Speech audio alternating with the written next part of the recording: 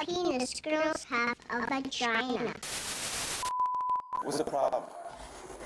Why do you let those kids get away with this? They're not supposed to be here! If you don't lower your voice, I am going to put handcuffs on you and I'm going to take you to a Baker Act facility. Lower your voice. Fucking try it. Are you threatening me? You're driving me crazy. Are you threatening me? I'm just... He's giving you a warning. I gotta deal with a stolen vehicle. I ain't got time to hear you screaming and yelling. I don't have time to possibly abuse. We'll get OPD down here then, because I gotta work a stolen vehicle. What do you mean, OPD? Alpha 17 University. Can we get another unit to deal with Jay Lee here? He is having a breakdown. Can we get another unit? Just say the right program! Jay Say he's having a breakdown. Get it on the ground right now. You're about to get sprayed.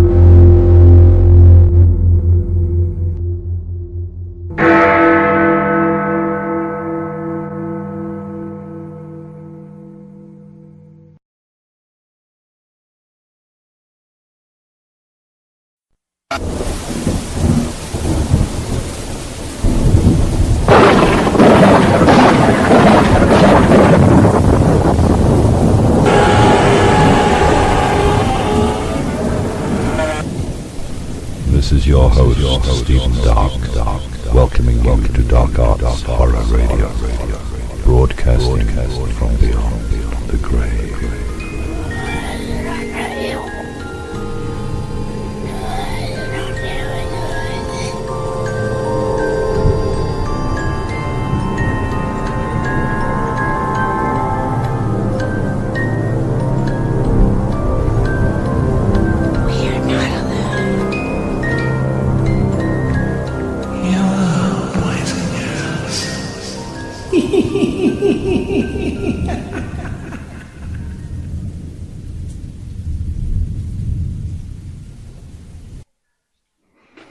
Whitechapel, East London, a labyrinth of narrow streets, crowded courts, and poorly lit alleys where market porters, labourers, hawkers, immigrants, beggars, thieves, and women selling themselves simply to survive, all pass beneath the same uncertain gaslight.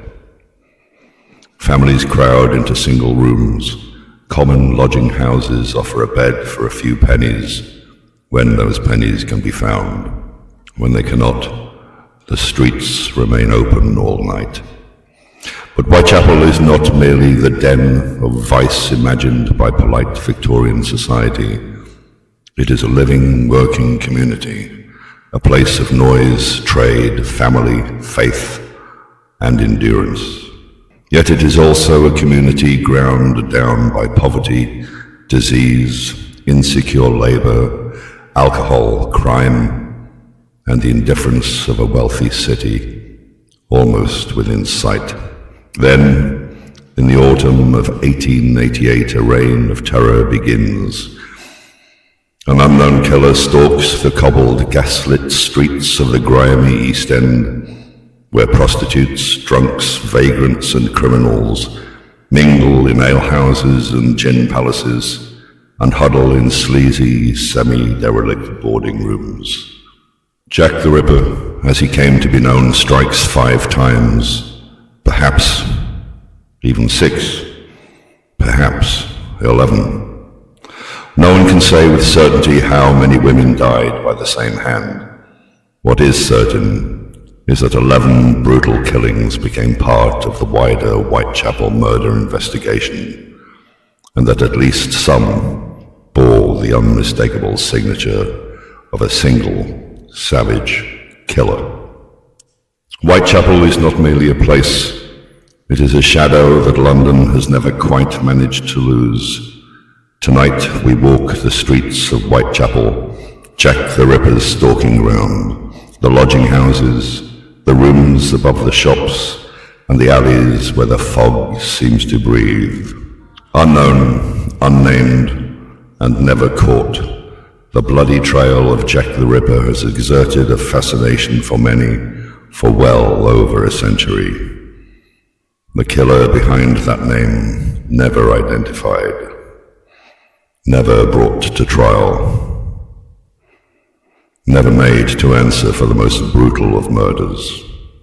He simply disappears into the dark, leaving behind rumors, suspects, false confessions, newspaper hysteria, and the mystery that, unlike the victims, has refused to die. Tonight, through classic radio drama, we return to the Whitechapel of Jack the Ripper, the lodging houses and rooms, the public houses, gin palaces, and crowded courts, the narrow alleys where footsteps vanish and the fog seems to breathe. Stay close to the gaslight.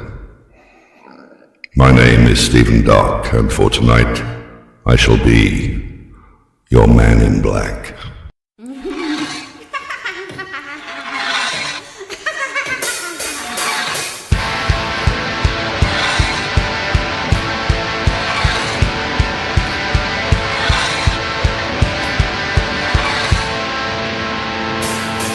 It's grim, it's dark, it's very late. It's London 1888. The girls on the street are tempting fate in the darkness of London. They're all about their business, they don't really care. They can't see the evil waiting there, and the stench of blood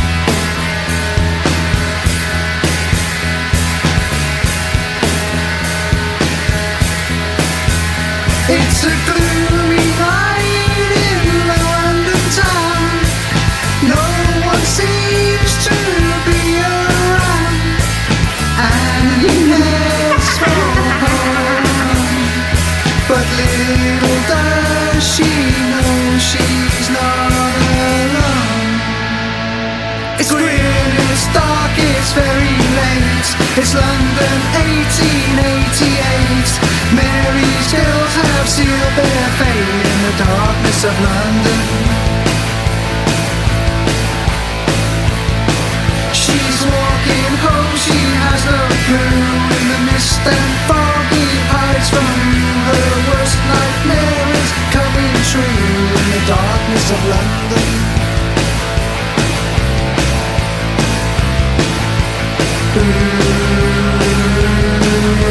Victorian London.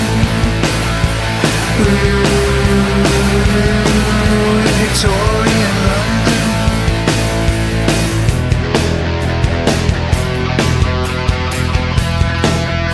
I'm Jack, the Ripper Jack, the Ripper Jack, the Ripper.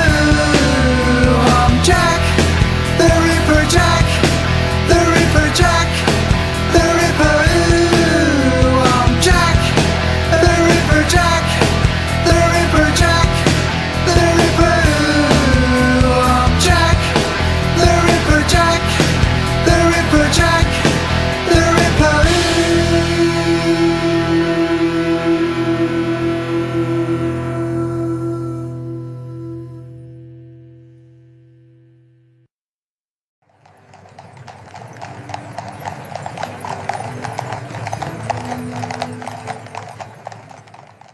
Really is a very pretty garden, and Chingford to the eastward could be seen. With a ladder and some glasses, you could see to Hackney Marshes. If it wasn't for the houses in between, oh, let me tell ya, if it wasn't for the houses in between.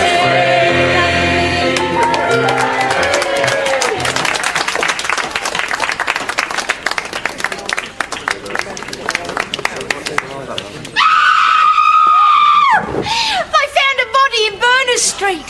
She's been cut from ear to ear. Jack the Ripper struck again.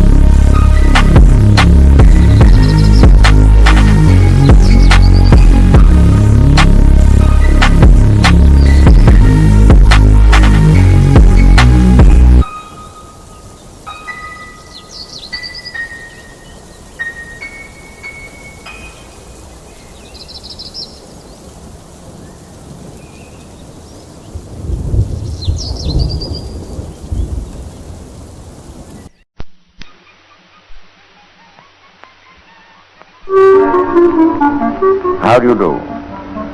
How often does it happen in serious crime, especially murder, that meekness, mildness, respectability, often kindness, intelligence, and charm are the outward characteristics of a man who, as they say, would be the last person in the world you'd suspect. It happens time and time again. But how much more seldom does it occur that the murderer looks like a ruffian, behaves like a ruffian, is recognized as a rascal of low mentality, and meanwhile manages, without resorting to the least craft or guile, to get away with it over and over again without exciting suspicion. It is the story of such a man that I'm going to tell you. But before I introduce our sordid cavalier, let us recall a contemporary of his in the London of 1888. One who, like our gentleman, moved in the East End of London during that year. Moved and struck by night.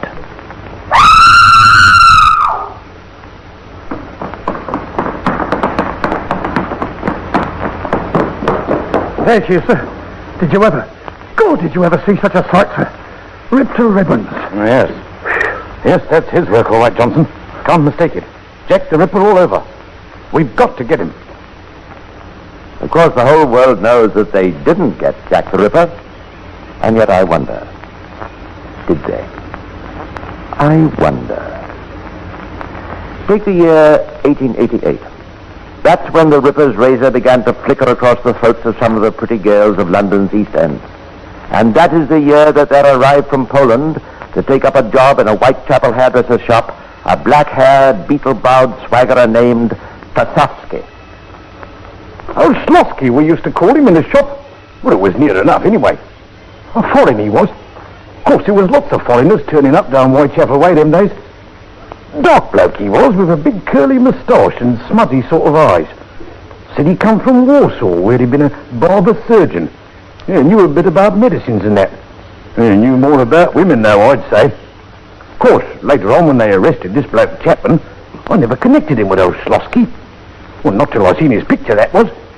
Oh, then I seen daylight all right. It was old Slosky what worked in our shop. Of course, it was years later when they got him. To be exact, just 14 years. 14 years which contain enough known horrors committed by this cynical ruffian to let the imagination rove wide when it considers the possible unknown parallels from the same author. We don't in fact hear anything of Severin Tasowski, better known as George Chapman, until the year 1902. But the gentleman has not been idle. There was the wife who followed him from Poland. And there was the wife called Lucy Badersky he married in 1889. And there was a girl named Annie Chapman whom he couldn't even bother to pretend to marry. Now listen, Annie, and get this into your head. Kolofsky's no good as a name in this country, see? Now, with you and me lodging together, we'd best be called something usual, see? What about Chapman, eh? Your name. I like that. I'll be George and you be Annie. Mr. and Mrs. George Chapman, eh? I like that. It's good. Sounds good. This happened in 1892. Before that, in 1889, Jack the Ripper ceased activity in London. In 1890, our beetle-browed Vassario went to America for a year. And in that year, in New Jersey, another mysterious murder in the same sinister pattern. Had Jack the Ripper moved to New York? I wonder. All we know is that Severin Tasowski did move to New York for a year, and that when he returned to London to become George Chapman, third-rate publican and double-dyed sinner, the New Jersey murdered ceased. Well, I wonder. Still, let's have a look at some of the things we do know for certain. Let's meet up again with the man who, once he overplayed his hand, gave the London police one of the easiest jobs that ever came their way. The year is 1895. Now listen, Mr. Chapman. Mrs. Ward and me's worried. These lodgings of ours has always been respectable, and we don't like it. And what play don't you like, Mr. Ward, eh? You and that Mrs. Spink, that's what. What about Mrs. Spink? Go on. What about her and me, eh? What's up? Now, it may not be my business, Mr. Chapman, but it's my house. And if gentleman lodger starts carrying on with lady lodgers, then out they goes. Flat. See? I'll have you know, Mr. Ward, that Mrs. Spink is a respectable widow lady. What drink? A respectable widow lady, Mr. Ward. What I'm honourably courting with a view to matrimony. As a matter of fact, if you must know, we're being married tomorrow.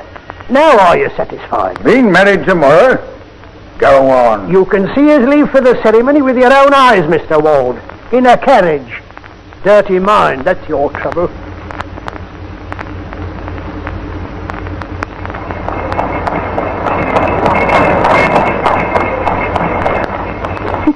What are we going to do now, George? I'll tell you what we'll do. We'll just drive around for a bit and then come back and tell 'em we're rich. That's what.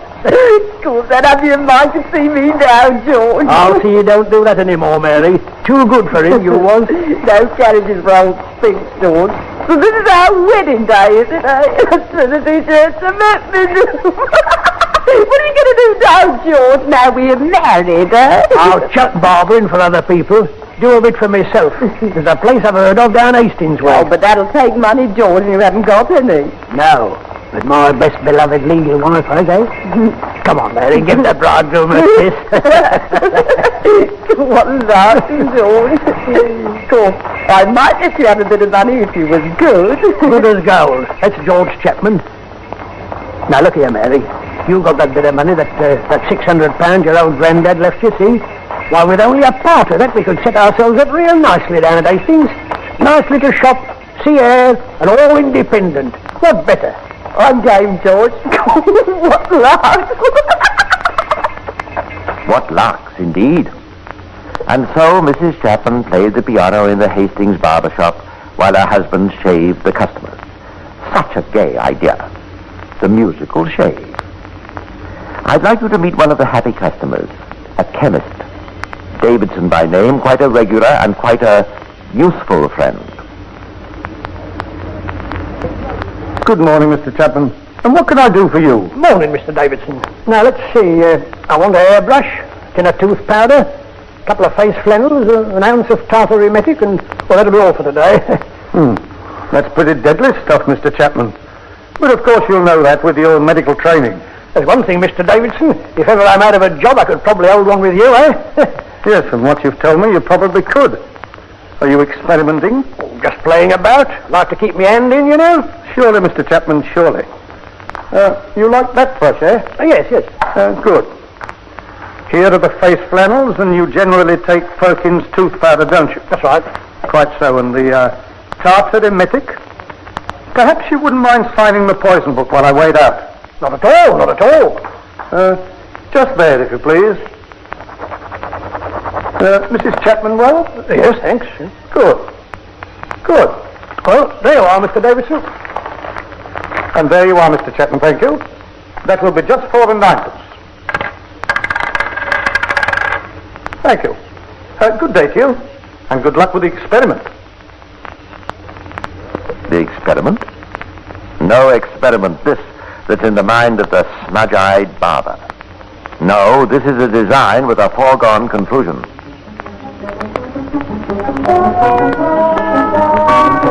Barbering, my girl, I'm fed up with it. The license trade, that's where that money is. Now look, here's a good sounding pub going, just off the city road. Prince of Wales Tavern. What about it, eh? The Prince of Wales's Tavern, December 1897.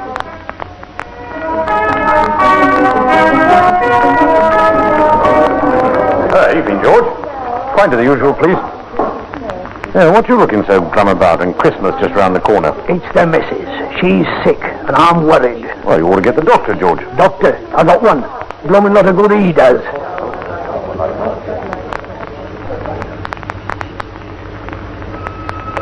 Nurse today and night, Doctor. I done all you told me. I give her everything with my own hands. With my own hands. Quite so, with his own hand. And so, on Christmas 1897, died the jovial Mrs. Spink. Deep, 18 feet deep in a common grave. Well out of the way. Hey, Mr. Chapman? But what are you up to now? Barmaid wanted. Good hours, wages, outings. Live in. Apply Chapman, Prince of Wales Tavern, Bartholomew Square. Dear Sir, I hereby beg to apply for the post advertised by you in the advertiser. Can call to suit convenience. Yours truly, Bessie Taylor.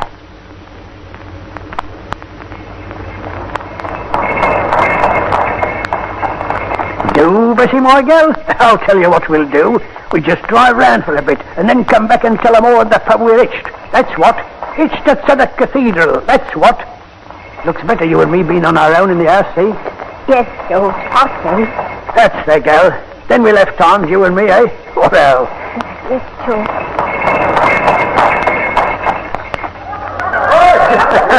And here's a blooming good health to the happy pair.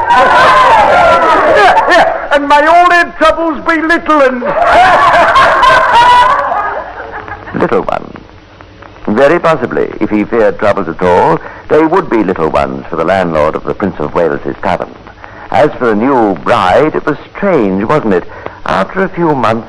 Why, Bessie, I hardly recognised you when I come into the bar just now. You got so thin, dear. Is he good to you, dear? Oh, yes, ever so. Well, perhaps it's been indoors all the time, Bessie. No, that suits me all right. It's just...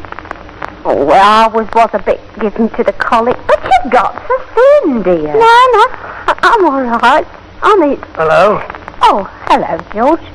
This is an old friend of mine, Lizzie Painter. Pleased to meet you. Pleased to meet you, I'm sure.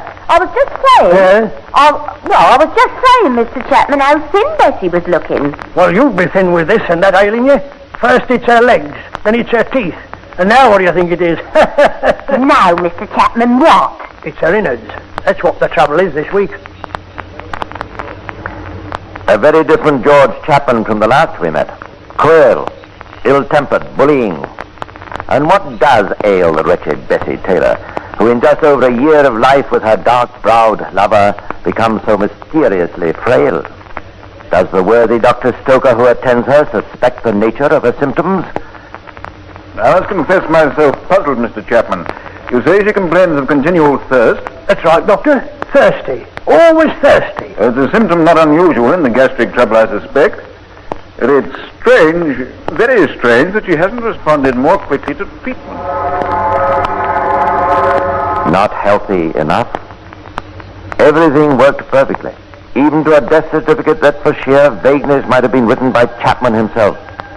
Death due to exhaustion from vomiting. Of a warm slab of homemade fruit pie. So far as Mr. Chapman was concerned, this chapter of his life was closed.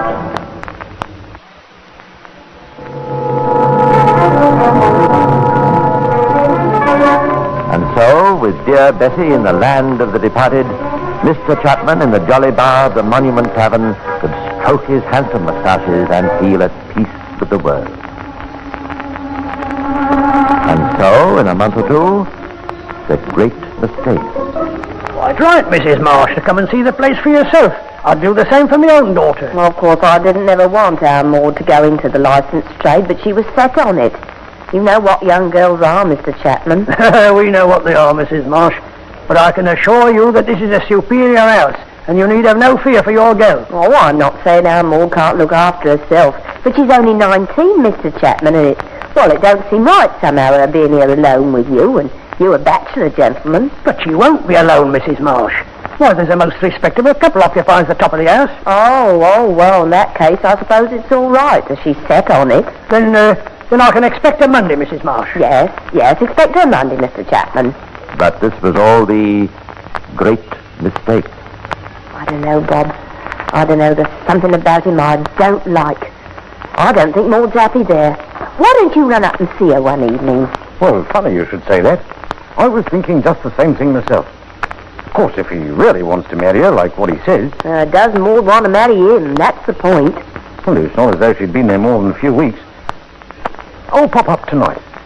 Here, look, Lil, what about you coming along too? All right, Bob, if you'd like me to. Be surprised for our Maud to have us just drop in casual like. A great surprise. And one for Mr. Chapman, too. But what's going on here at the monument? Why the cheering, the toasting, the laughter, and the confetti? It almost looks as though there'd been a wedding.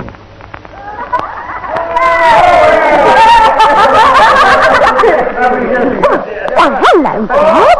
Hello, Hansford. What's going on? What's going on? Hey, missus? That's a fine question to ask a blushing bride. What's this, Maud? What's this? It's just what he said, Dad.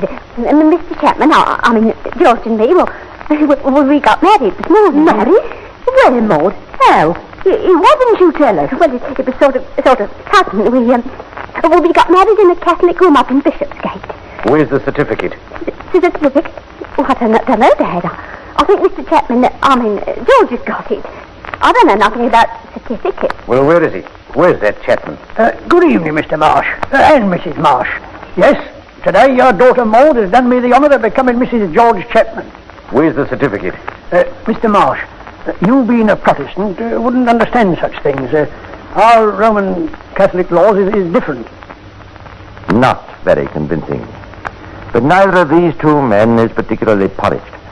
Maybe he thinks the simple-minded and uneducated Mr. Marsh, the Roman Catholic law is different. And as for the other, his brashness is flabbergasting. So you'll stop on, both of you, when the house is shut and have a bite of supper with us, eh? That's it. And what's more, I'll show you what I've done. I've drawn up a will. That's right, a will. And Maud gets the lot. Now, come along, gents, it's time for the last orders, if you please. Last orders, if you please, gentlemen. Time, gentlemen, please. Don't like him, Bob, and that's flat. A little? No more do I. Not as we can do anything. Ah, but he can and he will, though not yet a while. It's the year 1901 when pretty little Maud Marsh goes giggling to the arms wherein so many have giggled before, and in which how many have died. Who knows for certain? Not a year later, when the couple have quitted the Monument Tavern for the more pretentious Crown just down the road, little Mrs. Chapman feels ill. She's my girl, George Chapman, and I've a right to my say. Into hospital she ought to go. All right, let her. I've no objection, but she'll soon be out again, mark my words. And, not surprisingly, she is. Little Maud is safe in there, safe from the hand that caresses and feeds her. So you're back, my girl, eh? Had a nice lay-up and a rest and a la-di-da? Yes, George. Ah, Maudie, come to you, George. Come and give him a kiss. I didn't mean it, Maudie girl. Here, let's have a look at you, Maud. Well, I declare my Maud's getting quite fat. But not for long. Oh, dear me, no. Those who take tartar emetic into their systems don't stay rosy and plump. They vomit and waste. Vomit and waste. Their eyes lie dark and haunted in the pasty sockets, and those who know them in normal life are shocked at the transformation. Maud. Oh, Maudie, whatever's the matter, dear? Just sick, Mum. Sick and thirsty. Sick and thirsty. Drink. Give me a drink. Fetch me a drink. Here's your drink, my bird. The ginger beer you like. And there's brandy here, too. You see, Mrs. Marsh, how I nurse her? Everything from my own ends. Thanks, Sir George. George Chapman, have you had the doctor? Of course. And he's doing all he can for my Maud. And we got a nurse. Oh, dear, yes, we got a nurse. Dr. Stoker's a care for men. Yes, it's the incredibly unsuspecting Dr. Stoker again. Of course it's worrying for you, Mrs. Marsh. It's worrying for all of us. The infection your daughter is suffering from is most persistent. Most persistent. Is it her food, Doctor? Something she's eaten? It was the rabbit, I bet. That rabbit we had Sunday night. Queer taste, that rabbit. Queer that the rest of you is all right, George Chapman. Well, I'm moving in here right away to see after my girl. I think it would be very wise of you to do so, Mrs. Marsh. And what's more, Doctor, if you've no objection, I'll have our own doctor up to see our Maud. I should be very happy to consult with him, Mrs. Marsh. Now, look, what's the idea? The doctor here is good enough, isn't he? What can one do that another can't? Doctors is just doctors, ain't they? Well, Mr. Chapman, a second opinion often helps, you know. No, I'm going off my head with all this. Doctors, doctors, doctors. I tell you, if there was 50 doctors that couldn't help my Maud. And none should know better than he. Well, who is it? What do you want? Good afternoon. My name is Grappel, Dr. Grappel. I've called to consult with Dr. Stoker about your wife. It is Mr. Chapman, I presume. Yes, I'm George Chapman. I suppose this is Ma Marsh's idea. I am the family physician of Mr. and Mrs. Marsh, yes. Well, you can go up if you want to, I suppose. You'll find Stoker up there with her. Not that you'll be able to do much good, I bet. Indeed. Well, let's hope for better things than that from our consultation. Puzzling for the doctors. Very. But for George Chapman, the cue for the final, the greatest mistake. The doctors leave. They speak to him vaguely of gastroenteritis. That's reassuring. People die of that, don't they? Of that and complaints such as phthisis and exhaustion from vomiting. The doctors leave and part. Maud is not dead yet. Perhaps, Mr. Chapman, you'd better make haste. Mum. Are you there, Mum? Oh, Mum. I'm so thirsty. Could you get me something? There, Maud, love, there. I'll get you something. Drink with a kick in it. That's what Maud wants, see? I brought it here. You'd like a little brandy, Maud? Yes, please, George. What time is it, Mum? Nearly 3 in the morning, ducks. There. Now drink it up. My dear love. Oh, it breaks my heart. There. She'll be better. She'll be better. She'll be better by and by. Maud. Maud. George! George! Oh, my head, George! He's gone!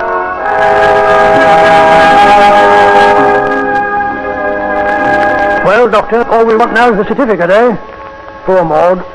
You'll have to make out the certificate, won't you, Doctor, for me to take round to, well, what's the matter, Doctor? I can't, I'm afraid, Mr. Chapman, quite see my way to granting the certificate. Why not? What's up? I'm not altogether satisfied, Mr. Chapman, as to the precise cause of death. Why, odd enough, isn't it? You think so? Exhaustion, Doctor, caused by inflammation of the bowels. And what caused the inflammation, do you think? Why, surely continual vomiting. And what do you think caused the vomiting? Quite so. We don't know. Well, Mr. Chapman, it's my intention, for my own professional satisfaction, of course, to conduct a post-mortem. Oh, well, you're very welcome, I'm sure.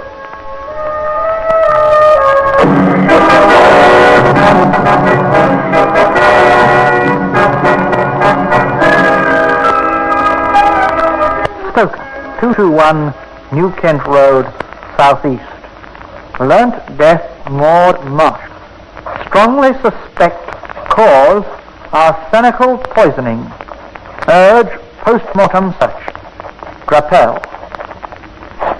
And the wheels begin to turn faster, faster. Well, Grappel, you've made your analysis? I have, sir, yes. This is certainly a case for the coroner, and probably the police as well. Arsenic? Yes, arsenic. Arsenic. Yes, it could have. And yet, I wonder. And that same day, Detective Inspector Godley of the Metropolitan Police had one call to make. Huh? Are you Mr. Chapman? Yes? I wish to speak to you quietly. Oh, you do you? Well, you better come inside. Come here in the parlour. Well, what is it? It's this, Mr. Chapman. I picked the police district. Maud Marsh, who has been living with you as your wife, has been poisoned by arsenic. And from the surrounding circumstances, I must ask you to accompany me to the police station while I make inquiries. I know nothing about it. I don't know how she got the poison. And that, strange to tell, was true enough. For a moment, perhaps before he was charged that evening with the murder of Maud Marsh, the heart of this dastardly villain may have flickered with hope. For it was not arsenic that killed Maud Marsh.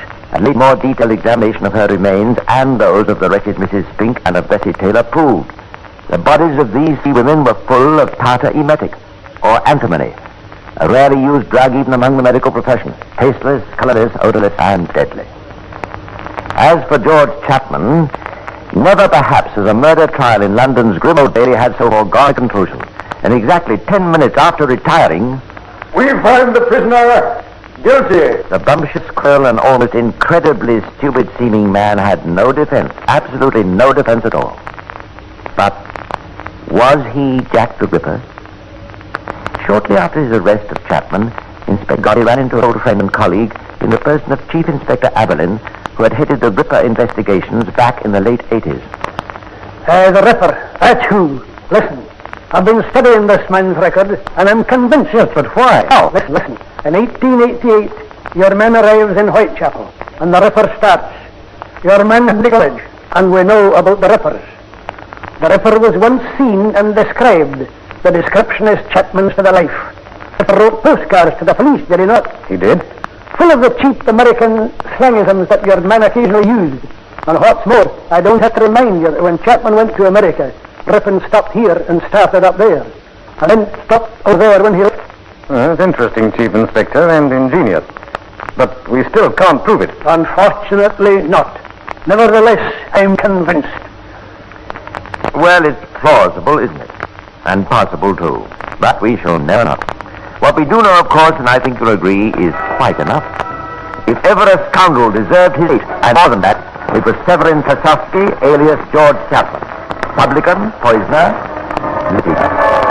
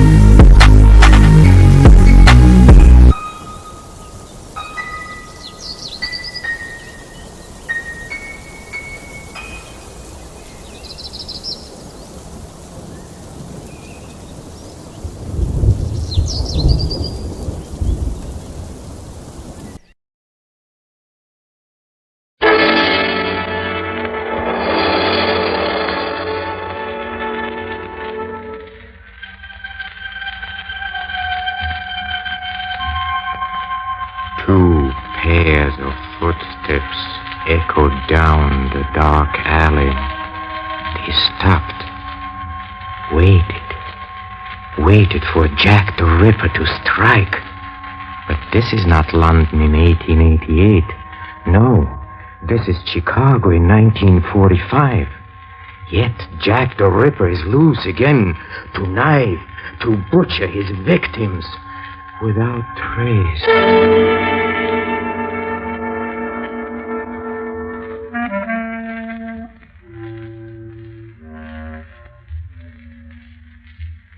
Hello, creeps. This is Peter Lorre, opening the doors of the Mystery Playhouse. If you recall, some 60 years ago, London was terrorized by a one-man crime wave, by a murderer who was never captured and never seen. And tonight, we follow the investigations of Sir Guy Hollis, who firmly believes that Jack the Ripper is still alive, that it is he who is the fiend that once again slashes and kills.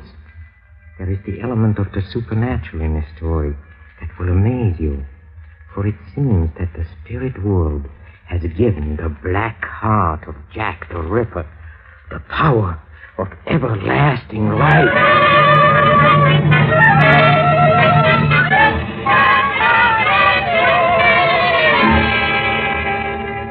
Time, the present. Our scene is the reception room of a well-known Chicago psychiatrist, Dr. John Carmody. Miss Canister, the doctor's assistant, is chatting with a tall, distinguished man who is apparently waiting to consult Dr. Carmody. But surely, Sir Guy, you can't believe a theory that seems so, well, astrological. I'm afraid I do, Miss Canister. You'll grant, Miss Canister, that we still know very little about the life energy of the sun, about those forces which keep the planets in their spheres and keep a star from spinning astray and crashing into the Wrigley building. Hello there. Oh, Dr. Carmody. I'll be with you in a moment, Mr. Hollis. Miss Canister, will you step into my office, please? Take your time, Doctor. Anything to gain your patient's respect. Well, what have I done now? It's Sir Guy Hollis. Oh. He's a lord or a knight, or anyway, not a commoner. Attached to the British consulate here. Did you find out anything else about him? Nothing about his medical condition. He's right out of an English movie. Only thing that's missing is a monocle. Oh, yes, and he's a bug about astrology. Send him in. Mm-hmm. Doctor, we'll see you now, sir. Thank you. It's been a somewhat busy day, Sir Guy. Sorry you had to wait so long. An apology a doctor need never make, sir. Most attractive office, Doctor. That's also my home. Oh, that explains the piano, then, and the painting. Perhaps. Aye. What do you think of London, Doctor? London? Why? Have you ever noticed anything strange about it? Well, the fog is famous, although here in Chicago we sometimes have one to match it. Yes, the fog. That's important. You see, it always provides the perfect setting. For what? For murder. Tell me, Sir Guy, what is a Londoner doing in Chicago discussing murder with a psychiatrist?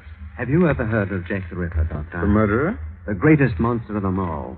Worse than Spring Hill Jack or Crippen, even. Red Jack. Red Jack the Ripper. Yes, I've heard of him. Do you know his history, Doctor? See here, Sir Guy, doctors are pretty much in demand these days. I assumed you were a patient, wanted my help as a psychiatrist. If you just wanted to swap old wives' tales about famous crimes, perhaps we might arrange dinner This some is night no sometime. old wives' tale, Doctor. This is a matter of life and death. Sorry. What is? Well, listen. London, 1888. Out of nowhere, a shadowy figure with a knife, haunting the squalid dives of Whitechapel and Spitalfields. 6 times that knife descended into the throats and bodies of London's women. 39 stab wounds, the paper said the first time. August 31st, another victim. On September 8th, watchmen making their rounds in the grey dawn stumbled across the third hacked and horrid thing. I understand he used his knife rather well. He was an expert, Doctor. And where had he learned? At the operating table? The butcher's block? Some said on the police force. On November 9th, a 6th victim was found on the floor of her room. Panic in the grandstand? Yes, but needless panic. Months passed, a year.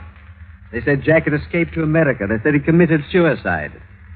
They've been saying things ever since.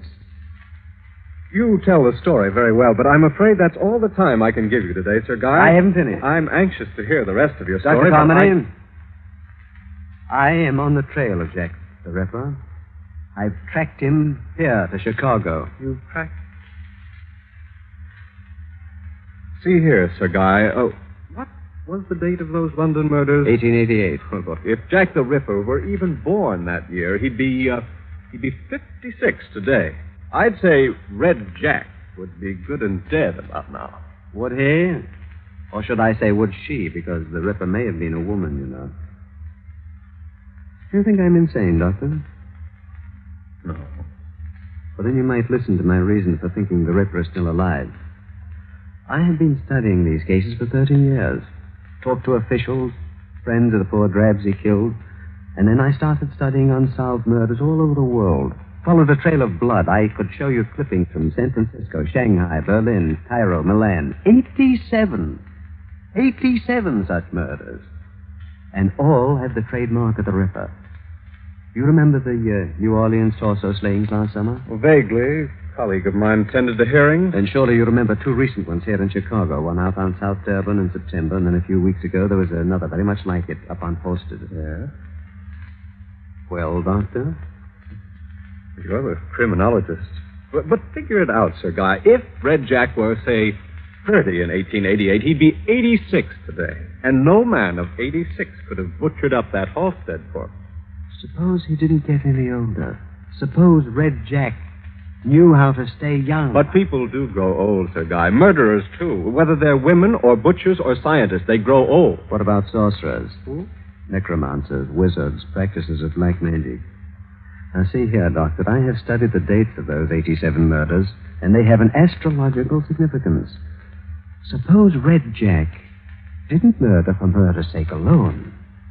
Suppose he wanted to make a sacrifice. What kind of a sacrifice, Sir Guy?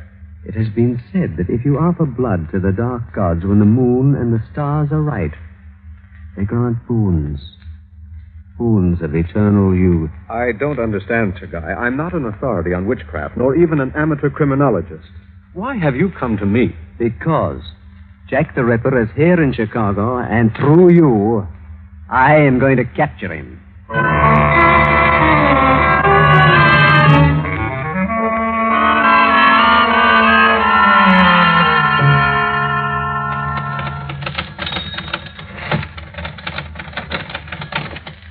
Good morning, Doctor. Morning, Canister. Well, how did his lordship turn out last night? He's the most exciting patient we've had in months. He's not a patient, Canister, at least not yet. Shouldn't he be? No, I can't tell. He talks so convincingly. Maybe there is a shred of reality in his story. It's real enough to him, Lord knows. Oh, excuse me, Doctor. Dr. Carmody's office? May I speak with Dr. Carmody, please? It's most urgent. One moment. His lordship again. Oh, hello? It's Guy Hollis, Doctor. Oh. Any new clues turn up overnight? You're willing to go through with it? Oh, just this minute sent my nurse out for a magnifying glass and a pair of I don't handcuffs. think that'll be necessary, Doctor. Now, look here, Sir Guy. How can I possibly help you? I have good reason to believe the Ripper is among your acquaintances. What good reason? I'll tell you when I see you. I understand Lester Benton, a friend of yours who writes a column for the Sun Herald, has invited you to a party tonight. Yes, that's right. How did you know that? I hope that you'll take me with you. Take you with me? I told you that I have plotted the astrological chart. The Ripper must make a sacrifice before this night passes. Oh. Okay. How about supper first? Splendid. Pick me up at about 7:30. Thanks awfully, Doctor. Right. Bye. Are you sure you're doing the right thing? That's why I wanted him to suffer first. If he proves dangerous, I'll manage to sidetrack him somehow. I hope Lester's in. I know. Hatchet murder on Polk Street. No murder yet, Lester, but if you don't become conscious, there may be. Oh, John. Yes, that's right. Now, look, old man, is it okay if I bring someone to the party tonight? Oh, sure, John. Well, like her? It's a guy from the British consulate. Well, all the better. Manpower shortage and all that. Now, listen, Les. He's kind of a strange duck. I'm not sure yet whether his head is on right. That's okay. Plenty of company. See you tonight. Right. Canister, all that remains now is for Sir Guy and I to attend the party tonight and capture the Ripper. What are you talking about? Well, Sir Guy says the Ripper will be there tonight. You're joking. I am, yes. But Sir Guy isn't. And perhaps he's right.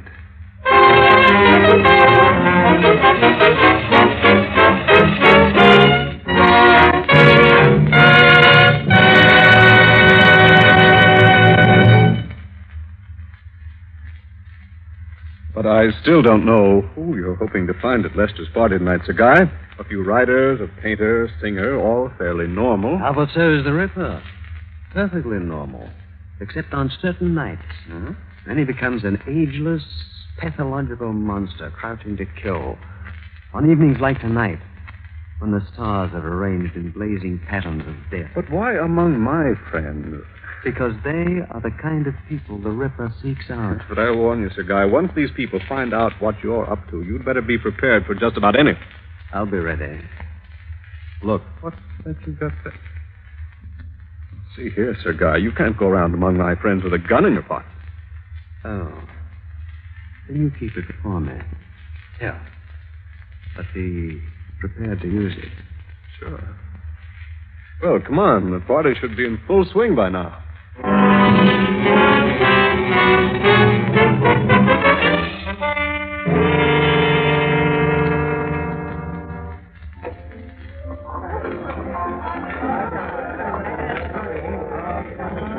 Well, Sir Guy, are you enjoying yourself? Immensely, John. Your friends are very charming. Except that one of them is Jack the Ripper, huh?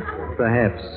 And if I get the opportunity, I think I'll show you how we can find out. Soon, I hope. It's 1 o'clock. I should be leaving. Leaving? Leaving? Who said leaving? Are you trying to spoil my party, John? Well, Lester, it is late. Don't be a killjoy, John. I've hardly met our honored guest. Oh, dear. Are you here on a military mission, Sir Guy? Not exactly. Well, then if it's not secret, you could... Oh, not at all, Mr. Benton. I'm on the trail of Jack the Ripper. Jack? Well, it's rude of us to be so curious. Sir Guy has an idea that Jack the Ripper is prowling around Chicago, Les, and he's out to find him. Oh, really? Sir Guy is serious. Well, he should be. According to some old files I've read, Red Jack was something of a menace. Had some ripping good times. Les, your puns get worse daily. Oh, they're not Sir bad. Guy is sure that the Ripper is responsible for the South Dearborn murder. And the one up on Halstead a few weeks ago. You've covered them, Les. What's your idea? Could be. Very neat carving on both of them. But the victims were men. I thought the Ripper was only interested in women. Oh, not at all. It's probably occurred to you that the women we know the Ripper sought were fairly vivid symbols. A kind of living comment on the society which he detested. Oh, yes. And then just as our laws change and our society changes, so then must his victims change. Cut out the music. With each new age, the Ripper discovers a new symbol of protest. But tell us, Sir Guy, which do you hope to find here? The Ripper or the symbol? Yes, I'm rather curious about that myself. The Ripper. All right, boys and girls. We're trapped. Let's face it. Easy, Les. I told you he was serious. I know, John, but what can a considerate host do? I've got it. Laverne, let's have that bread knife there on the sideboard. Oh, Les. Thanks. Sir Guy has come a long way on a difficult mission, so let's give him a fair chance. I'll turn out the lights for 1 minute, and Sir Guy can stand here in the middle of the room with the bread knife. Now, if anyone here is the Ripper, they can either make a break for it or take the opportunity to, eradicate the pursuer. That's fair enough, Sir Guy? Fair enough, Lester. Laverne, some suitable background music, please. Something Wagnerian, you know. Now, choose your partners for the kill, ladies and gentlemen. Every 60 seconds of darkness for evil to make its cosmic presence known. Unchallenged, unmolested, let the Ripper ride. A minute for death, at the end of which we'll look for the bodies. Ready? All right, silence. Now, turn out the lights.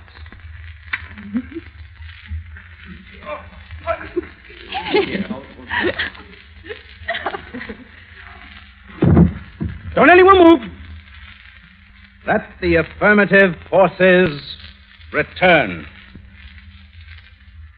Let there be light. Look there on the floor. It's Sir Guy. My lord, he's been stabbed. Here, let's pick up the body. No, and get it off. look, Well, I I guess guess nobody had better touch the body. Look. What is it? I mean, well, doesn't Hollywood recommend the police in moments like this? For heaven's sakes, Les. I swear, Les, I didn't want to bring him, but he insisted. He said he'd plotted the chart. Said he was certain the Ripper would use his knife before the night was out. I don't suppose we ought to move him, do you? What?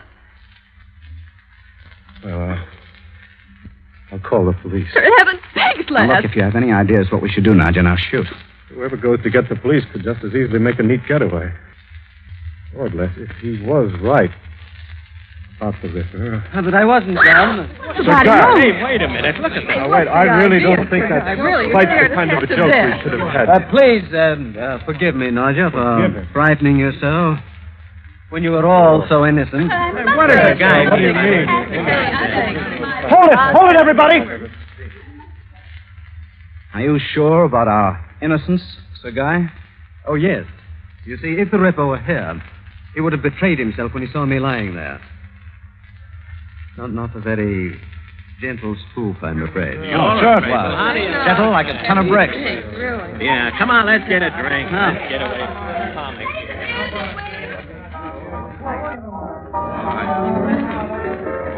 Well, John, shall we leave? It's getting rather late. Yes, Sir Guy. Oh, you can shut your mouth now, Nadia. The game's over. Oh, for heaven's sake. I'll get your coats.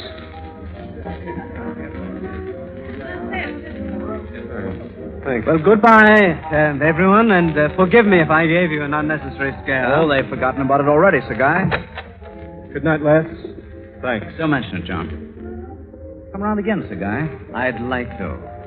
Good night, Lester. Good night.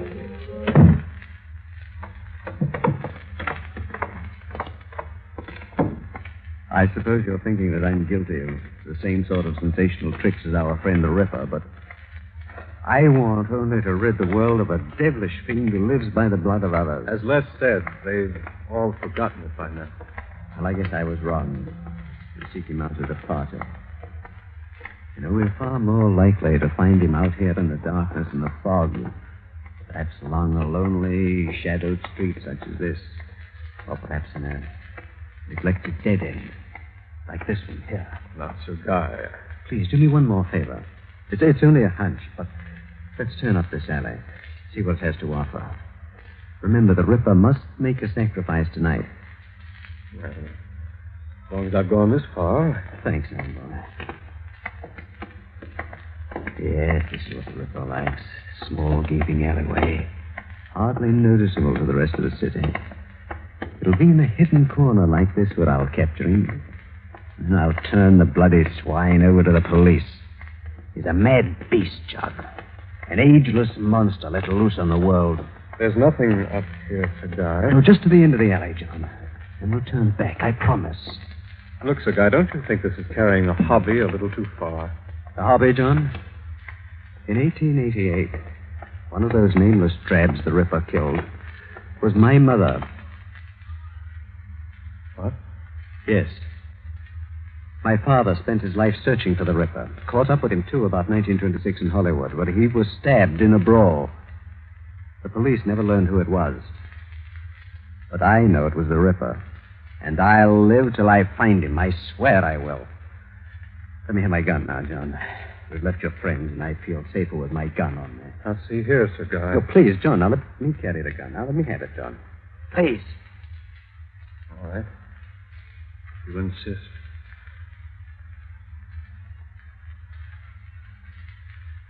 John, it's not a gun, it's a knife.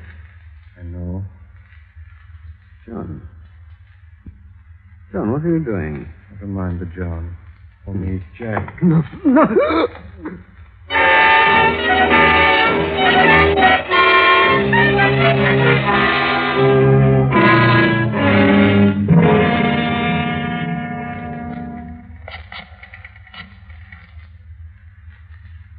Hello, Lester. Canister. I didn't get you out of bed, did I? Yes, the police picked John up this morning. The guy? Oh, he's dead, all right. Oh, it's horrible, Les. Well, of course he's in a cell. All right, Les, I'm going in now and talk to John. Insane? Of course he must be. Right, Les, I'll meet you here at the jail.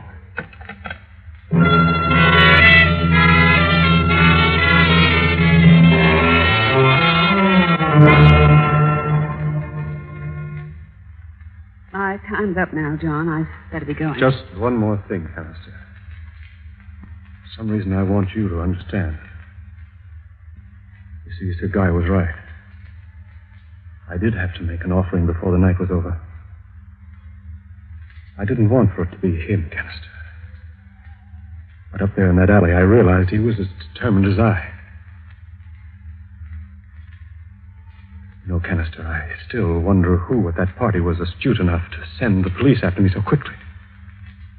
Lester, perhaps. Huh? The police won't tell me, but I'll find out, Canister. And if it was Lester, he'll know I found out. But what difference can it make now? Oh, the police haven't won yet, Canister. The gods won't let me down. They never have. Sir Guy was right about that, too. I am eternal. I have no age, you know. I never shall. Well, I'll be going. I'll miss you. Bye, John. Bye, Canister.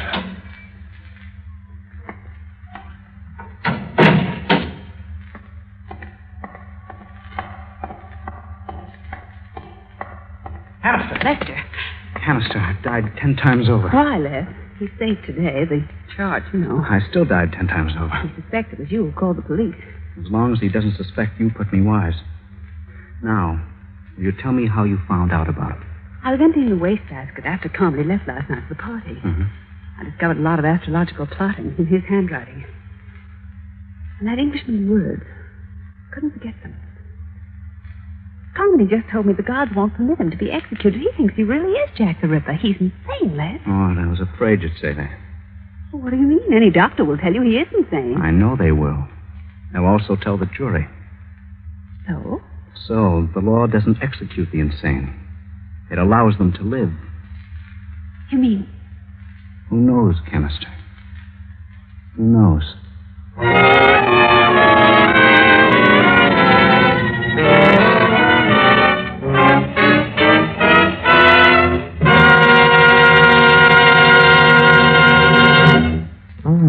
Comfortable thought, isn't it?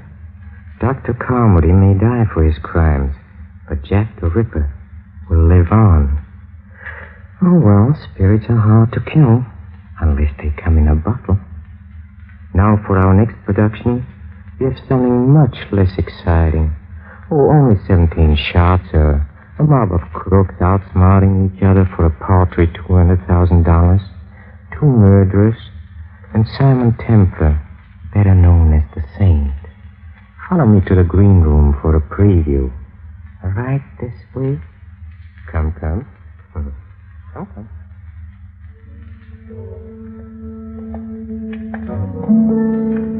You know, Horace, you really should have told me sooner. Told you what? That police headquarters have been moved to a Long Island mansion like this. It's quite a shock to a hard-working taxpayer like me. You better start getting used to shocks, bub. Oh, Mr. Nasson, the judge is expecting you. Go on in. I wish you wouldn't be prodding me with that rough, though, Horace. It tickles. This way, sir. Why, cozy little stump, isn't it, Horace? My name is not Horace. In here, please. Judge Stryker, Mr. Nasson is back, sir. Ah, yes. Come in. You might as well lock the door, Nathan. Right, sir. Sit down, Mr. Templar. So you are the famous gentleman known as the Saint, are you? Sometimes my friends call me that. Mr. Templar, we are faced here with a serious matter, a very serious matter. So it would seem. So serious, in fact, that I have been obliged to adopt rather extraordinary measures to deal with it. Like sending around a phony dick to pick me up? Oh, you knew he was a phony? My dear fat-headed friend, you didn't really think that Horace over there could successfully impersonate an officer of the law, did you? Why, Shall we get down to business? Very well. You have in your possession a certain diary. containing statements and suggestions which I hardly need say are wholly untrue. Such as the statement that when you held a fine job in Washington, you dreamed up the high-tor oil swindle and got away with it. Yes, fabrication from beginning to end. And that you and your associates now control about 90% of the black market. His lies, every one of them. Naturally. That's why you're so anxious to have them suppressed. The fact remains that their publication might seriously damage the character and financial standing of certain reputable members of the community. Especially including you. It is for that reason and that reason alone that I am prepared to ascertain what value you place on this volume. What's your offer? Shall we say $10,000? May I ask you what you find so funny about $10,000? Oh, nothing under ordinary circumstances. But you must admit that in this case it is a little ridiculous. And what would you suggest? $200,000, Judge Stryker. What did you say? You heard me. I said $200,000. You're insane. Oh, no, I'm not. I'll tell you what I'm going to do, Judge. I'm going to set up a foundation. The Simon Templar Foundation for the rehabilitation of wounded war veterans. It will have a capital of $1 million. Your share will be exactly 1/5. Do I make myself clear? Why haven't you changed your tune before you ever get out of this house? Don't try to get your gun, Horace. You see, I always carry a spare, and I'm an excellent shot. When you searched me, you should have remembered that I always have something up my sleeve. Now, take your gun out, very slowly, by the muzzle. Drop it. Thank you. Now, keep it toward me. That's right. And now, if you'll be good enough to unlock the door. Go on. Open it. That's a good little boy. You'll hear from me again, Templar. Oh, I'm quite certain of it. In fact, I shall expect to have your check by Saturday morning. Good night, Judge.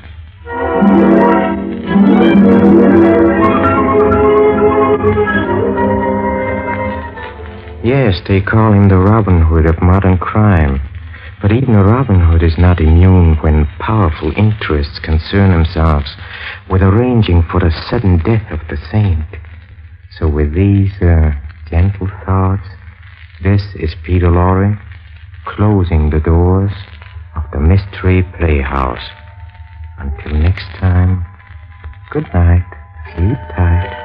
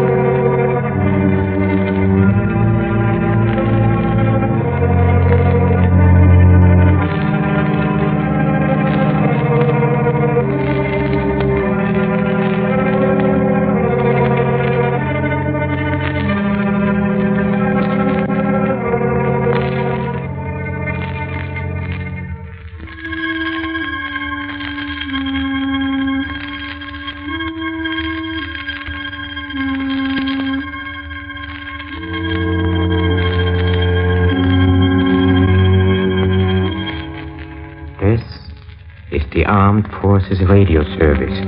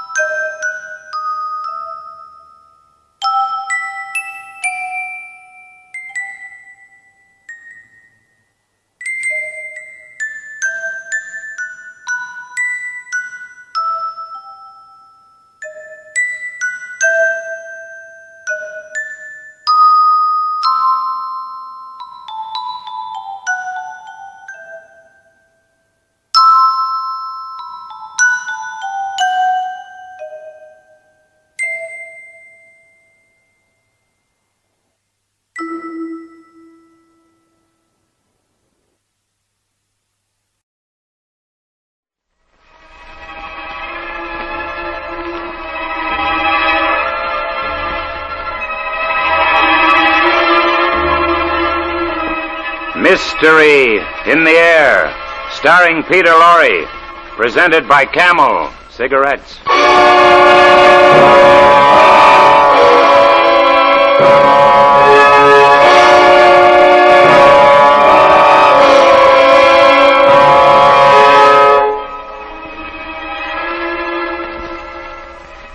All right, men. I guess that's all. Put him on the stretcher and take him to the morgue. Oh, must I stay, Inspector? For a while, Mrs. Bunting. Oh, dear. I need all the details for my report. Oh, that such a thing could have happened here. Here in my own house.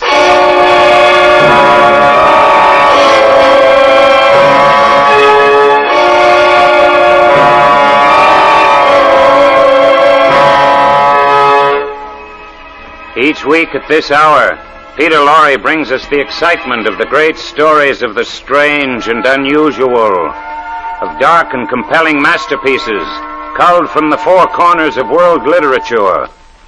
Tonight, The Lodger, by Mrs. Belloc Lowndes.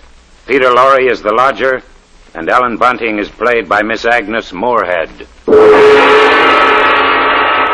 Mystery in the Air, brought to you by Camel Cigarettes.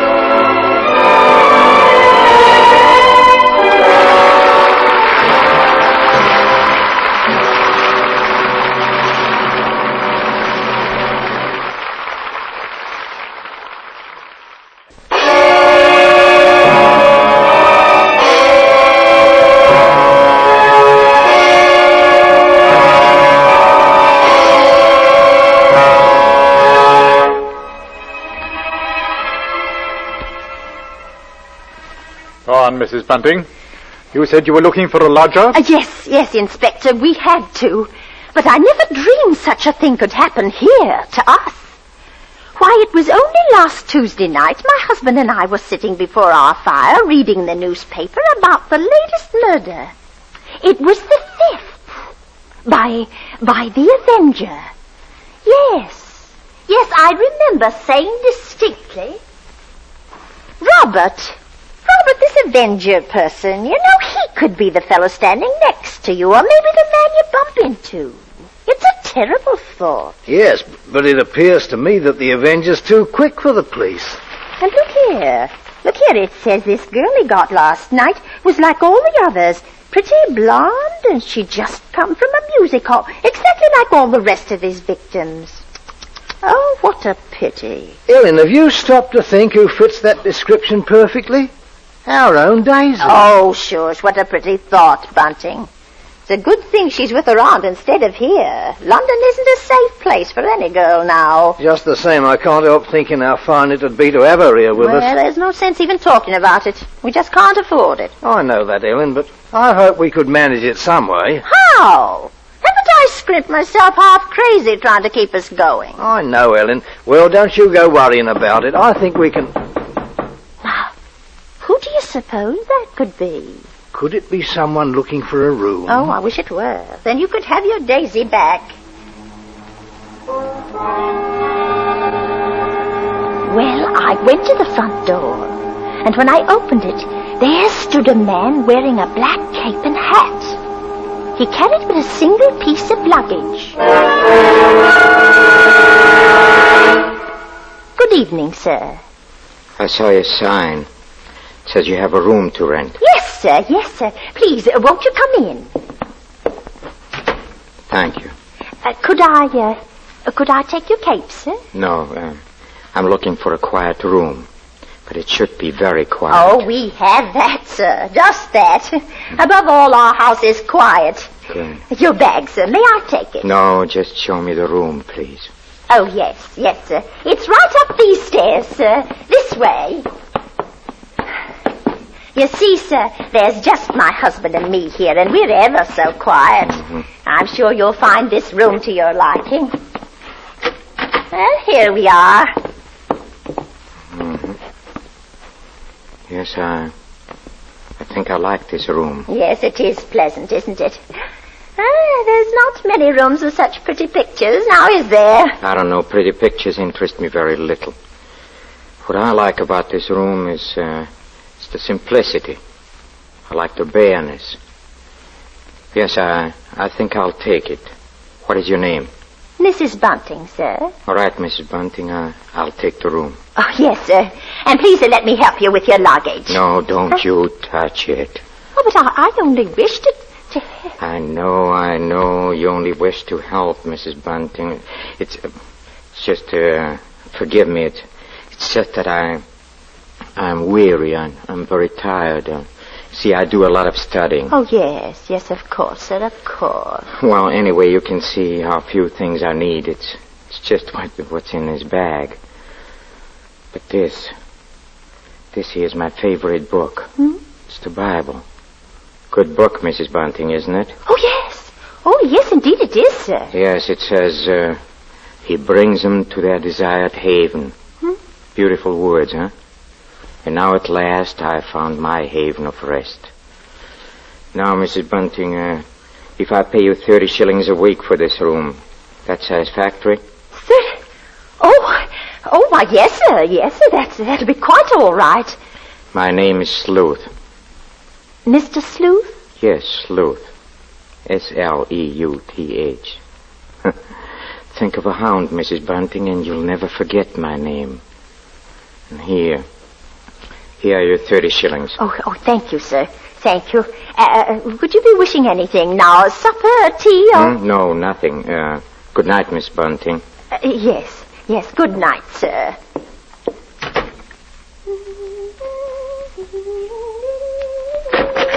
Please stop that. You hear? Oh, sir, what did I do? You were humming. That's music. Oh, but I... Music is an instrument of sin. Oh, yes, sir. And you did tell me, Mrs. Bunting, that your house would be absolutely quiet. Oh, but it is, sir. I didn't mean any harm, believe me, sir. I believe you. I'm sorry I spoke sharply. I know you. You're trying to be considerate and kind. Oh, thank you, sir. Thank you. By the way, Mrs. Bunting, I think I would like some bread and some tea. Oh, certainly, sir. I'll have it in an instant.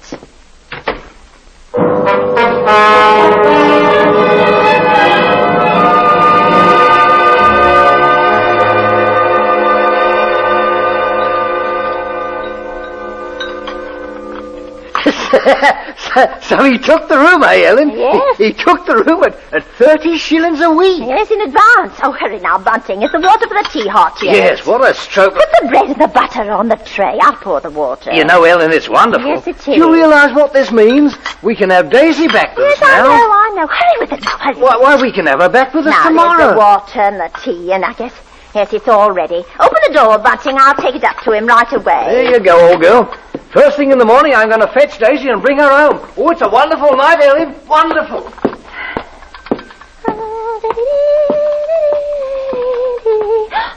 Oh, I mustn't do that. And she has cast down many wounded from her. Yes, many strong men have been slain by her.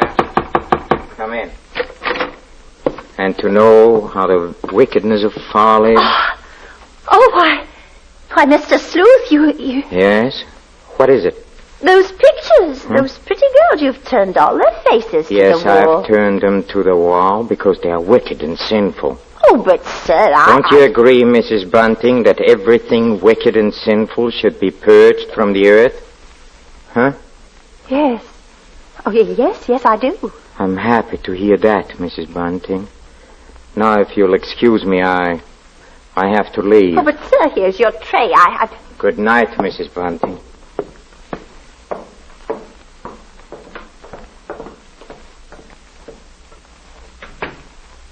You know, for a moment I was stiff with fear. I set the tray down. He hadn't so much as noticed the light supper I'd prepared for him and rushed to the window to watch. He came out of our cottage and moved off down the street, his black cape swirling about him. Finally, he was lost in the fog, and I don't know why, but I stared after him for a long, long while.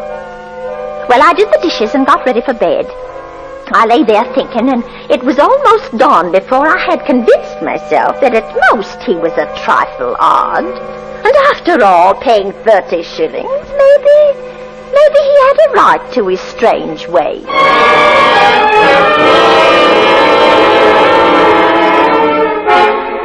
It was daylight when I was suddenly awakened by the newsboys shouting in the street. Horrible murder! Read all about it! Murder at King's Cross last night. Avenger strikes again. Slowly, I realized what the newsboys were shouting. Horrible murder! Avenger took 6 victims! Oh, no! Avenger at work again! Another girl falls victim to a shot! Avenger strikes again!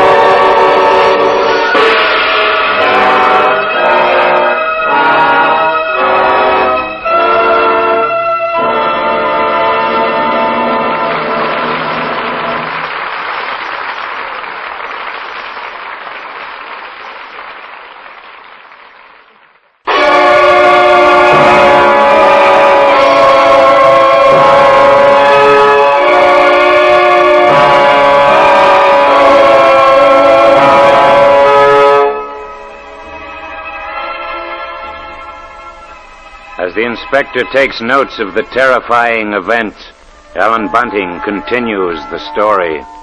And now, Mrs. Bunting, what did you do the morning you learned the Avenger had murdered his 6th victim? Well, I was a little frightened to meet our lodger, yet I kept my thoughts to myself.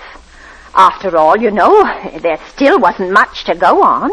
Robert had gone to make Daisy, so Mr. Sleuth ate breakfast alone. I watched him through the crack in the door. But finally I went in with more tea. Tea? No. No, thank you. Thank you, Mrs. Bunting. I don't care for any more tea, thanks. You're very kind. But I have to go on with my work now, if you'll excuse me.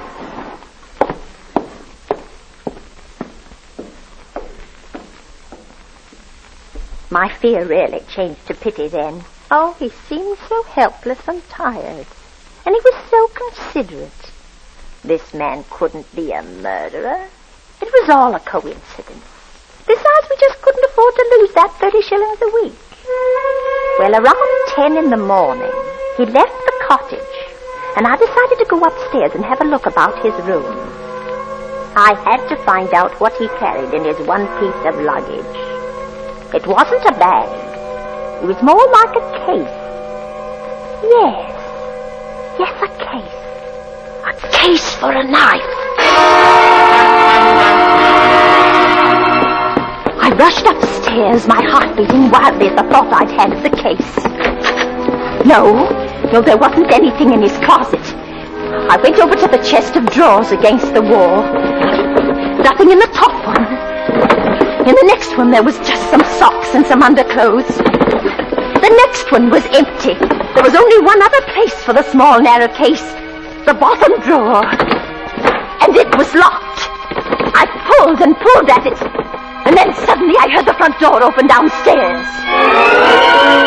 In a panic, I rushed out of the room and down the hall. Oh, you're upstairs, Ellen? Oh. Look, Ellen, Daisy's here. Oh, thank heaven. Oh, Mother, it's so good to see you. It's so good to be home.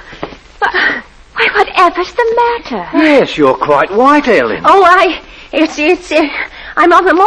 all right. It's just that I wasn't expecting you so soon. Well, it's good to be back. The country's all right, but there's nothing like London now, is there? Oh, no.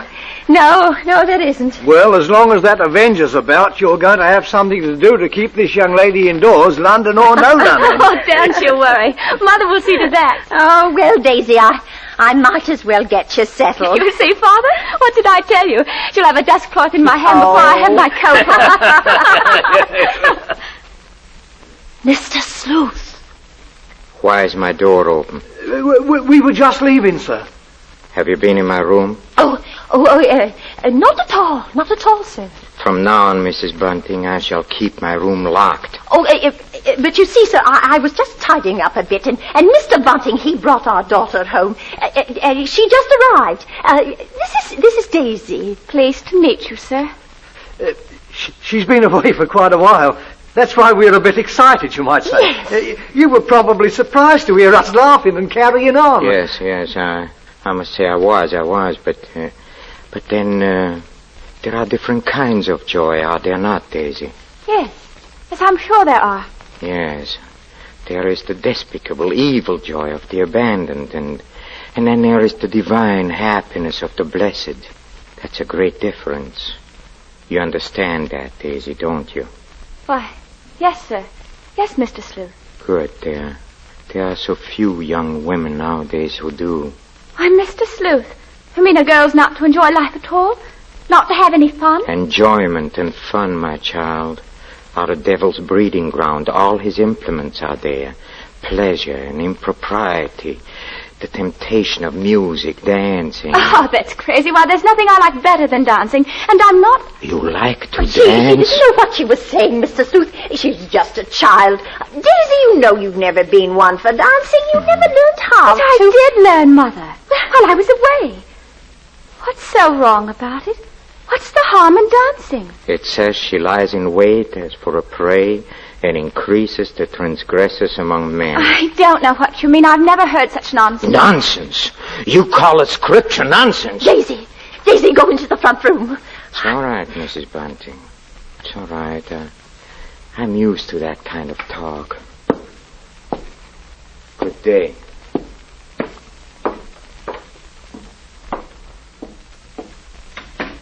Daisy. Yes. Daisy, listen to me. What, Mother? I've got to tell you about what? Oh, nothing. I've got to go out for a while now. I'll be back.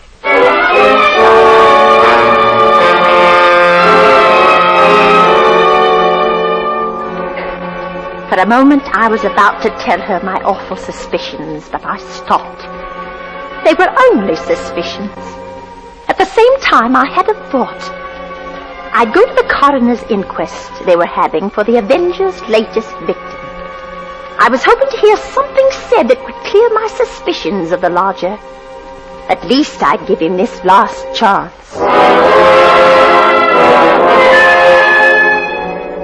A lady was testifying as I took my seat. She'd seen the Avenger from her window, she said, and her description of him didn't tally with Mr. Sleuth at all. Oh, I can't tell you how relieved I was. Till it was pointed out she couldn't possibly have seen anyone that night from her window because of the fog.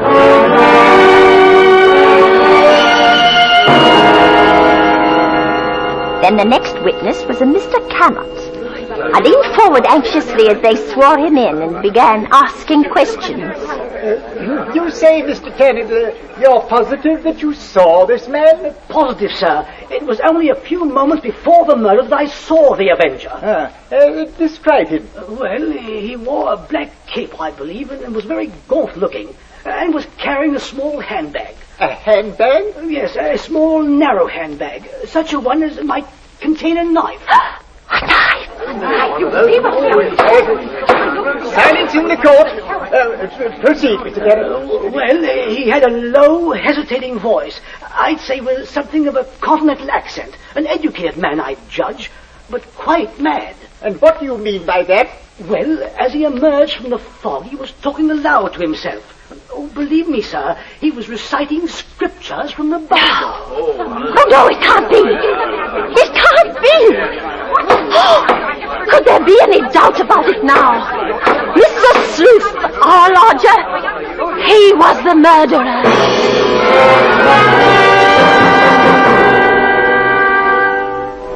I got out of the courtroom as quickly as I could. I didn't even notice it had started to rain. I hardly remember going home, running and walking somehow, while the nightmare of fear and terror grew bigger and bigger inside me. It was 3 streets from our cottage that I saw my husband, Robert. One thought hit me clearly.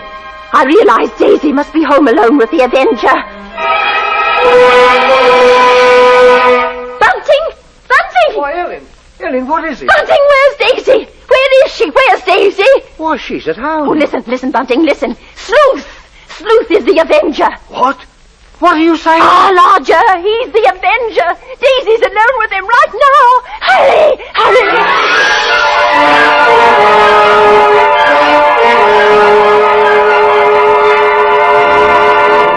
Now listen to me carefully, my child, and rejoice with me in your heart, for the moment is at hand, and you're not afraid, Daisy, are you? No, I'm not afraid. You're very beautiful, and you should live in the ways of righteousness. You hear me, Daisy? You want to live in the ways of righteousness, don't you? Yes, I do. I know you do. I know, and that is why I've been sent to purge your soul so that you will be elevated beyond all sin and evil. You like to dance, Daisy, don't you? Already 6 have gone on before you, and they are beyond all sin and evil. You are the 7th to be elevated, my child, and my work is almost done for the 7th I've promised at this appointed hour. Be still, Daisy. And don't listen to the temptations of the crowd when they call out your name, because I am here to save you from all evil and wickedness that consumes you like a wildfire of scarlet and crimson. You like to dance, don't you? Yes, I do. Look at me, my child. Look at me and don't fear me and do not tremble. Woe to them that call evil good and good evil, and put darkness for light and light for darkness. And therefore I must bring you down like the lamb to slaughter.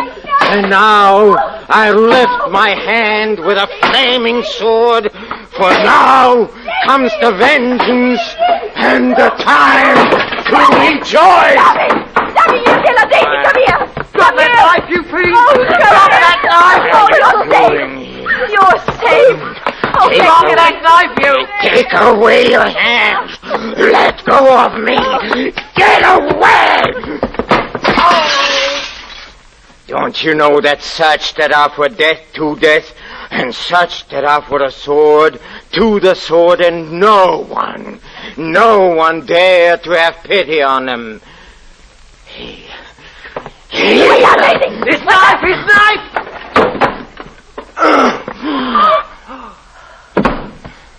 Oh, mercy. Oh, he fell on the knife. Yes.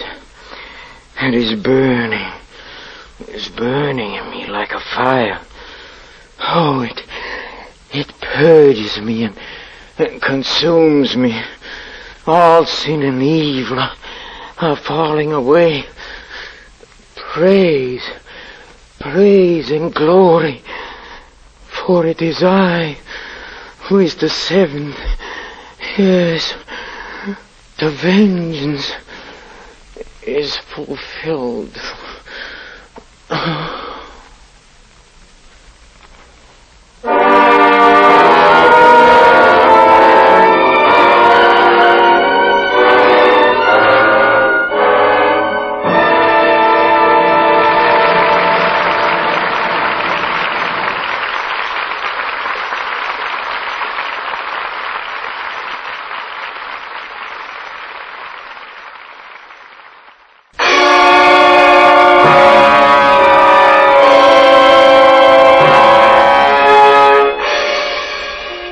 Next week, Mystery in the Air, starring Mr. Peter Lorre, brings you one of the world's great stories of the strange and unusual, The Horror by de Maupassant, with a special musical score composed and conducted by Paul Barron.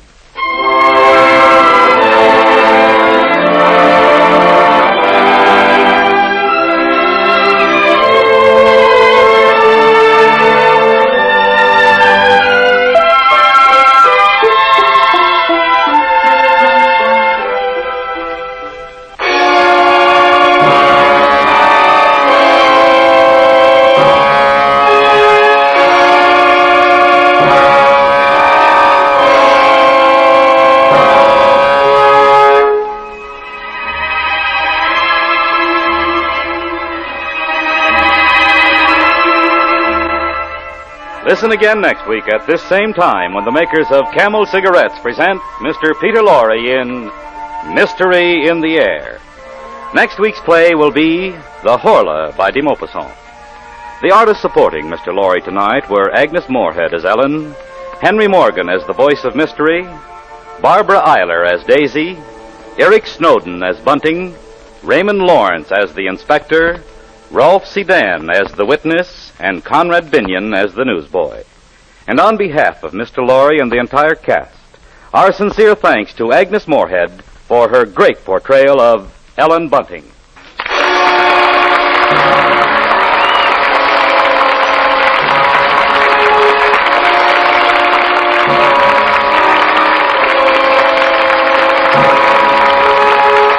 This is NBC, the national broadcasting company.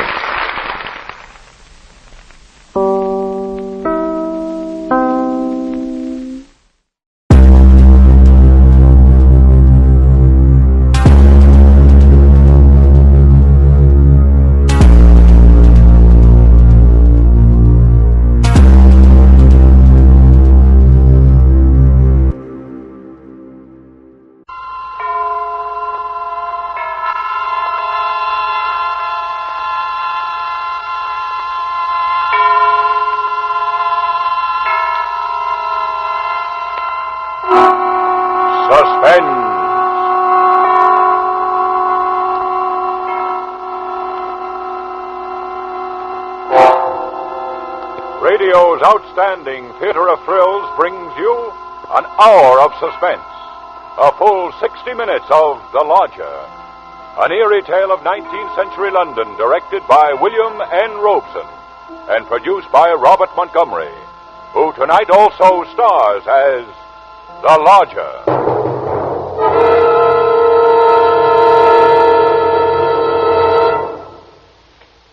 This is Robert Montgomery, with a few words about a city. A sprawling, furious city, which had slackened its pace to allow the miasma of horror to settle even to its furthest corners.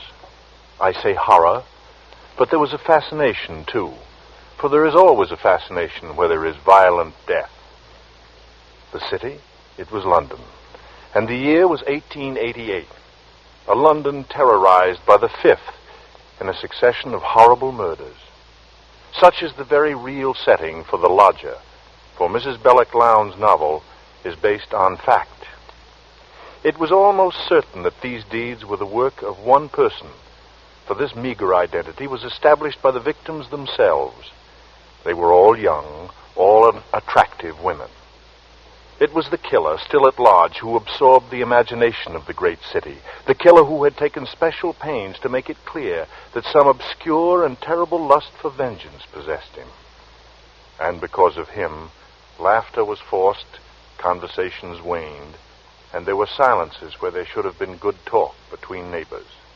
Only in homes, doors bolted and blinds drawn, was the talk easy, as, for example, in the home of Ellen Bunting. In particular, Ellen Bunting. Ellen was no different from all the middle-aged housewives dwelling in London's squalid Whitechapel district. Her home was a small segment plastered into a block-long tenement in Marylebone Road. Ellen read the newspapers as avidly as she said her prayers, so she knew all the facts of the case. And she knew it was quite proper to refer to the wielder of the knife as the Avenger.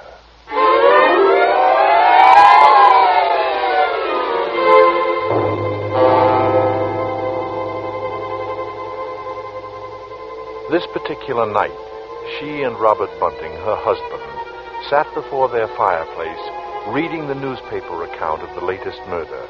The Avenger had struck again.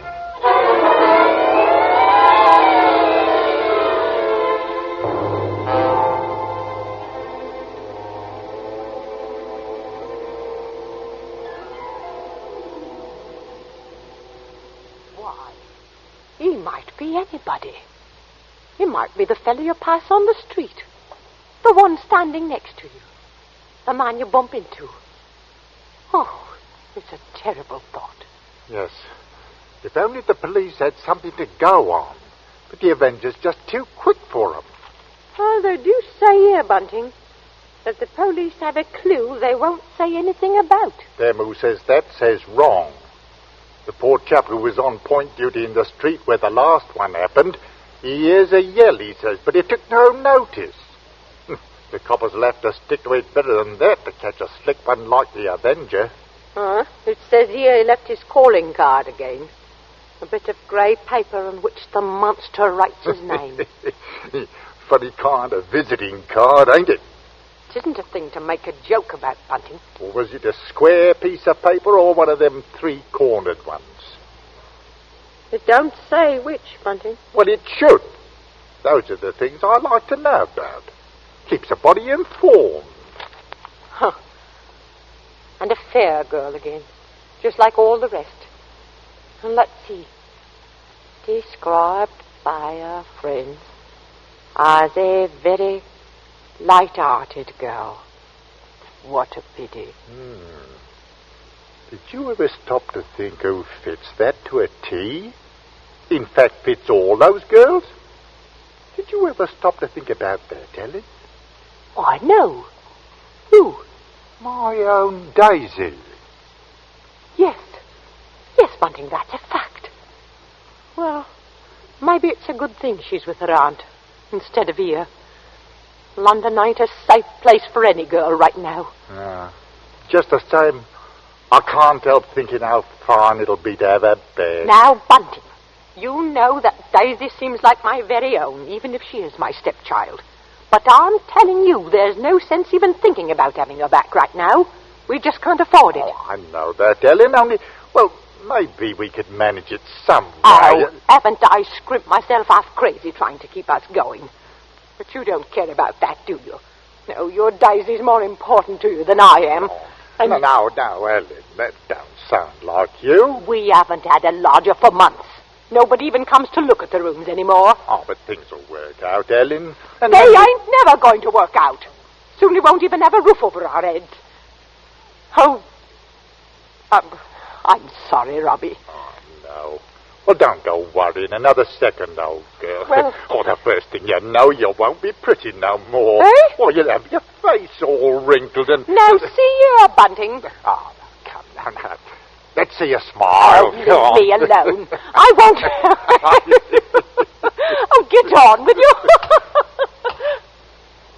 Now, who do you suppose that could be? It's awfully late for visitors. Bunting, do you think it could be somebody looking for rooms? Why, it just might be. You want me to go to the door? No, I'll go. Mike, like as not, it's Mrs. Spain wanting the loan of something or other. Now, you be sure and get a good look before you let anybody in here. I'm coming.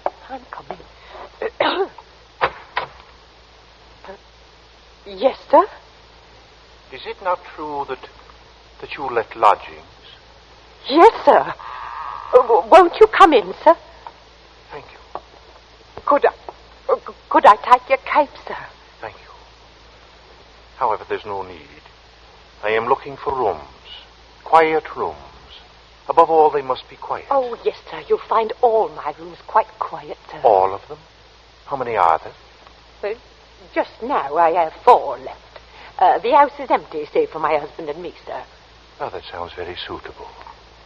You'll pardon me, sir, but the door... I am happy that you closed the door, madam. It's not safe to leave one open in London these days. That is a thing you should remember. It would be so easy for anyone to slip in. I assure you, sir, you needn't be afraid of that. Now, your bag. May I take it? No, I'll hold it. If you'll be so good as to show me the rooms. Oh, yes. Yes, sir. They're right up these stairs, sir. Thank you. This way. Thank you. You see, sir, there's just my husband and me here, and we're ever so quiet. And I'm sure you'll find these rooms to your liking, sir. Here we are. Now, I'll just light the gas. There. Ah. It's very good. It is pleasant, isn't it, sir? Capital. First rate, quite first rate. Exactly what I wanted. You must understand, madam, that I am a man of science, and I often require the presence of great heat. This seems like a capital stove. Oh, it is, sir. And this sink. It will be exceedingly useful to me. Exceedingly. And these pictures, sir. There's not many rooms with such pretty pictures, are there now? The 3 Graces. They've been in the family for years, sir. Yes. I'm tired. Tired, very, very tired. Indeed, sir. Then you mean to take my room? Where's my bag? Surely I had a bag when I came in. It's over there, sir. By the door where you put it when we came into the room. Oh, yes, I beg your pardon, madam. But there is something in that bag which is very precious to me, something I procured with infinite difficulty, and which I could never come by again without getting into great danger. I'm sure of it, sir. Now about the room. Oh, yes. I'll take them. The very simplicity, the bareness of them impresses me. And about terms, sir? About terms. My name is Sleuth, madam. Sleuth. Think of a hound and you will never forget my name. And assure yourself that I am quite willing to pay you. I am quite willing to pay you, shall we say, a month's rent in advance. What would you say to 15 shillings a week, sir? And if I offered you £2, might I then rely on your not taking another lodger? Oh, yes, sir. First rate. Then everything seems quite suitable, Mrs. Bunting, sir. Mrs. Bunting. You see, I expect to do a great deal of studying here in this room. The Holy Bible. Oh, yes, sir. And please, sir, let me help you with your luggage. No, don't touch it. But, sir, I only wish to... Of course, Mrs. Bunting. You only wish to help. You must forgive me. It's just that I am so very weary. Oh, I'm sorry, sir. He bringeth them to their desired haven. Beautiful words, Mrs. Bunting. Indeed they are, sir. And now at last, I've found my haven of rest. I'll be going now, sir. Is there anything else? Oh, yes, of course. Of course there is. Your money, Mrs. Bunting. Now let's see. Here's 5, 6, 7, 8 pounds. There. Thank you, sir. And would you wish supper now? Tea? Nothing, thank you, nothing. Good night, sir. Good night, Mrs. Bunting. You have... Stop it! You were humming a song. But I... Music, Mrs. Bunting, save that expressing the majesty of God, is an accompaniment for irreverent gaiety and an instrument of sin. It bespeaks of obscene gods in revelry. It is the tongue of the devil mocking the saints. Yes, sir. And you assured me your dwelling was quiet. But it is, sir. Believe me, sir, I didn't mean any harm. Believe me, sir. Of course. I am sorry, Mrs. Bunting. I fear I spoke sharply. I don't wish you to think me rude. After all, you have been so very kind, so considerate. Oh, well, I hope I know a gentleman when I see one. Thank you. Thank you very much. And on second thought, Mrs. Bunting, perhaps a bit of bread and butter would be pleasant. Bread and butter. Certainly, sir. I'll have it in an instant.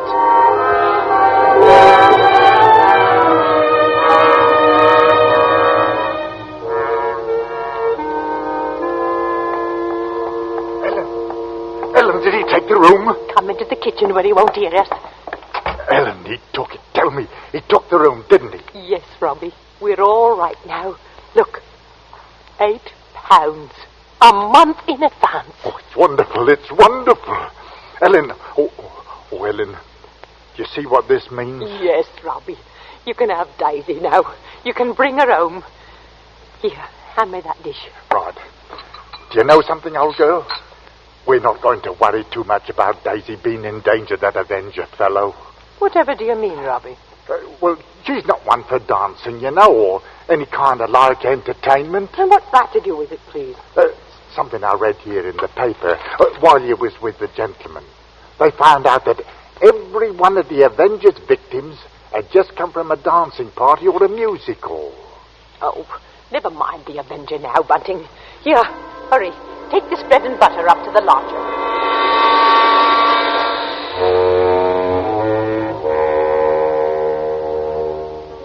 That was the first and the last time Mr. Bunting served the lodger. The man who called himself Sleuth made it at once clear that he preferred to be waited on only by one person, and that person his landlady. He gave her very little trouble. His oddities were something to occupy her mind. They amused her. And Mr. Sleuth had none of those tiresome, disagreeable ways with which landladies are only too familiar. To take but one point, Mr. Sleuth did not ask to be called unduly early. It was a great comfort not to have to turn out to make the lodger a cup of tea at 7, or even 7:30. Mr. Sleuth seldom required anything before 11.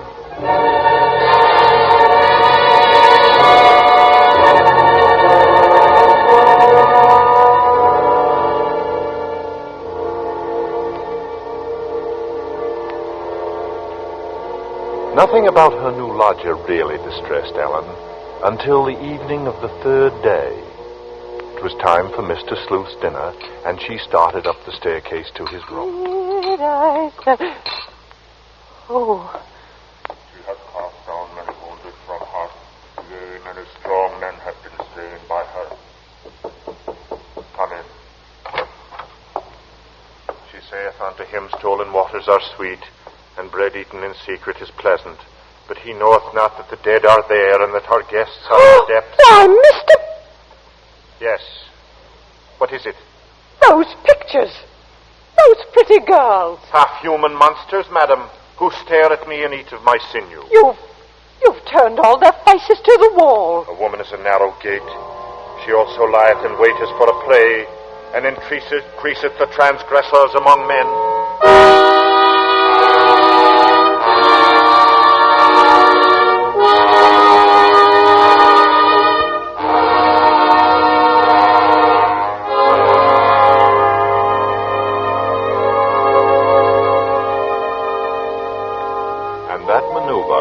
That strange action was the beginning of Ellen's concern.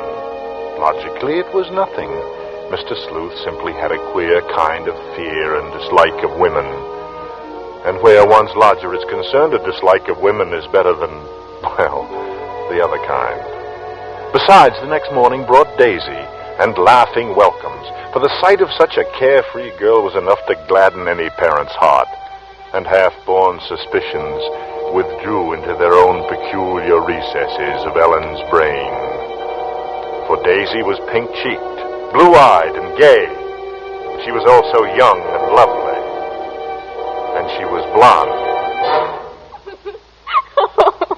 Oh, it's so good to be home. Oh, Daisy, you're even prettier than I remembered you would be. That's right, Daisy. Let me look at you, darling. Did you have a nice time at your auntie's? Oh, yes, but I'm glad you wrote me to come back. That old aunt's nothing to do.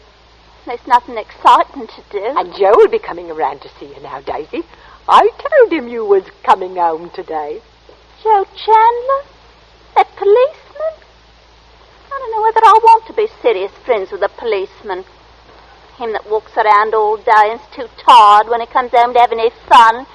A girl could do worse than have a policeman for a friend these days, with the Avenger about. Well, the Avenger don't worry me none.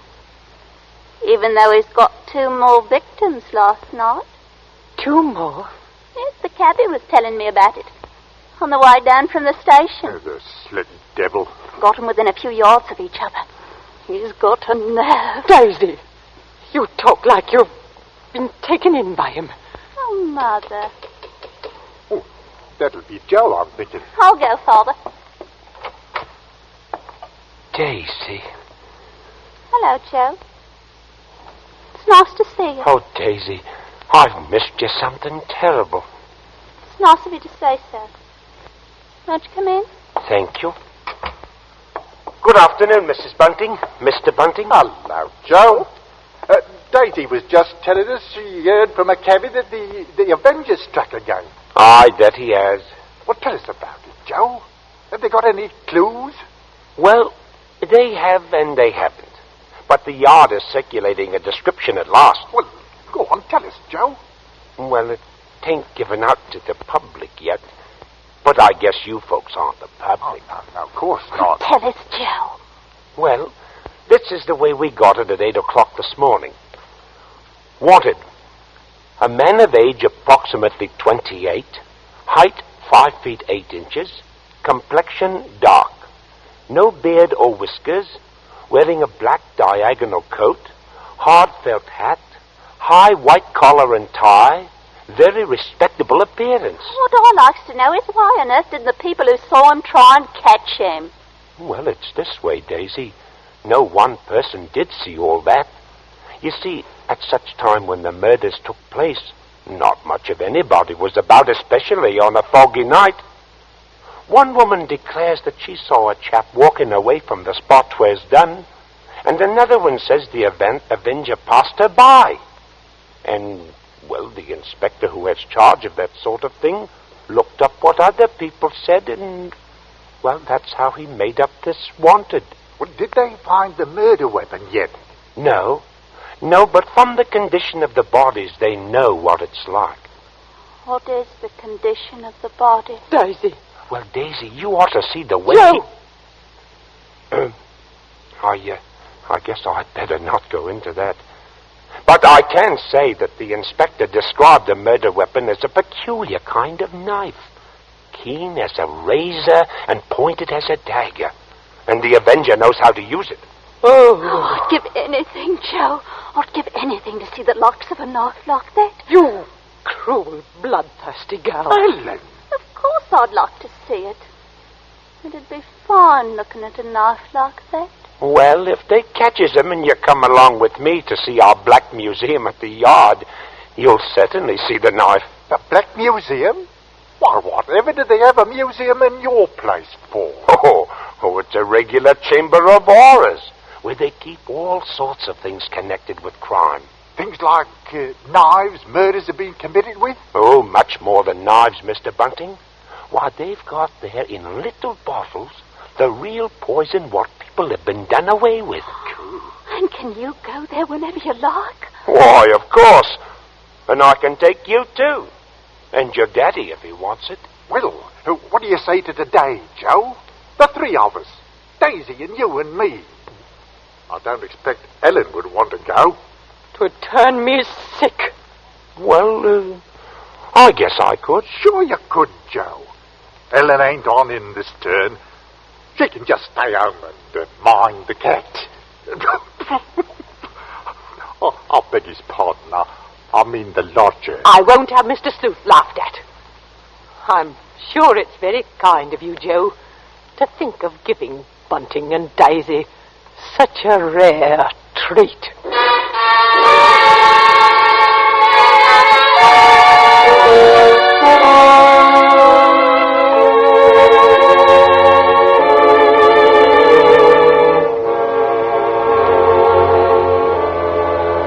How curious, how amazing to reflect that one unseen, mysterious stranger had touched the lives of those ordinary people.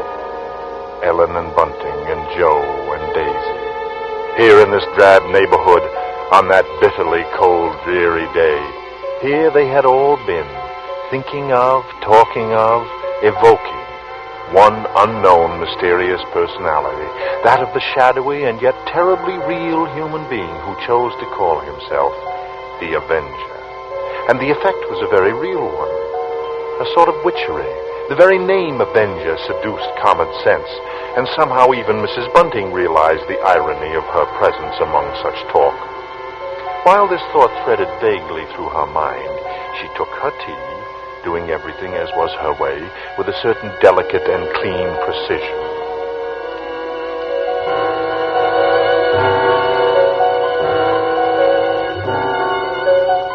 A sound startled her. Shuffling, hesitating steps were creaking down the house. She looked up and listened. Surely the lodger was not going out again into the cold and foggy afternoon. Of course not. Mr. Sleuth was evidently about to do something that he had never done before. He was coming down into the kitchen. Yes, sir? What can I do for you, sir? I hope you didn't ring, sir. No, I didn't. The truth is, I didn't know you were here, Mrs. Bunting. My gas stove has gone wrong. Yes? So I came down to see if you had a gas stove. I'm going to ask you to allow me to use it tonight for an important experiment I wish to make. You'll find it very cold down here, sir. It seems most warm. Warm and cozy after my cold room upstairs. For the matter of that, you ought to have a fire in your bedroom these cold nights. Certainly not. I dislike an open fire. I thought I had told you as much. Yes, I remember. Very good, sir. I'll be out of the kitchen in half an hour. You can use it then, sir. Thank you all the same, Mrs. Bunting. But I shall come down later. Altogether later, after you and your husband have gone to bed tonight. I assure you I will pay you something for the use of the stove, Mrs. Bunting. Oh, no, sir. I wouldn't think of charging you anything for that. That's very generous of you. Sometimes I believe that you are too generous towards me. I feel I have become a burden to you. Have I, Mrs. Bunting? Oh, no, sir. Then I'll bid you good afternoon, Mrs. Bunting. Yes, sir.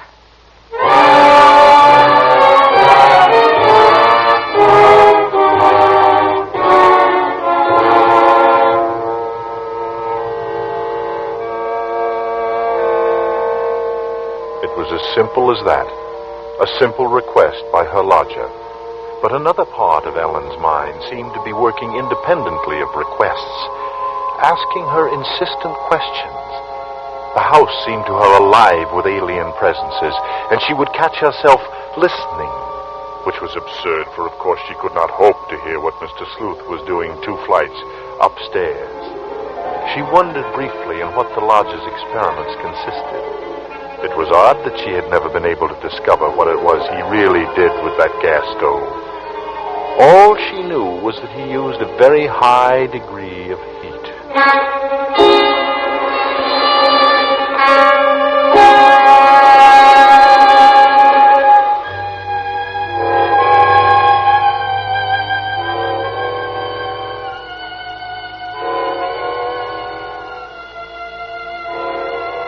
And later, waiting for sleep to come to her that night, such thoughts persisted. They inserted themselves like a cloud between a sweet dream and the dreaming of it. Questions and contrived answers and sudden realizations, as, for example, the curious matter of Mr. Sleuth's 3 suits, which he had purchased the very day he had arrived at Ellen's home. Today, when she had dusted his room, she had noticed that one of those suits had completely disappeared.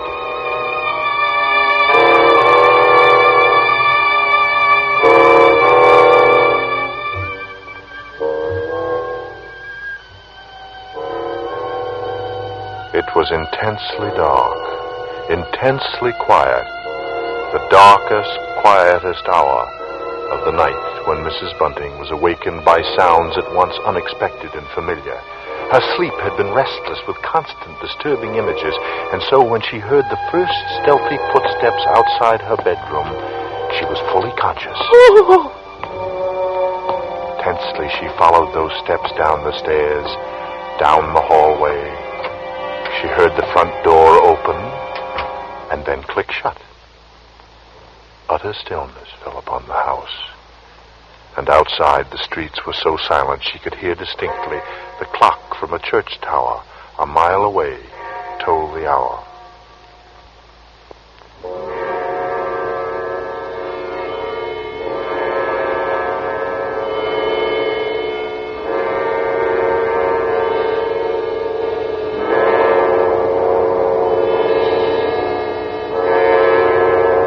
In her troubled fancy, she pictured a long figure plodding through the swirling fog, moving quietly, stealthily, seeking, stalking, finding. When soon after she heard the lodger return, there was no surcease from the horrible dread which possessed her. Instead, it grew into something shrill, something that made her crouch in her bed, her thumb clasped between her teeth, stifling a scream. And then she remembered. Of course, the stove. The lodger had told her he would use the stove that night for an experiment. For an experiment that needed an intense amount of heat. But for Ellen, there was no more sleep. Merely a tormented state of half-awareness, which suddenly stripped away soon after dawn. Horrible murder! Horrible murder, the piercing scream of a newsboy down in the street. The Avengers strike tonight! Ellen Bunting heard the boy cry out the Avengers' latest stroke made during the night.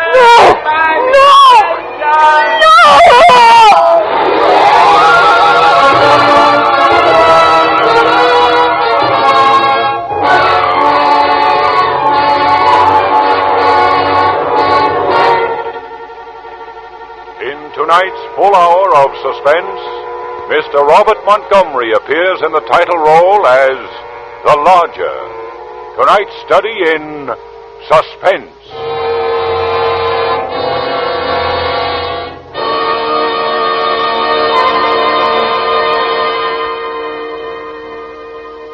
In just a moment, we will return with Act Two of Suspense. This is CBS, the Columbia Broadcasting System. Now, back to our Hollywood soundstage. With Mr. Robert Montgomery in the title role, and with Act Two of The Lodger, we again calculate to keep you in suspense.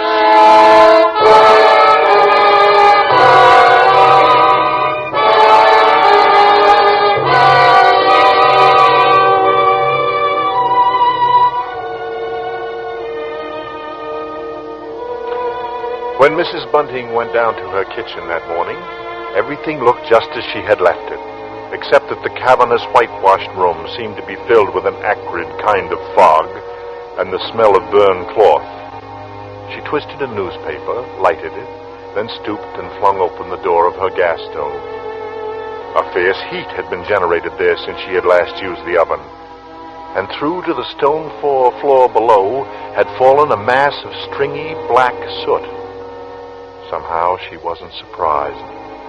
Somehow it was as she expected. Yet her first glimpse that morning of the gray-faced lodger all but banished her sleepless night's terror. Mr. Sleuth looked lonely, very, very lonely and forlorn. There was a kind of pitiable, helpless weariness in his eyes. She found she was hoping desperately that her unspoken fears were unfounded, and she knew that she must be certain before she voiced her fears to a soul. And there was one thing she could do.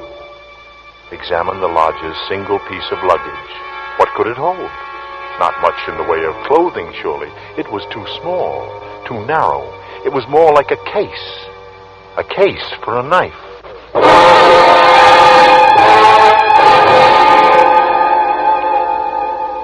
It was just noon when Ellen found her opportunity to search the lodger's room.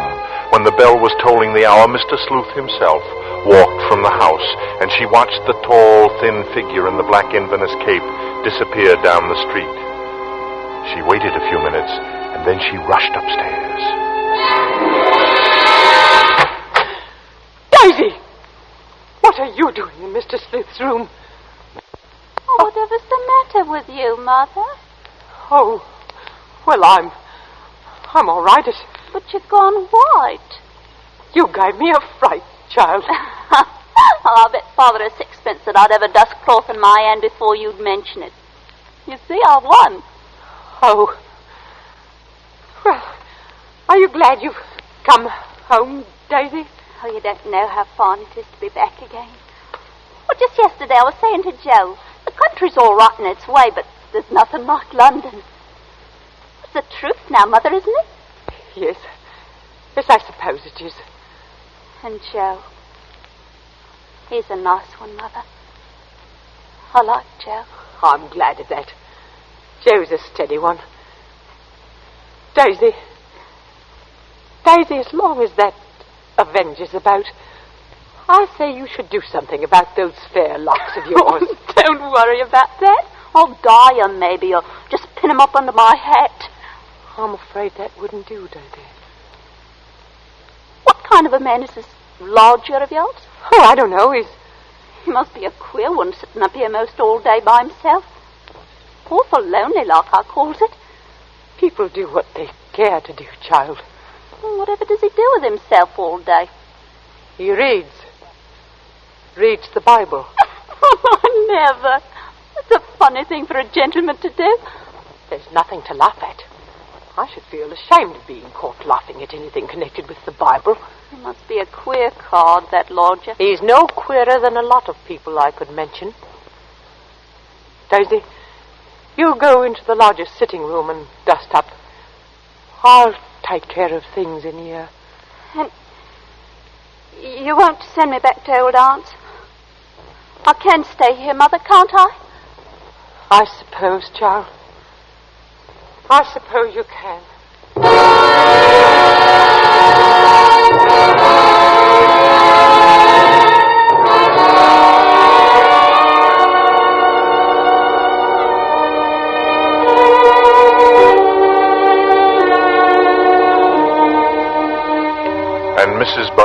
about her work. Quickly, she moved to the closet. The contents were a bit different from the last time. Another one of her lodger's new suits had disappeared, but somehow she expected that, too. It fitted with the smell of burned cloth she'd noticed that morning in the kitchen. But she found nothing under the bed. She went then to the chest of drawers against the wall. She opened the top drawer and found inside nothing but a frayed shirt and 2 handkerchiefs. The next drawer, underclothes and socks. The next, empty. There remained then only one possible place for the small, narrow bag, the bottom drawer. And it was locked. Tugging at the drawer, she heard suddenly the opening of the door behind her. Oh! Panic-stricken, she froze to the spot, and then slowly, ever so slowly, she turned her head. Mr. Sleuth. Mrs. Bunting? You've invaded my privacy. Why, I was just... My cupboard door is awry. Does this mean that you have been searching my rooms? It's about her snuff box, sir. My husband, Bunting, that is, remembered an old snuff box. He thought still might... Does this mean that I must keep each drawer locked to prevent your spying upon me? Oh, no, sir. You see, sir, Bunting has a very high opinion of that snuff box. To? Oh.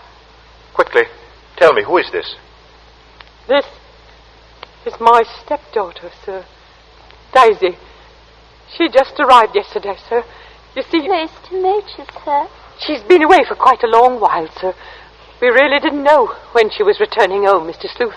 That's why I didn't mention Daisy when you took the rooms. And I must say, sir, that I was surprised to hear about us taking in a lodger. And pleased about it, too, sir. Yes, I must say that I am the one who is surprised. Yes, and perhaps even pleased. Thank you, sir. Yes, of course, I am pleased. There are, Miss Daisy, all kinds of pleasures, are there not? Yes. I'm sure there are. The despicable evil joy of the abandoned. Those who seek the darkness to sip the juice of forbidden fruit. Surely, Miss Daisy, you shun such pleasure as that. Oh, yes. Well, that is, I suppose... A vast difference, that, from the divine happiness of the blessed. Those of clean hands and pure heart. You do understand me, don't you? Oh, yes, sir. Yes, Mr. Sleuth. I devoutly hope so, Miss Daisy. Nowadays, there are so very few young women like yourself who do understand. In fact, I all but despaired ever of finding one. Oh, I'm sure it's nice of you to say so, Mr. Sleuth. It is a people who do err in their hearts, and they have not known my ways. Unto them I swore in my wrath that they should not enter unto my rest. True words, Miss Daisy. True. Yes, sir. Now, I must be putting things away downstairs, Mr. Sleuth. Of course, Miss Daisy. And I must rest. Believe me, it has been a revelation to meet you. Oh, thank you, sir. I'm sure we shall have much to discuss.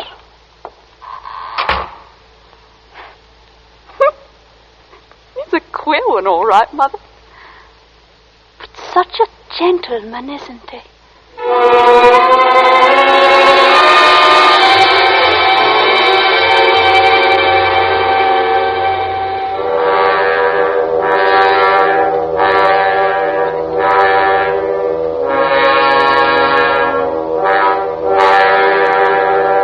At that moment, Ellen had been determined to pour out her terrible knowledge, but the moment was fleeting, and Ellen's resolve fled with it.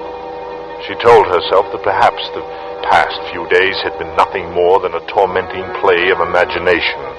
There would be a coroner's inquest tomorrow into the Avenger's last murder. Joe would take her. With Joe, they would admit her, and there perhaps she would hear evidence to disprove all her fears, to assure her there was no earthly harm in Daisy's being so near the lodger. This was her gravest concern now, for on the next morning Mr. Sleuth made it a point to see the girl more than once, and fearfully Ellen saw that Daisy welcomed the visits, that her eyes shined whenever the lodger's name was mentioned. That afternoon she heard once more the voices of her stepdaughter and the lodger coming to her through the kitchen door. She hesitated before entering, tense, apprehensive. I do believe, Mr. Sleuth, I've never known a gentleman with such funny ideas. Oh, Mother.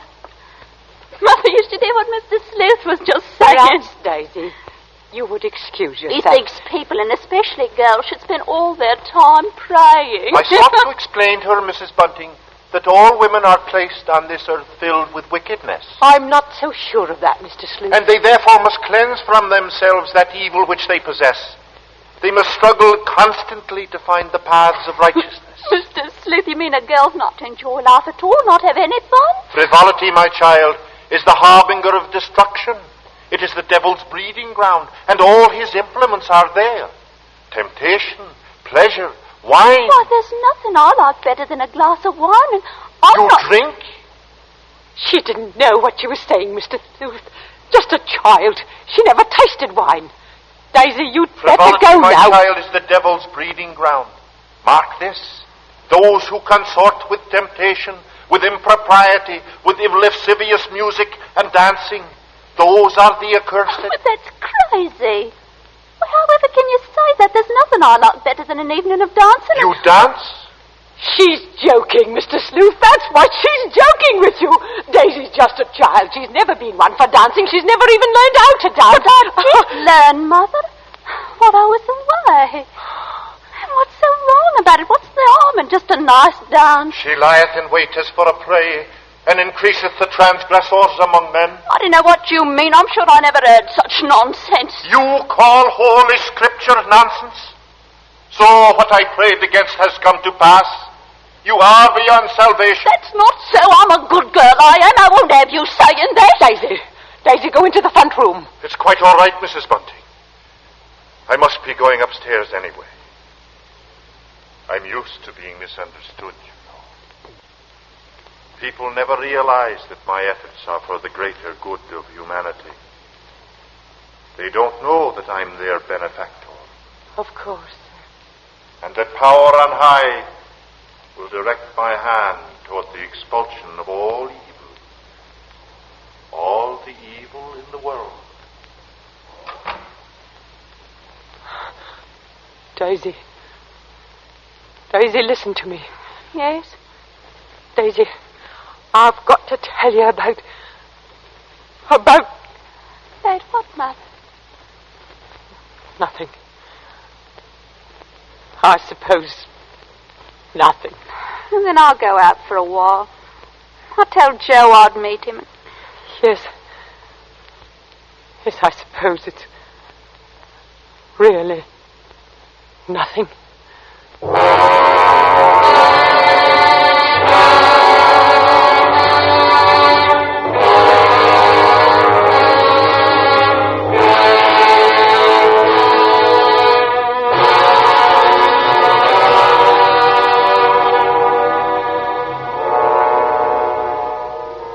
But there was something.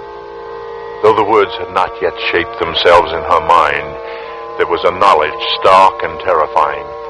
It was as if a grinning face were leaning toward her, whispering, and a hand at her back, thrusting her forward. Ellen ran up the steps. She had to know, and who but the lodger could tell her?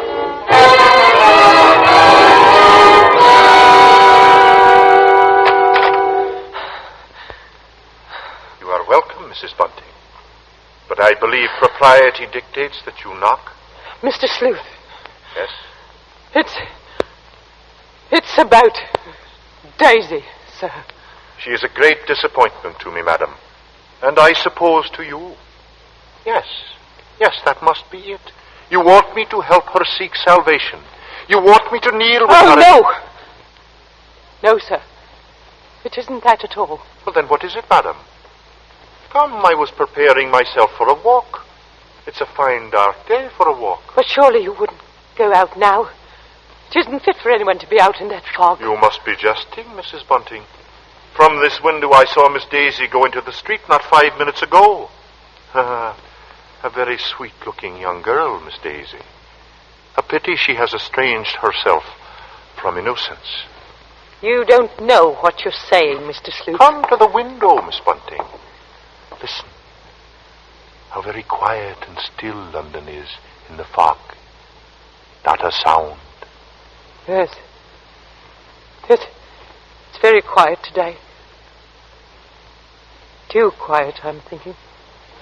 Quite natural like. And I, for one, have a delicate feeling for nature.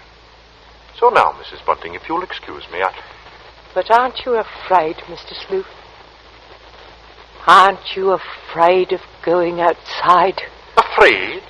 Afraid of what? I was thinking of the police. The police? But what is man? What is man's puny power and his strength when set against that of the highest power? So Ellen had tried, and she had failed. But even then she had had her moment of triumph. Looking out of the window, she had seen Daisy, arm in arm with Joe Chandler, and smiling up into his face. She was relieved when the lodger left the house. She needed this time for thinking. And now she knew what she must do. In an hour or so, Daisy would be coming home with Joe, and then she would ask him to take her to the coroner's inquest. She must give the lodger that last benefit of doubt, and if that should fail, then she would tell Bunting, or go to the police. And in an hour, as she expected. Oh. It's me, Mrs. Bunting. I've come to see you about something. Mind if I come in? Yes, come in, Joe. But where's Daisy? That's what I come to see you about, Mrs. Bunting. About Daisy. You see... Where is she, Joe? What's happened? Well, you see, we were walking, and Miss Daisy asked to be by herself for a while for the reason that... No! Now, don't take on, Mrs. Bunting. I don't think what I've got to say can take you by surprise. From the look or two you've been casting me lately. Why, Joe, whatever are you talking about? Well, like I say, Mrs. Bunting, it's your daughter. It's Daisy. I want her hand. I want to marry her. Mr. Bunting now said if it's all right with you, it's all right with him. Then Daisy's all right. Nothing's happened to my Daisy. Well, of course she's all right. She told me she wanted to do some thinking about me, and she didn't want me around while she done it. Oh. I left her with her daddy just a minute ago at the corner pub. Well, as far as I'm concerned, you have my blessing, Joe. Oh, that's mighty fine, Mrs. Bunting. And, Joe, I want you to do something for me. Of course I will. Just ask me, Mrs. Bunting.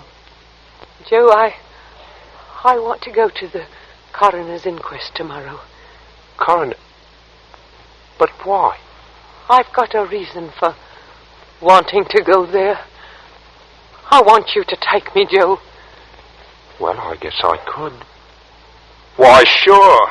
Of course I'll take you, Mrs. Bunting. I'd be proud to take my future Ma any place she says.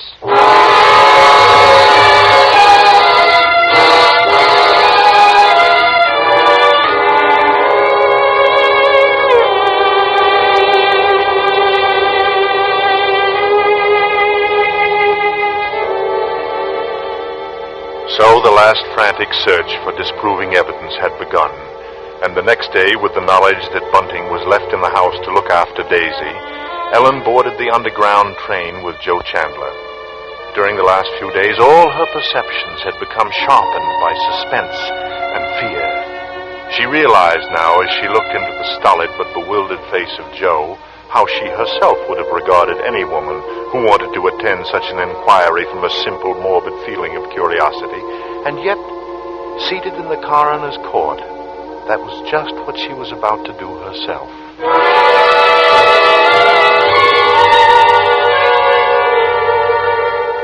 Ellen, seated near the rear of the room, listened to each of the witnesses, and from them she found none of the hope she had come for none of them had seen the Avenger or knew what he looked like. But then... Miss Lizzie Cole may step forward.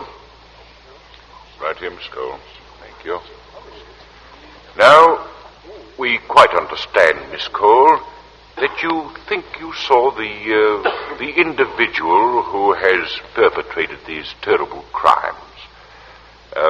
Let us begin at the beginning. What sort of hat was this man wearing? It was just a black hat. A black hat, thank you. And the coat? Were you able to see what sort of coat he was wearing? He hadn't no coat. I remember that very particular. He's a queer one, I said. As it was so chilly, everybody as can wear some sort of coat this weather. But the statement you gave to the newspaper reporters says that the Avenger, according to you, was wearing a coat. A big, heavy coat. I never said so. I was made to say that by the young man from the newspaper. Just put in what he liked in his paper, he did. Not what I said at all. And you assert that he looked at you, is that correct? Frightened me half to death, he did. If you could really see his countenance, for we know that the night was dark and foggy, will you please tell me what he was like? Dark. He was dark. So it went with Miss Lizzie Cole. Most positively, most confidently, the witness declared the man she had seen hurrying by in the darkness was tall. No, he was short. He was thin. No, he was a stoutish young man. And as to whether he was carrying anything or not, Miss Cole absolutely refused to commit herself. The next witness was a Mr. Cannot. This elderly gentleman was certain that he had not only seen the Avenger, but that he had talked to him. It was near Whitechapel, he testified, only a few minutes before the murder, Mr. Coroner, when I saw him. He was quite a tall man, very gaunt-looking. I see. And this man you think was the Avenger. You're quite certain that you met him on the very night he committed the murder we are now investigating? I do so declare, sir. And I might mention a thing about him to which you might attach importance. The man carried a bag, a rather light-colored leather handbag. A handbag, you say? Yes, sir. A small, narrow one, sir. It was such a bag as might contain a long-handled knife. A knife! What? Please, we must have quiet. Quiet. Now, Mr. Kennard, what made you suppose that this stranger could possibly be the Avenger? Well, this man, as he approached me in the fog, stopped and turned to me. And there was a very wild, mad look on his face, sir, if I may say so. And he spoke to you? Well, as he emerged from the fog, he was talking aloud to himself. Then, as he saw me, he said, "This night, my friend, a night fit for the commission of dark and salutary deeds." Yes, sir, that's exactly what he said, sir. Is that all? He had a rather high, hesitating voice. An educated man, I would judge, but quite mad, as I've told you, sir. What do you mean by that? Well, as he passed by then, he continued speaking to himself aloud.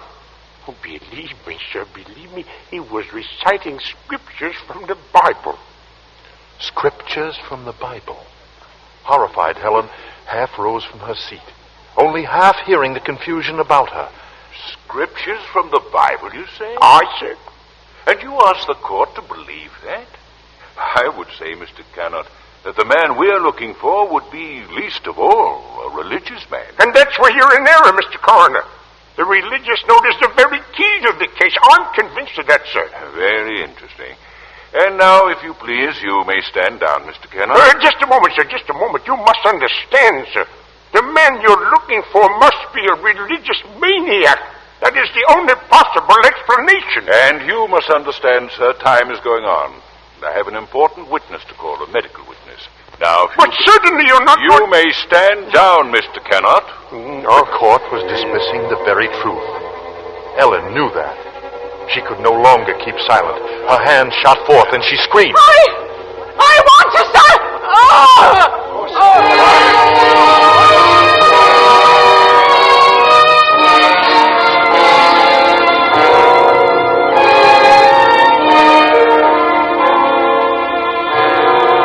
On the verge of speaking, she had fainted.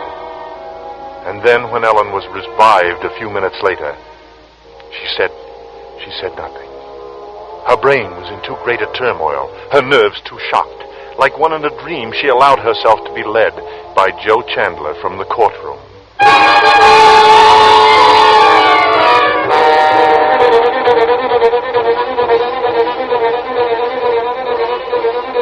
Joe took his leave to go on duty.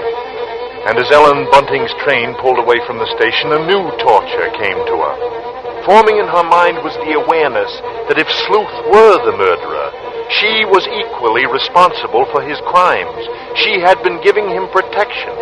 If anything should happen to Daisy, she would be equally guilty. Fully as guilty as the Avenger.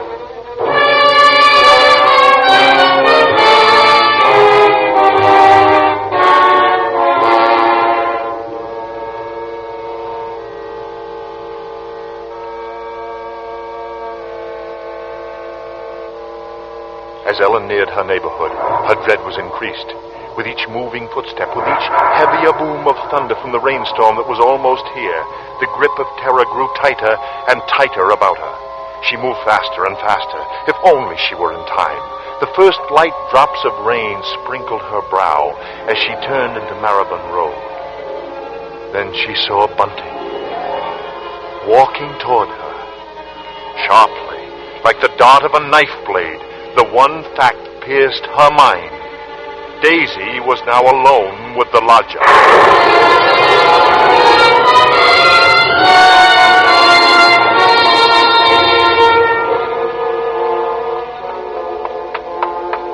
Bunting! Bunting! Oh, Ellen, what is it? Tell me, Bunting! Where's Daisy? Where is she? I say, where's Daisy? Where is she? I say, where? At home, where I left her, Ellen. No, Bunting. What is it, Ellen? No. What is it? Listen to me. Try to understand. Sleuth is the Avenger. What? Our lodger. He's the Avenger, Bunting. Daisy's in danger. Hurry!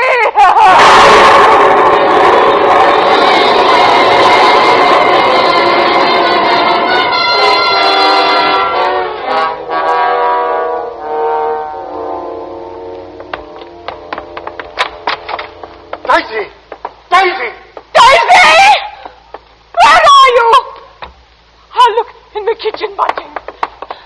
You try the sitting room. Daisy? Daisy!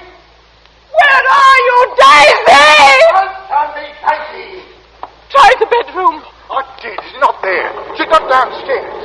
Oh, then there's just his room.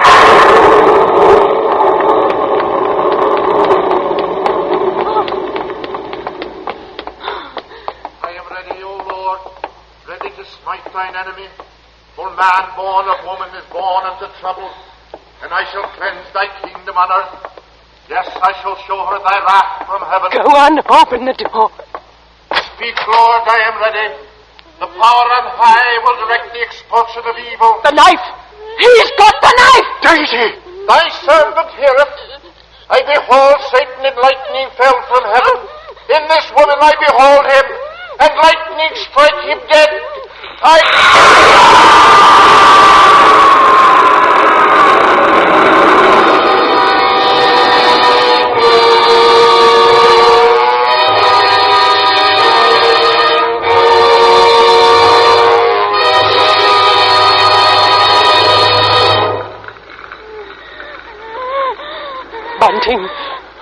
Bunting, is she all right? Yes. Take her out, Ellen. No, Bunting, you can't stop the fire. We must save ourselves. Come away, Daisy. He's dead, child. He's dead. Aye, he's dead.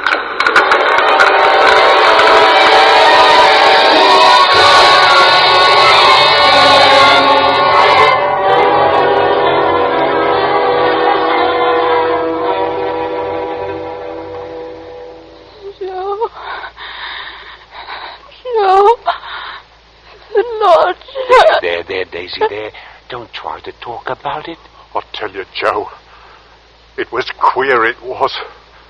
As if the Lord himself struck the ass with lightning and spread the fires of hell to cleanse whatever the lodger had touched.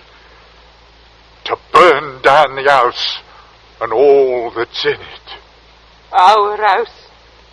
Everything we own. No. Not everything, Ellen. Daisy's safe. That's all that should matter to us. She's safe. Thank heaven. Vengeance is mine, saith the Lord.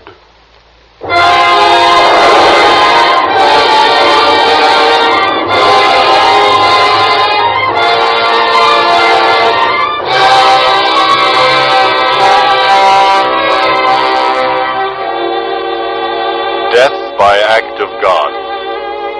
Thus the final entry in Scotland Yard's record of the famous Avenger case.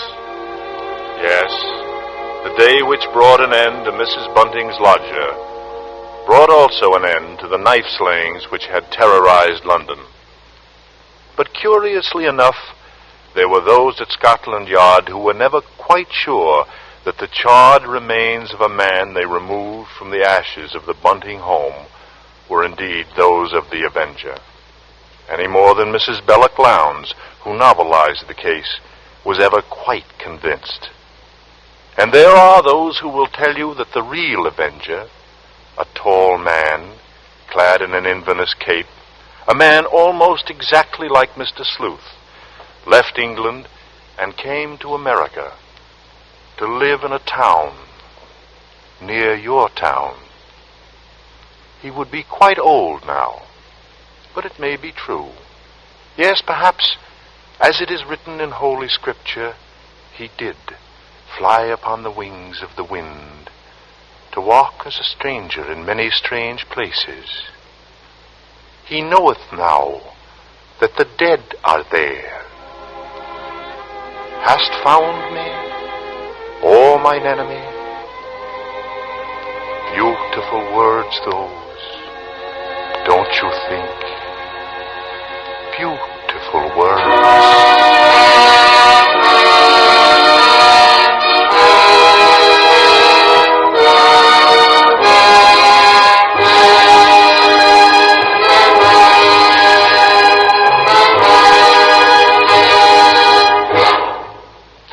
This is Robert Montgomery, without the Inverness cape. And I want to thank Jeanette Nolan, who played Ellen, and Peggy Weber, who was Daisy, for their splendid performances in tonight's play.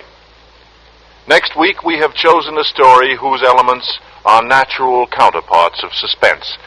I guess you could call it a love story. One kind of a love story. For indeed, there is a man and there is a woman who fall in love, and they marry. It is probably only a mischance of fortune that the man has no material means, and the woman comes from a family of substantial wealth. And the dire chain reaction of events, which are then set in motion against the bride's family, are undoubtedly matters of mere coincidence, I imagine. Yes, you could call it a love story.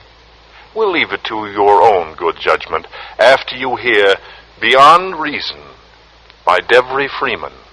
Next week's study in suspense.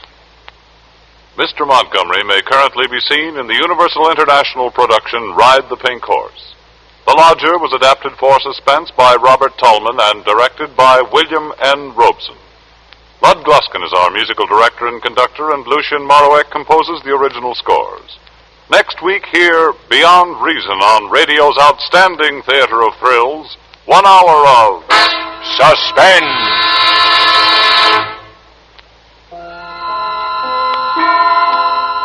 This is CBS, the Columbia Broadcasting System.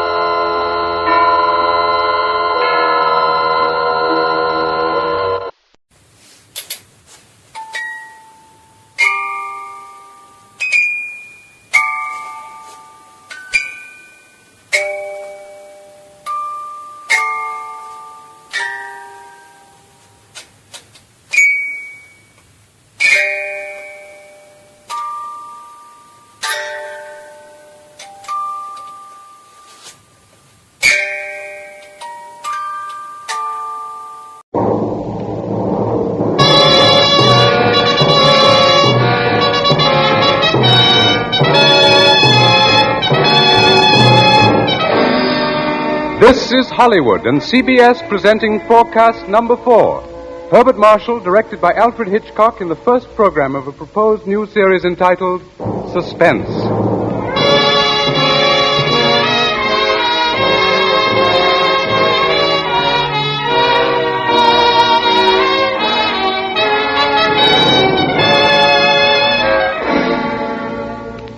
Tonight's forecast program, ladies and gentlemen, represents the ideal form of collaboration.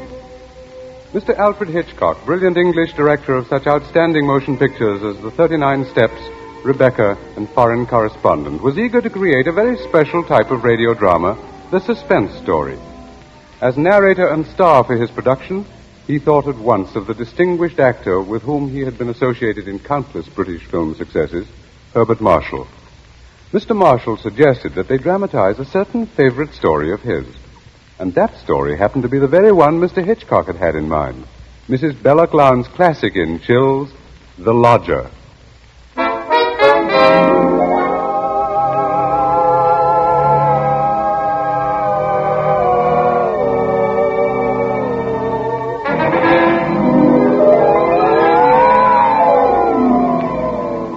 The Lodger is a work of fiction which springs from recorded fact. A story which begins in the year 1888 in London. A London terrorized by the fifth in a succession of recent murders.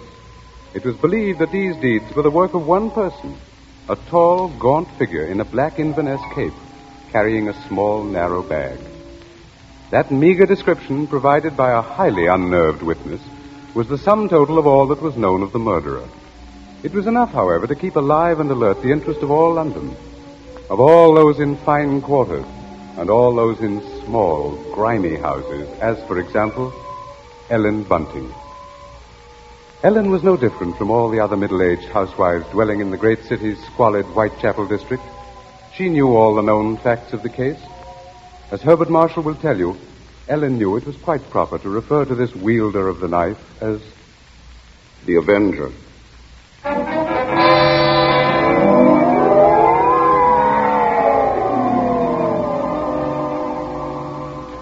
Of course, Ellen Bunting was far more concerned with her personal problems than with thoughts of the Avenger. Yet the case of that strange, elusive killer quite often forced all other matters from her mind. There was that mad, meaningless scheme he seemed to follow. All his victims, for example, had been women. All had been young, attractive, and, oddly enough, blonde. But Ellen could no more understand the motive for his brutal slashings than could the police. This night, she and her husband, Robert Bunting, sat before their fireplace reading the newspaper account of the latest murder. The Avenger had struck again.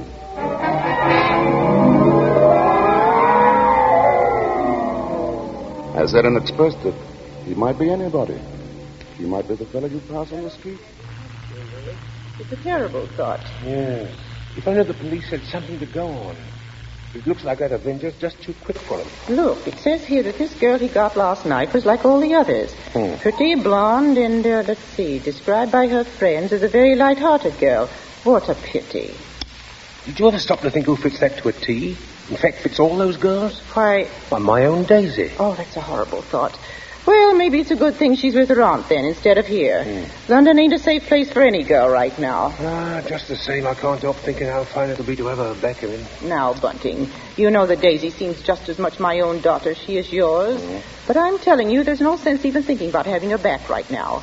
We just can't afford it. Oh, I know that, Ellen. Only, well, maybe we could manage it some way. How? Haven't I scrimped myself half crazy trying to keep us going? But you don't care about that, do you? No, your Daisy's more important to you than I am. No, Ellen, that don't sound like you. I can't help if it don't. What are we going to do? Tell me that. We'll get along, dear. Something will turn up. Oh, we haven't had a lodger for months. Nobody even comes to look at the room anymore. Yes, but things will work out, Ellen. Oh, they ain't never going to work out. Soon we won't even have a roof over our heads and... Oh, I'm sorry, Robbie. I didn't mean to take on so. Oh, I know, dear, I know. It's all right. Oh, I didn't think it. It's just that I've been so worried. Well, don't you go worrying another second, old girl. Why, first thing you know, you won't be pretty anymore. You'll have your face all wrinkled. Now, I'll see now, here, come on, now, let's see a smile. Come on, just have one smile for me. Just one smile like you used to, eh?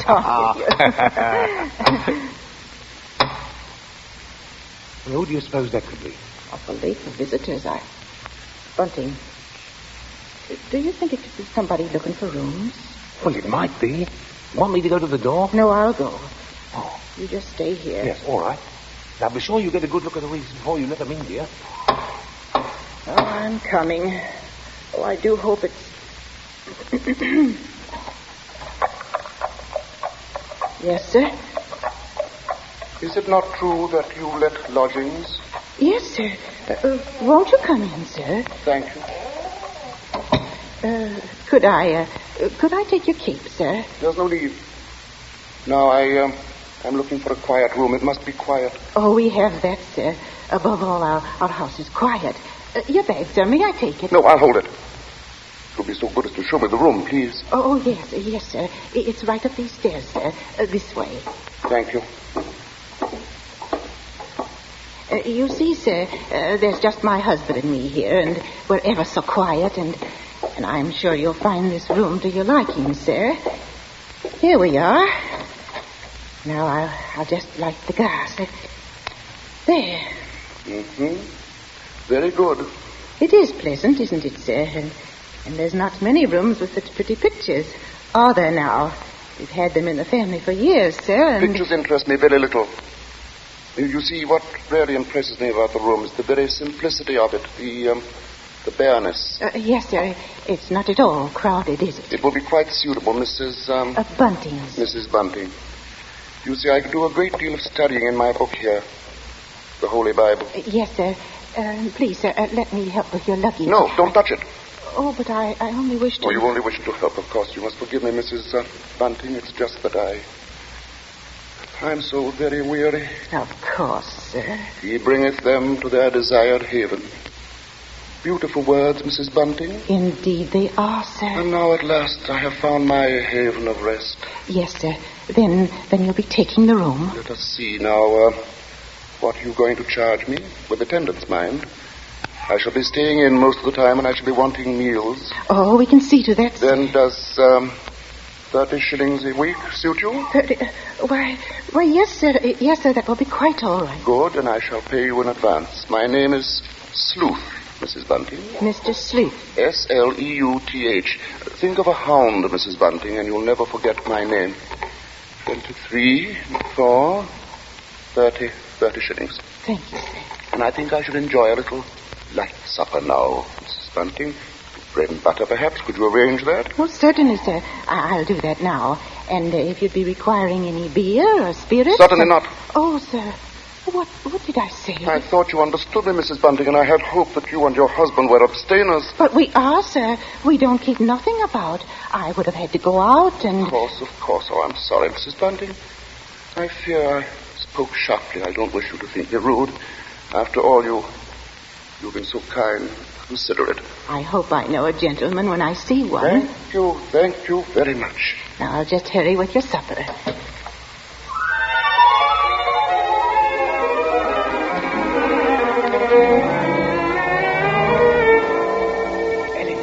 Ellen, did he take the room? No, don't bother me now. I have to get him some supper. What did you mean? Come to the kitchen where he won't hear us. He took it, Ellen? Yes, he took the room? Yes, we're all right now. Look, 30 shillings. A week in advance. Oh, it's wonderful, wonderful. And Ellen, you see what this means? Yes, you can have Daisy now. Yes. Here, Bunting, warm that teapot and put some tea leaves in. Righto. Yeah, do you know something, old girl? We're not going to worry too much about Daisy being in danger of that Avenger fella. Whatever do you mean, Robin? Well, she's not a girl who takes a drink, you know. What's that to do with it, please? Oh, something I read in the paper while he was upstairs with the gentleman. They just found out that every one of the Avenger's victims had been drinking. They figured he must be some kind of a rabid abstainer.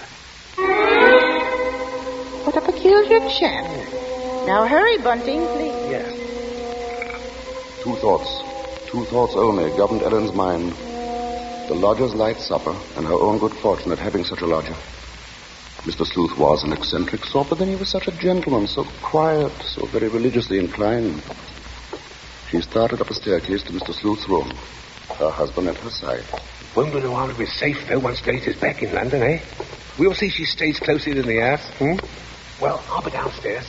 Hurry up with his supper, old girl. She has cast down many wounded from her.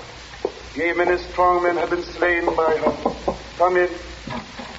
And to know the wickedness of folly. Why, Mr. Yes? What is it? Those pictures.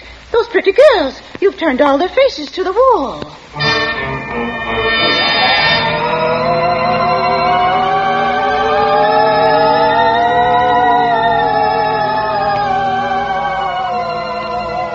And that maneuver, that strange action, was the beginning of Ellen's concern. Soon there came to her a recollection of the black Inverness cape, the small, narrow bag, the urgent matter of alcoholic drink. And these details began to shape themselves into a pattern which grew more disturbing with each passing hour. The day following, the lodger did not leave the upstairs room once, nor did he leave the next day. And the oddness of this took its place in the pattern. Then, too, the approaching arrival of Daisy, her stepdaughter, added to her concern. On the second night, her sleep was restless with vague, horrifying images. And so when she heard the first stealthy footsteps outside her bedroom, she was instantly awake. Tensely, she followed those steps down the stairs, down the hallway.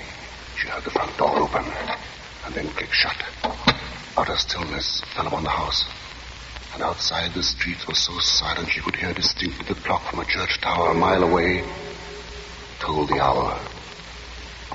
In her troubled frenzy, she pictured a lone figure plodding through the deep fog, moving quietly, stealthily, stalking, searching, finding.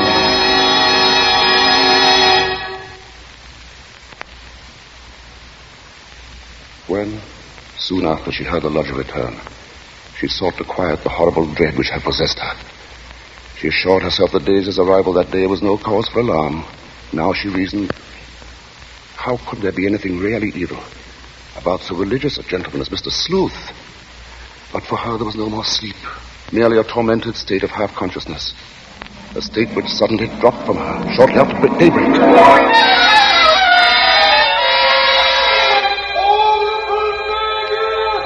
Horrible murder. That was the piercing scream of a newsboy far down the street. Ellen Bunting heard the boy cry out the Avenger's latest stroke, made during the night.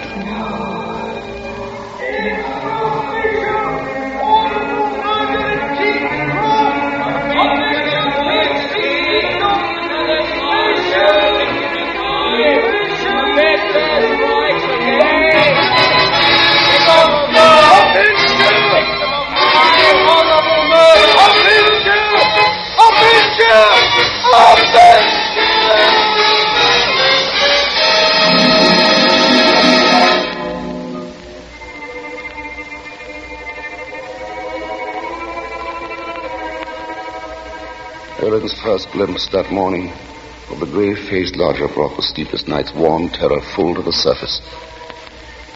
But on the next instant, she saw the pitiable, helpless weariness in his eyes, and curiously the terror began to pass. She found that she was hoping desperately that her fears were unfounded. Earlier, she had determined to tell Bunting of the awful convictions in her mind. Now, however, she felt she must be certain before she spoke to a soul. She knew there was one thing she must examine. That was the lodger's single piece of luggage. She'd thought of it often. What could it hold? Not much in the way of clothing, surely. It was too small, too narrow. It was more like a case. A case for a knife. It was along toward noon that Ellen found her opportunity to search the lodger's room. Soon after Bunting left to meet Daisy, Mr. Sleuth himself walked from the house. Ellen watched the tall, thin figure in the black Inverness cape disappear down the street, and then she rushed upstairs, into the room. Quickly, she moved to the closet. It was no different from what it had always been, utterly empty. She found nothing under the bed. She went then to the chest of drawers against the wall. She opened the top drawer and found inside nothing but a frayed shirt, 2 handkerchiefs. The next drawer, underclothes, socks. The next empty. There remained then only one possible place for the small, narrow bag, the bottom drawer, and it was locked. Tugging at the drawer, she heard suddenly the opening of the front door downstairs. Panic-stricken, she rushed out of the room and down the hall to the head of the stairs. Upstairs, Ellen? Ellen, Daisy's here. Oh, Mother Ellen, it's so good to see you. And well, whatever's the matter? Yes, you've gone quite white. Oh, well, I'm all right. I wasn't expecting you so soon. Oh, you don't know how fine it is to be back, Mother Ellen. Oh, the country's all right in its way, but there's nothing like London now, is there? No, there isn't. But as long as that Avenger's about, I can see we're going to have to do something about these blonde locks, eh, Ellen? Oh, don't worry about that. I'll dye them maybe, or just pin them under my hat. Well, Daisy, I might as well get you settled. Oh, now, Father, isn't that just like her? She's straight to the point, and no point. Well, I'll bet a sixpence you'll have a dust cloth in your hair before you've got your coat off. Mr. Sleuth.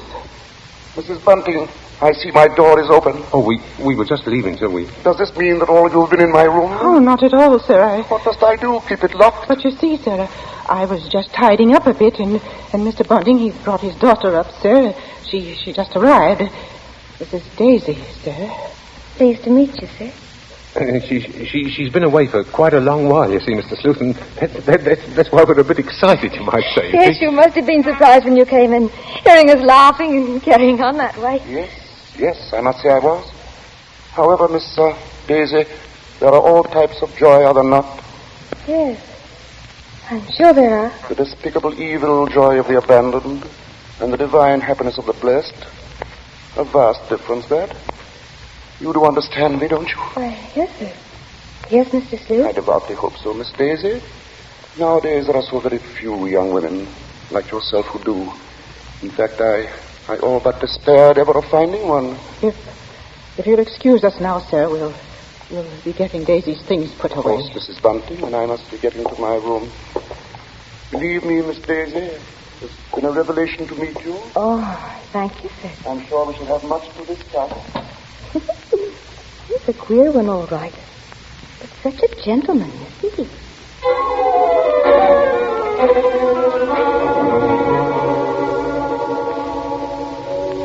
At that moment, Ellen had been determined to pour out her terrible knowledge, and then the moment passed by. She told herself that perhaps the past few days had been nothing more than a grim illusion, a tormenting play of imagination.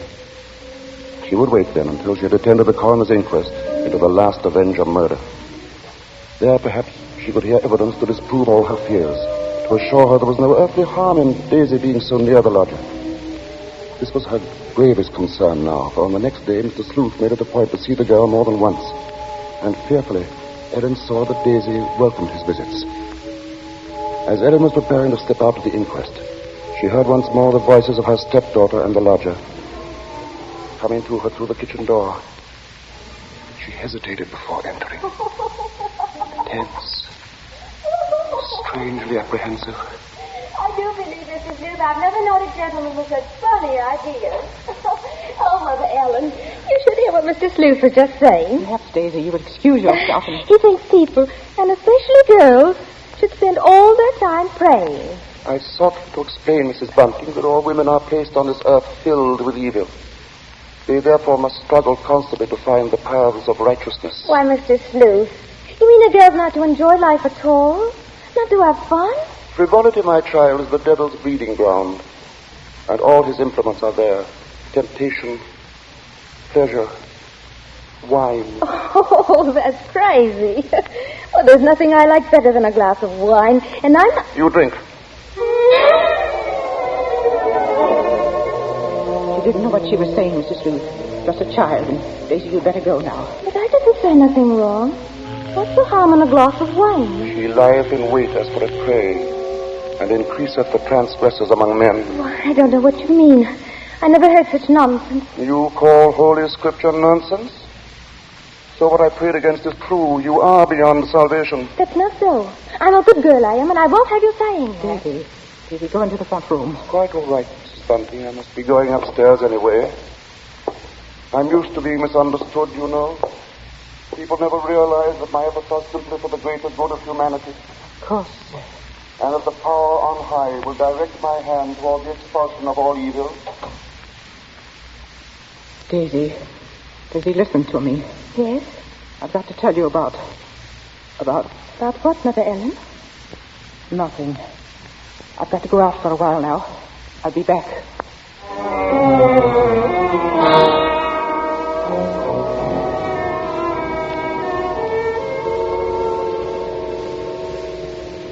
The moment to reveal the secret horror had come again and passed. Ellen's sudden recollection of Mr. Sleuth as he stood in the doorway had overwhelmed her. She must give him this last chance, this last frantic search for disproving evidence, this trip to the inquest. If that chance should fail, then she would tell Bunting or the police. So with the knowledge that Bunting was left in the house to look after Daisy, she boarded the underground train bound for the coroner's court. But as the train pulled away from the station, a new torture came to her, began to mount in her mind. It was the sudden realization that provided Sleuth was the murderer, she was equally responsible for his crimes. She had been giving him protection. If anything should happen to Daisy, she would be equally guilty. Fully as guilty as the Avenger.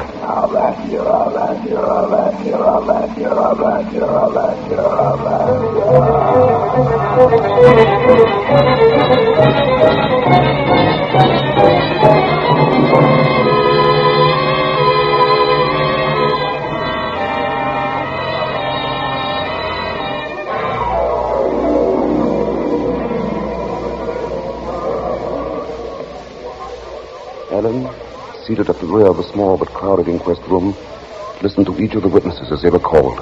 And from one of them she found the first hope she had known for many days. This witness lived next to the alley in which the Avenger had committed his crime that night. She had seen him from her window, and the man she described in no way resembled Ellen's lodger. But in another moment, Ellen's hope was swept away. It was pointed out that the fog had been so heavy that night that the witness could not possibly have seen the murderer from her window. She left the stand, replaced by a Mr. Cannot. This elderly gentleman was certain that he had not only seen, but talked with the Avenger. It was in Regent's Park, he testified, only a few moments before... the murder, Mr. Coroner. When I saw him, he was quite a tall man, very gaunt-looking, and carrying a handbag. A handbag, you say? Yes, a small, narrow one. Just such a bag, I might add, as might contain a knife. As Ellen heard these words, the tension which had been mounting up within her became almost unbearable. Rigid with horror, she gripped the arms of her chair. She heard the coroner... I shall have to ask for more order in the court. And now, Mr. Cannot, I understand you heard this man speak. Oh, yes. He had a rather high, hesitating voice. An educated man, I would judge, but quite mad.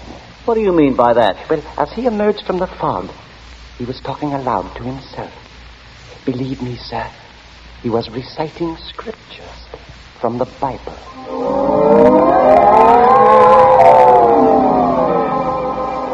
Scriptures from the Bible. Horrified, Ellen rose from her seat, only half hearing the confusion about her. Are you asking us to believe, I would say, Mr. Cannot, that the man we're looking for would be least of all a religious man? And that's where you're in error, Mr. Coroner. The religious note is the very key to the case. Very interesting. That'll be all, Mr. Cannot. Just a moment, sir. Don't you understand? The man you're after must be a religious maniac. That's the only explanation possible. You will please stand down. The court was dismissing the very truth. Ellen knew that now. She would no longer keep silent. Her hands shot forth and she screamed. I want to say... Ellen Bunting, on the verge of speaking, had fainted. And then, when she was revived a few moments later, she said nothing. Her brain was in too great a turmoil, her nerves too shocked. Like one in a dream, she allowed herself to be led from the courtroom. The voices of spectators were only vague sounds to her. She was going to say something. Yes, it was hysterics. Yeah, that bit about the knife. Yeah, the knife. The knife. The knife. As Ellen Bunting proceeded homeward, the remarks from the spectators remained in her mind. She heard them over and over. That bit about the knife. The knife. Just such a bag as might contain a knife. We'll see she stays closer than the house, eh? No harm in being safe. Direct my hand toward the expulsion of all evil. Expulsion of all evil. What's the harm in a glass of wine? I didn't say nothing more. As Ellen neared her neighborhood, her dread increased. With each moving footstep, the grip of terror grew tighter about her. She moved faster. Before she was in time, she was 2 streets away from the house. Then one. Then she saw Bunting. Sharply, like the thrust of a knife, she realized what this meant. Daisy was left alone with the lodger. Bunting! Helen, what is it? Oh, Bunting, tell me, Bunting. Where's Daisy? Where is she? I say, where? Why, at home. Oh, listen to me. Try to understand. Sleuth is the Avenger. What are you saying? Oh, Lodger, he's the Avenger, Bunting. Oh, but there's no time for that. Daisy's in danger. Hurry! Hurry! Yes. Daisy! Daisy!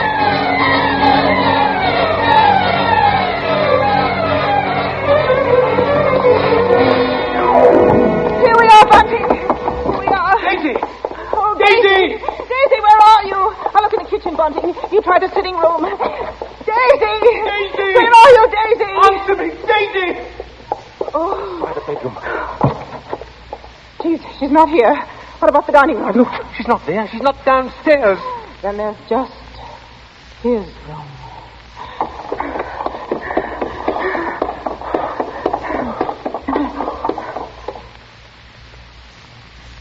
Go on. Open the door.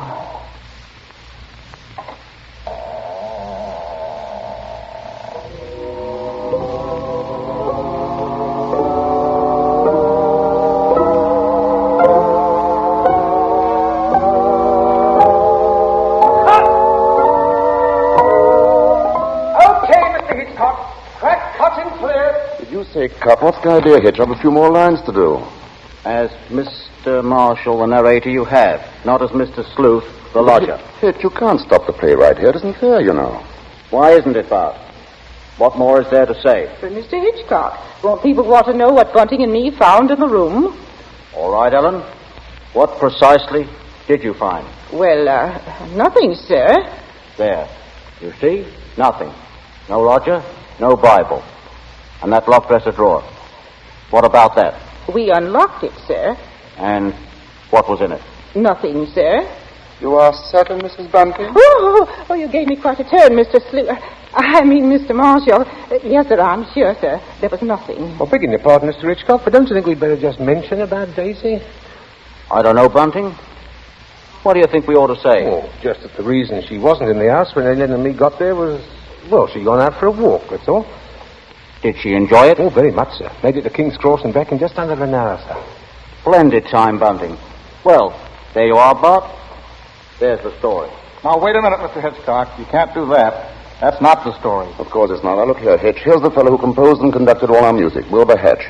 He wants to know about this, too. Everybody does. All right, Bart. What is it they want to know? What became of Mr. Sleuth? Oh, him. Why, he left that afternoon. They never saw him again. And now I think we ought to say something about the Columbia forecast so far. Sir, will you please... Stop him, Mr. Marshall. Hitch, listen to me. Yes? What is it? They want to know when the Avenger finally was caught. Oh, well, let me ask you something, Bart. Are you acquainted with Loretta Young? Yes, what's that got to do with it? Well, in next week's Columbia Preview series, Miss Young will take the starring role in the drama of an American Red Cross nurse. That's good news, isn't it? Oh, that's great. But now listen, Hitch. You've just got to tell that audience exactly when and how Mr. Sleuth was caught.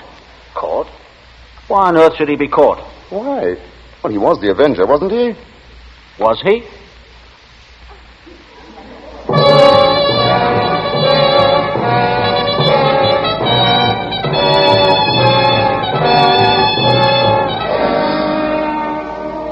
Your guess, gentle listener, is as good as ours. Even Mrs. Belloc Lowndes, who wrote the novel, isn't entirely sure. For his masterful direction, our thanks to Alfred Hitchcock, whose latest pictures are David O. Selznick's Rebecca and Walter Wanger's Foreign Correspondent. For his superb characterization of Mr. Sleuth, our thanks to Herbert Marshall. And our thanks to the outstanding British character actor who tonight portrayed the role of Bunting, Edmund Gwen.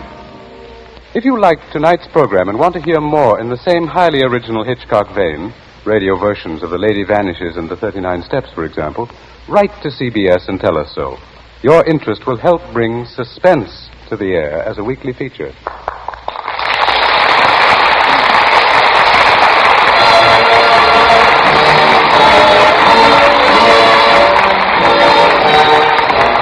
Forecast next week presents from Hollywood, Loretta Young in Angel, first of a proposed series based on the adventures and the romance of a typical Red Cross nurse. From New York, a new sort of comedy show. Ed Gardner as Archie in Duffy's Tavern, with Gertrude Neeson, Colonel Stoopnagel, Larry Adler, and John Kirby's orchestra. Don't miss Forecast at this hour next week.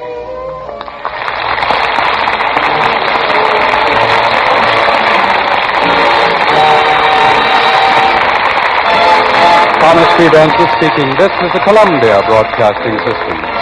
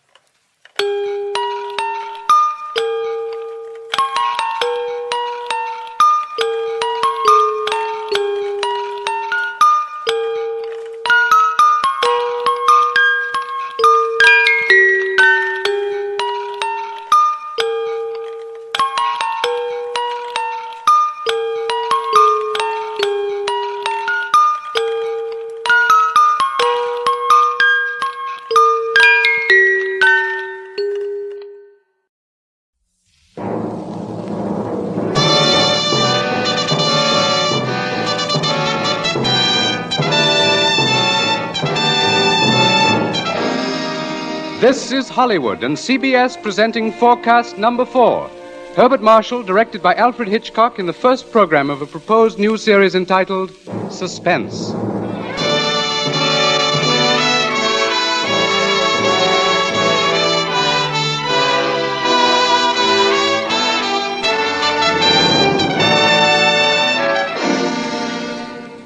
Tonight's Forecast program, ladies and gentlemen, represents the ideal form of collaboration.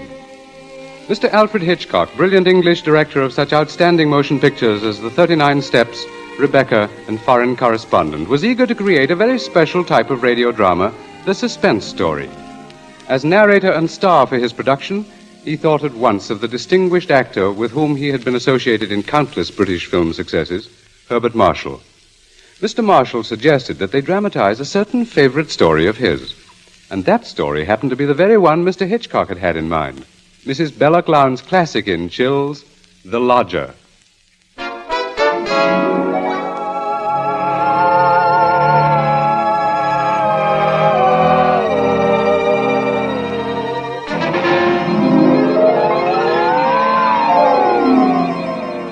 The Lodger is a work of fiction which springs from recorded fact. A story which begins in the year 1888 in London. A London terrorized by the fifth in a succession of recent murders. It was believed that these deeds were the work of one person, a tall, gaunt figure in a black Inverness cape, carrying a small, narrow bag. That meager description, provided by a highly unnerved witness, was the sum total of all that was known of the murderer. It was enough, however, to keep alive and alert the interest of all London, of all those in fine quarters, and all those in small, grimy houses, as, for example, Ellen Bunting. Ellen was no different from all the other middle-aged housewives dwelling in the great city's squalid Whitechapel district. She knew all the known facts of the case. As Herbert Marshall will tell you, Ellen knew it was quite proper to refer to this wielder of the knife as the Avenger.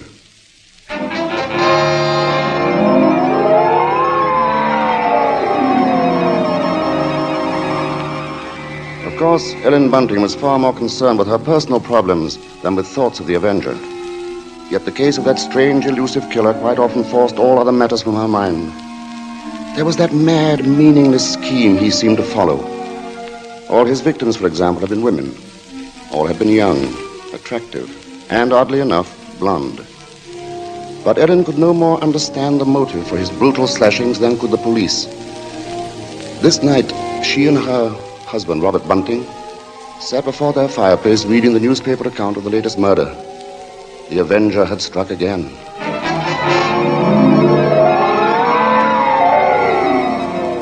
As Ellen expressed it, he might be anybody. He might be the fellow you pass on the street. Standing next to you. It's a terrible thought. Yes. If only the police had something to go on. It looks like that Avenger's just too quick for him. Look, it says here that this girl he got last night was like all the others. Pretty, blonde, and, let's see, described by her friends as a very light-hearted girl. What a pity. Did you ever stop to think who fits that to a T? In fact, fits all those girls? Why, my own Daisy. Oh, that's a horrible thought. Well, maybe it's a good thing she's with her aunt, then, instead of here. London ain't a safe place for any girl right now. Just the same, I can't help thinking how fine it'll be to have her back in. Now, Bunting, you know that Daisy seems just as much my own daughter as she is yours. But I'm telling you, there's no sense even thinking about having her back right now. We just can't afford it. Oh, I know that, Ellen. Only, well, maybe we could manage it some way. How? Haven't I scrimped myself half crazy trying to keep us going? But you don't care about that, do you? No, your Daisy's more important to you than I am. No, Ellen, that don't sound Oh, like you. I can't help if it don't. What are we going to do? Tell me that. We'll get along, dear. Something will turn up. Oh, we haven't had a lodger for months. Nobody even comes to look at the room anymore. Yes, but things will work out, Ellen. Oh, they ain't never going to work out. Soon we won't even have a roof over our heads and... Oh, I'm sorry, Robbie. I didn't mean to take on so... I know, dear, I know. It's all right. Oh, I didn't think it. It's just that I've been so worried. Well, don't you go worrying another second, old girl. Why, first thing you know, you won't be pretty anymore. You'll have your face all wrinkled and Now, see here, Now, come on, now, let's see a smile. Come on, just have one smile. Leave me just alone, one I smile won't. like you used to, I'll eh? get on with you. Well, who do you suppose that could be? Awful late for visitors, Bunting, do you think it could be somebody looking for rooms? Well, it might be. You want me to go to the door? No, I'll go. You just stay here. Yes, all right. Now, be sure you get a good look at Louise before you let them in, dear. Oh, I'm coming. Oh, I do hope it's... Yes, sir? Is it not true that you let lodgings? Yes, sir. Won't you come in, sir? Thank you. Could I take your cape, sir? There's no need. Now, I'm looking for a quiet room. It must be quiet. Oh, we have that, sir. Above all, our house is quiet. Your bag, sir. May I take it? No, I'll hold it. You'll be so good as to show me the room, please. Oh, yes, sir. It's right up these stairs, sir. This way. Thank you. You see, sir, there's just my husband and me here, and we're ever so quiet, and I'm sure you'll find this room to your liking, sir. Here we are. Now, I'll just light the gas. There. Very good. It is pleasant, isn't it, sir? And there's not many rooms with such pretty pictures, are there now? We've had them in the family for years, sir, and... Pictures interest me very little. You see, what really impresses me about the room is the very simplicity of it, the bareness. Yes, sir. It's not at all crowded, is it? It will be quite suitable, Mrs. Bunting's. Mrs. Bunting.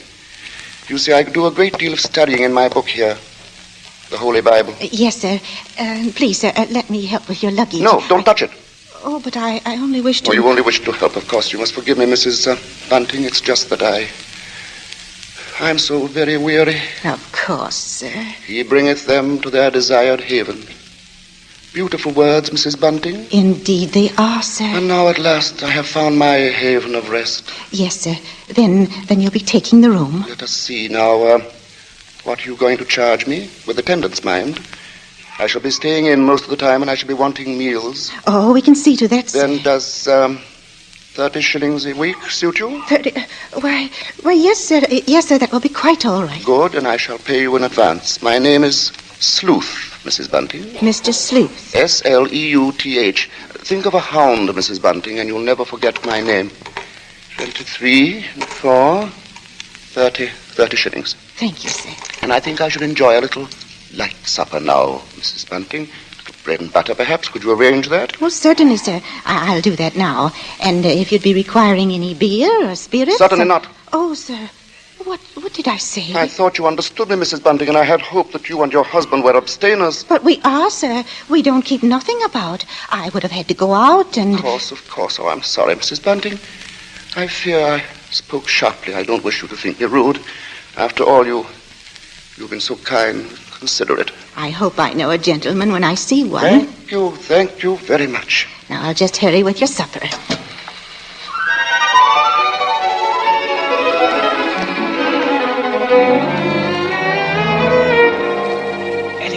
Ellen, did he take the room? No, don't bother me now. I have to get him some supper. What did you mean? Come to the kitchen where he won't hear us. He took it, Ellen? Yes, He took the room? Yes, we're all right now. Look, 30 shillings. A week in advance. Oh, it's wonderful. Wonderful. And Ellen, do you see what this means? Yes, you can have Daisy now. Yes. Here, Bunting, warm that teapot and put some tea leaves in it. Righto. Yeah, do you know something, old girl? We're not going to worry too much about Daisy being in danger of that Avenger fella. Whatever do you mean, Robbie? Well, she's not a girl who takes a drink, you know. What's that to do with it, please? Oh, something I read in the paper while he was upstairs with the gentleman. They just found out that every one of the Avenger's victims had been drinking. They figured he must be some kind of a rabid abstainer. What a peculiar chap. Now hurry, Bunting, please. Yeah. Two thoughts only governed Ellen's mind. The lodger's light supper and her own good fortune at having such a lodger. Mr. Sleuth was an eccentric sort, but then he was such a gentleman, so quiet, so very religiously inclined. She started up the staircase to Mr. Sleuth's room, her husband at her side. It won't do no harm to be safe, though, once Daisy's back in London, eh? We'll see she stays close in the house, Well, I'll be downstairs. Hurry up with his supper, old girl. She has cast down many wounded from her. Yea, many strong men have been slain by her. Come in. And to know the wickedness of folly. Why, Mr. Yes? What is it? Those pictures. Those pretty girls. You've turned all their faces to the wall.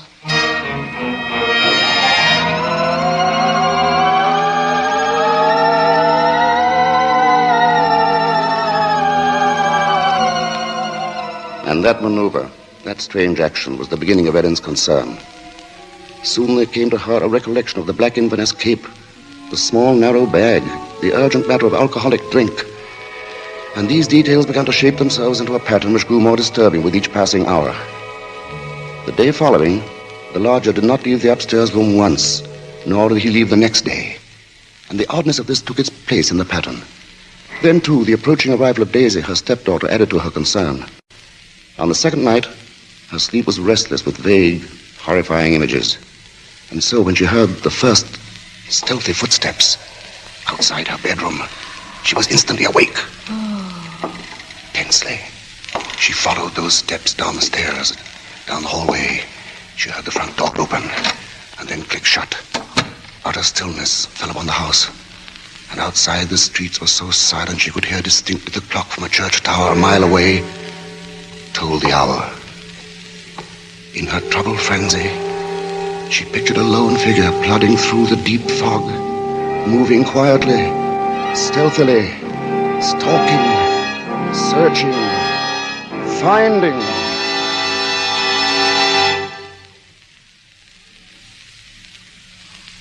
When, soon after she heard the lodger return, she sought to quiet the horrible dread which had possessed her. She assured herself that Daisy's arrival that day was no cause for alarm. Now she reasoned, how could there be anything really evil about so religious a gentleman as Mr. Sleuth? But for her there was no more sleep, merely a tormented state of half-consciousness, a state which suddenly dropped from her shortly after daybreak.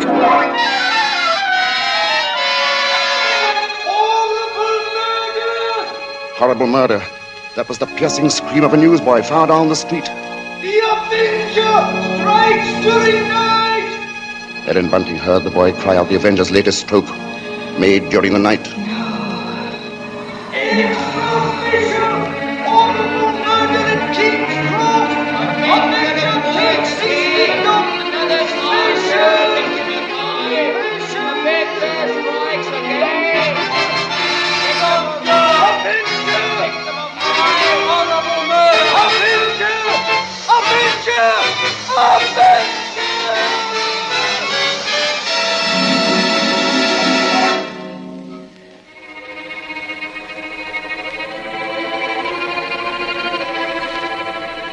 Ellen's first glimpse that morning of the grave-faced lodger brought the sleepless night's warm terror full to the surface. But on the next instant, she saw the pitiable, helpless weariness in his eyes, and curiously the terror began to pass. She found that she was hoping desperately that her fears were unfounded. Earlier, she had determined to tell Bunting of the awful convictions in her mind. Now, however, she felt she must be certain before she spoke to a soul. She knew there was one thing she must examine. That was the lodger's single piece of luggage. She'd thought of it often. What could it hold? Not much in the way of clothing, surely. It was too small, too narrow. It was more like a case. A case for a knife. It was along toward noon that Ellen found her opportunity to search the lodger's room. Soon after Bunting left to meet Daisy, Mr. Sleuth himself walked from the house. Ellen watched the tall, thin figure in the black Inverness cape disappear down the street, and then she rushed upstairs, into the room. Quickly, she moved to the closet. It was no different from what it had always been, utterly empty. She found nothing under the bed. She went then to the chest of drawers against the wall. She opened the top drawer and found inside nothing but a frayed shirt, 2 handkerchiefs. The next drawer, underclothes, socks. The next empty. There remained then only one possible place for the small, narrow bag, the bottom drawer, and it was locked. Tugging at the drawer, she heard suddenly the opening of the front door downstairs. Panic-stricken, she rushed out of the room and down the hall to the head of the stairs. Upstairs, Ellen? Ellen, Daisy's here. Oh, Mother Ellen, it's so good to see you. And whatever's the matter? Yes, you've gone quite white. Oh, well, I'm all right. I wasn't expecting you so soon. Oh, you don't know how fine it is to be back, Mother Ellen. Oh, the country's all right in its way, but there's nothing like London now, is there? No, there isn't. But as long as that Avenger's about, I can see we're going to have to do something about these blonde locks, eh, Ellen? Oh, don't worry about that. I'll dye them maybe, or just pin them under my hat. Daisy, I might as well get you settled. Oh, now, Father, isn't that just like her? She's straight to the point, and no fuss. Why, I'll bet a sixpence you'll have a dust cloth in your hair before you've got your coat off. Mr. Sleuth. Mrs. Bunting, I see my door is open. Oh, we were just leaving, so we... Does this mean that all of you have been in my room? Oh, not at all, sir. What must I do? Keep it locked? But you see, sir, I was just tidying up a bit, and Mr. Bunting, he brought his daughter up, sir. She just arrived. This is Daisy, sir. Pleased to meet you, sir. She's been away for quite a long while, you see, Mr. Sleuth, and that's why we're a bit excited, you might Yes, you must have been surprised when you came in, hearing us laughing and carrying on that way. Yes, I must say I was. However, Miss Daisy, there are all types of joy, are there not? Yes, I'm sure there are. The despicable evil joy of the abandoned and the divine happiness of the blessed. A vast difference, that. You do understand me, don't you? Why, yes, sir.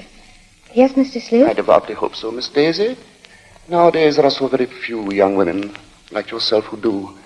In fact, I all but despaired ever of finding one. If you'll excuse us now, sir, we'll be getting Daisy's things put away. Of course, Mrs. Bunting, and I must be getting to my room.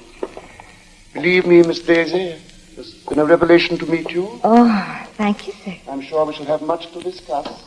He's a queer one, all right. But such a gentleman, isn't he?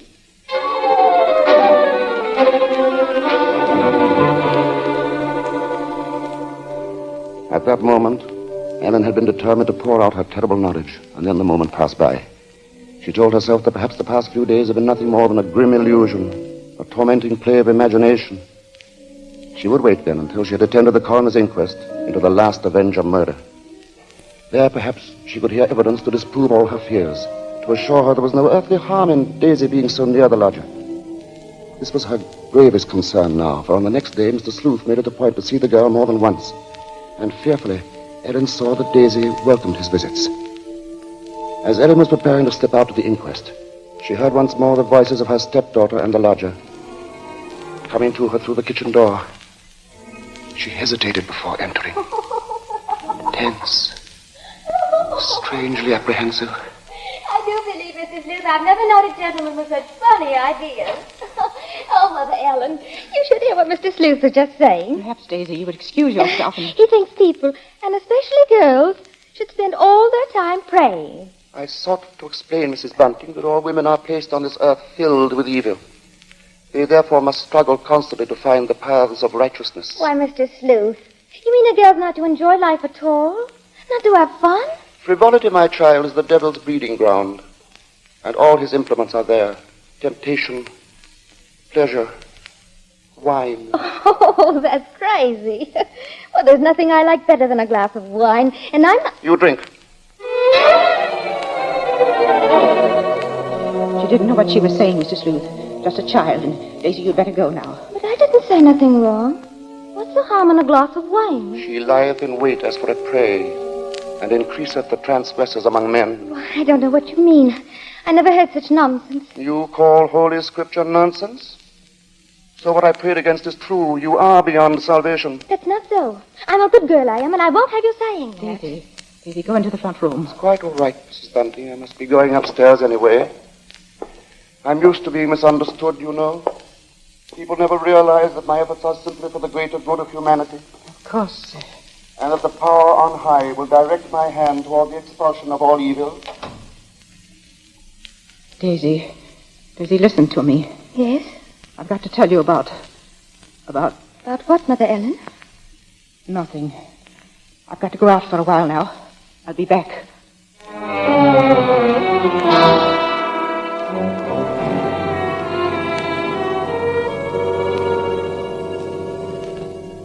The moment to reveal the secret horror had come again and passed. Ellen's sudden recollection of Mr. Sleuth as he stood in the doorway had overwhelmed her. She must give him this last chance, this last frantic search for disproving evidence, this trip to the inquest.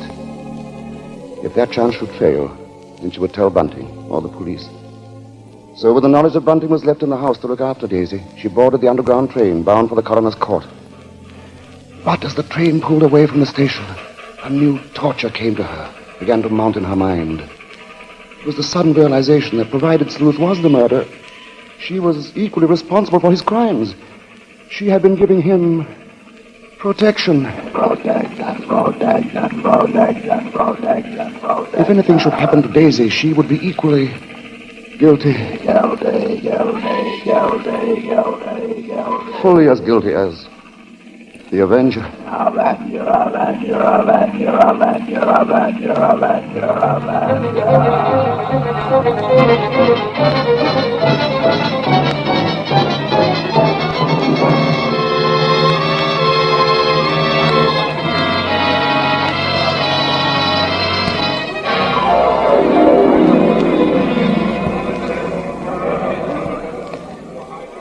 Ellen, seated at the rear of the small but crowded inquest room, listened to each of the witnesses as they were called. And from one of them she found the first hope she had known for many days. This witness lived next to the alley in which the Avenger had committed his crime that night. She had seen him from her window, and the man she described in no way resembled Ellen's lodger. But in another moment, Ellen's hope was swept away. It was pointed out that the fog had been so heavy that night that the witness could not possibly have seen the murderer from her window. She left the stand, replaced by a Mr. Cannot. This elderly gentleman was certain that he had not only seen, but talked with the Avenger. It was in Regent's Park, he testified, only a few moments before... A few moments before the murder, Mr. Coroner, when I saw him. He was quite a tall man, very gaunt-looking, and carrying a handbag. A handbag, you say? Yes, a small, narrow one. Just such a bag, I might add, as might contain a knife. As Ellen heard these words, the tension which had been mounting up within her became almost unbearable. Rigid with horror, she gripped the arms of her chair. She heard the coroner... I shall have to ask for more order in the court. And now, Mr. Cannot, I understand you heard this man speak. Oh, yes. He had a rather high, hesitating voice. An educated man, I would judge, but quite mad. What do you mean by that? Well, as he emerged from the fog, he was talking aloud to himself. Believe me, sir, he was reciting scriptures from the Bible.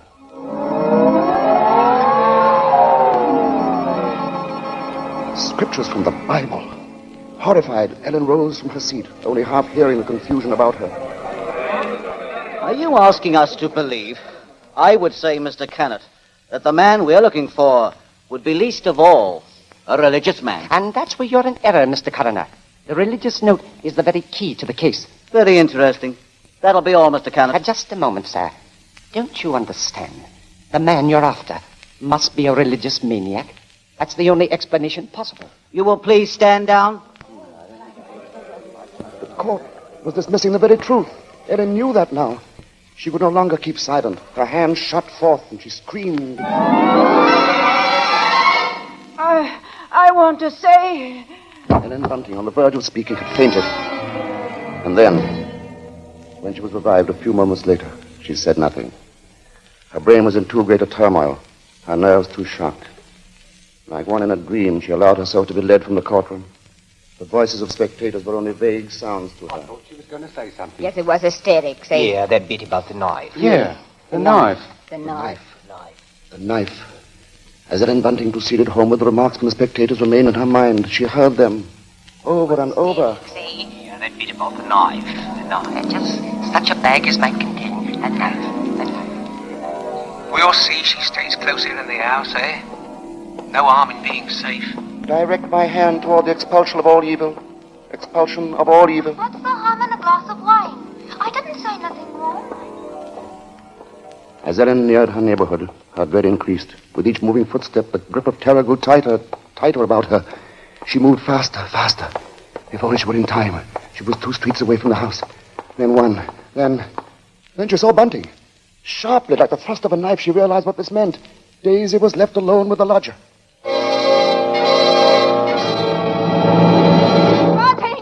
Bunting! Yes, Ellen, what is it? Oh, Bunting, tell me, Bunting. Where's Daisy? Where is she? I say, where? Why, at home. Oh, listen to me. Try to understand. Sleuth is the Avenger. What are you saying? Our lodger. He's the Avenger, Bunting. Oh, but there's no time for that. Daisy's in danger. Hurry! Hurry! Yes. Daisy! Daisy!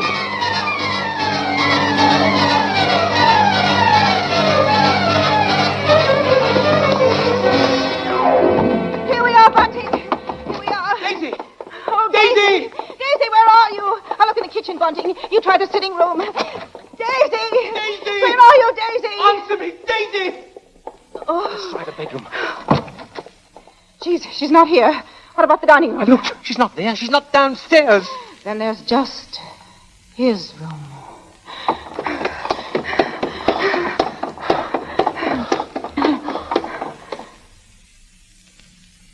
Go on. Open the door.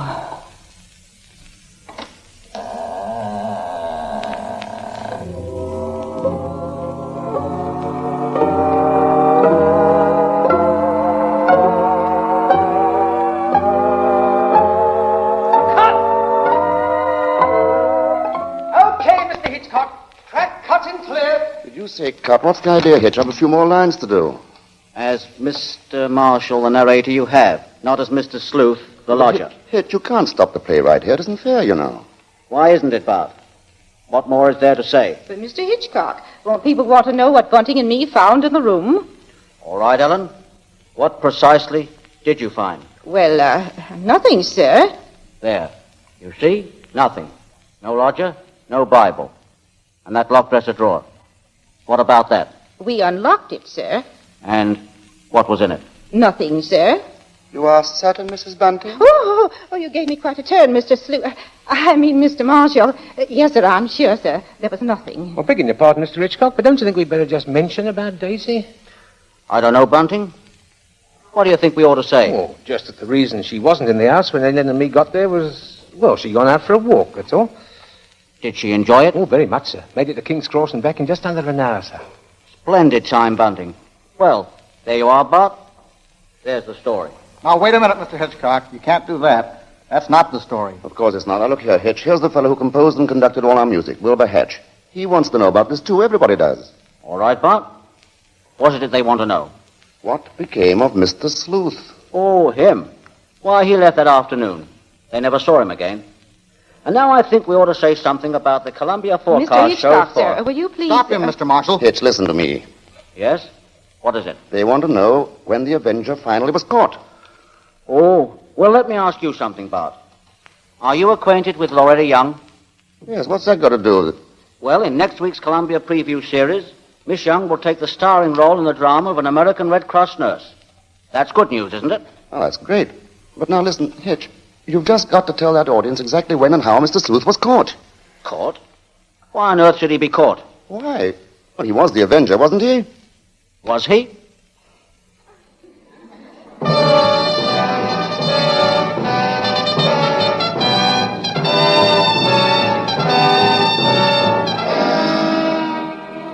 Your guess, gentle listener, is as good as ours. Even Mrs. Bella Glowns, who wrote the novel, isn't entirely sure. For his masterful direction, our thanks to Alfred Hitchcock, whose latest pictures are David O. Selznick's Rebecca and Walter Wanger's Foreign Correspondent. For his superb characterization of Mr. Sleuth, our thanks to Herbert Marshall. And our thanks to the outstanding British character actor, who tonight portrayed the role of Bunting, Edmund Gwen. If you liked tonight's program and want to hear more in the same highly original Hitchcock vein, radio versions of The Lady Vanishes and The 39 Steps, for example, write to CBS and tell us so. Your interest will help bring suspense to the air as a weekly feature.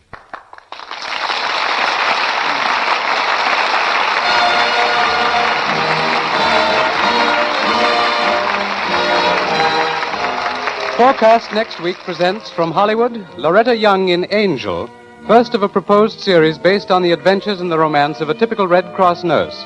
From New York, a new sort of comedy show, Ed Gardner as Archie in Duffy's Tavern, with Gertrude Neeson, Colonel Stoopnagle, Larry Adler, and John Kirby's orchestra. Don't miss Forecast at this hour next week.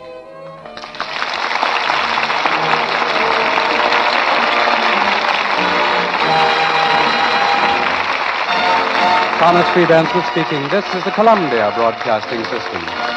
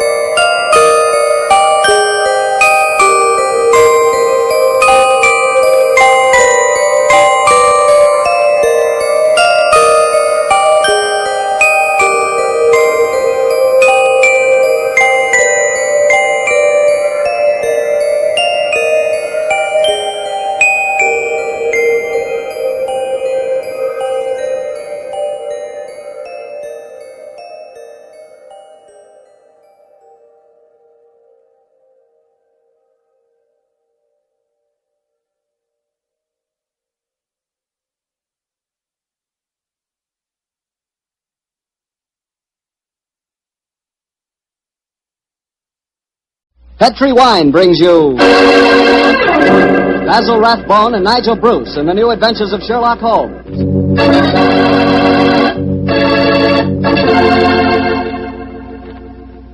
The Petri family, the family that took time to bring you good wine, invites you to listen to Dr. Watson tell us another exciting adventure he shared with his old friend, that master detective, Sherlock Holmes. And if you will, I hope you'll listen to me for a second, because I want to tell you about a wine that can make waiting for dinner a pleasure. The wine is Petri California Sherry.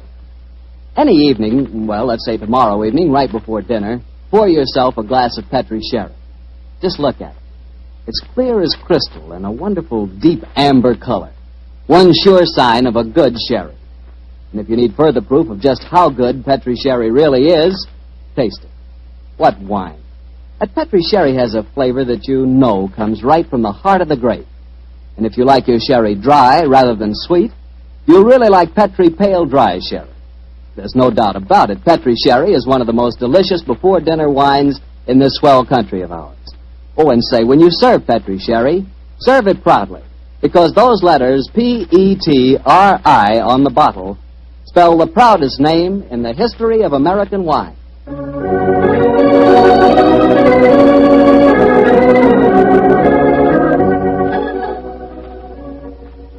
And now I'm sure our good friend Dr. Watson's waiting for us. Let's go enjoy.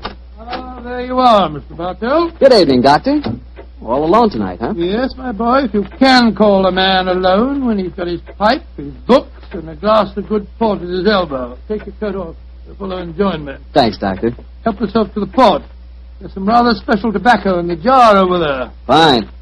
And now, Doctor, are you ready to tell us tonight's new Sherlock Holmes adventure? I am, Mr. Bartell, and I think you'll find it a most unusual story.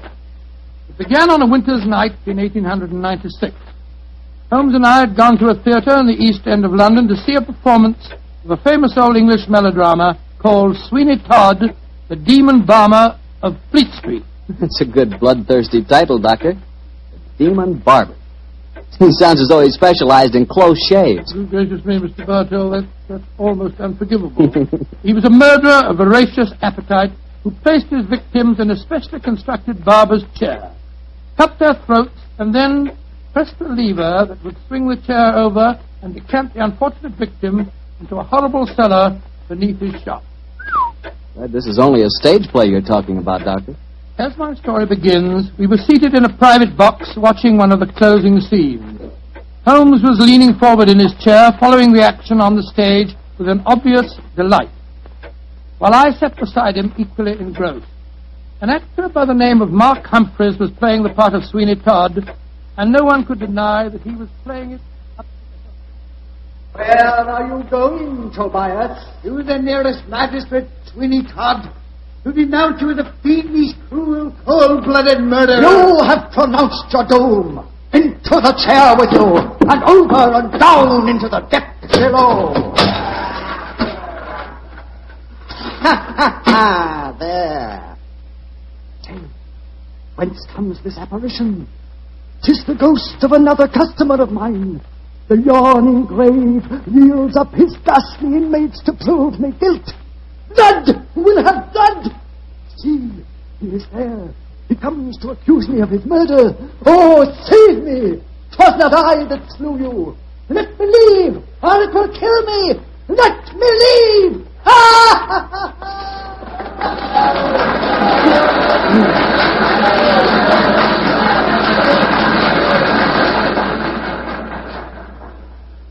Oh, upon my soul, Holmes, that fellow Mark Humphreys is the most florid actor that I've ever seen on a stage. I find him enchanting, Watson. It seems to me he's really caught the flavor of this murderous monster piece. After all, a restrained performance of a Barber Sweeney Todd would be unthinkable. Yes, I suppose it would. But I must say his makeup seems rather overdone. No barber would wear such an enormous beard. It would be most impractical. Probably get in the customers' faces. By the way, I noticed from the program that Mark Humphreys, as well as being the principal actor, is also the owner of the company. Yes, the current trend towards the actor-manager is a very healthy sign, I think. Come in.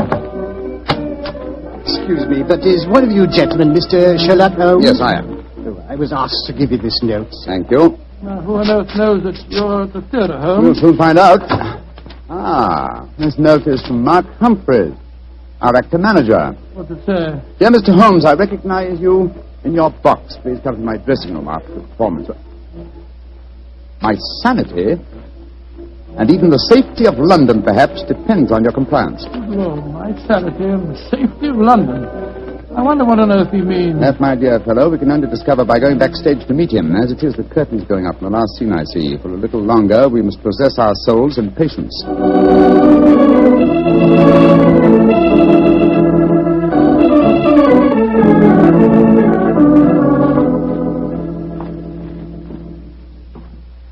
Mr. Sherlock Holmes? Yes, sir? Oh, my name is Lindsay. Derek Lindsay. I'm the business manager. Mr. Humphreys asked me to meet you at the stage door and take you to his dressing room. Thank you very much. This is my colleague, Dr. Watson. How do you do? Oh, how are you, Doctor? Will you follow me, please? Excuse me asking, Mr. Lindsay, but surely you must be related to that distinguished actor of some years back, Lytton Lindsay. He was my father, Mr. Holmes. Ah, indeed. The resemblance is extraordinary. With such a heritage, Mr. Lindsay, you must love the theatre.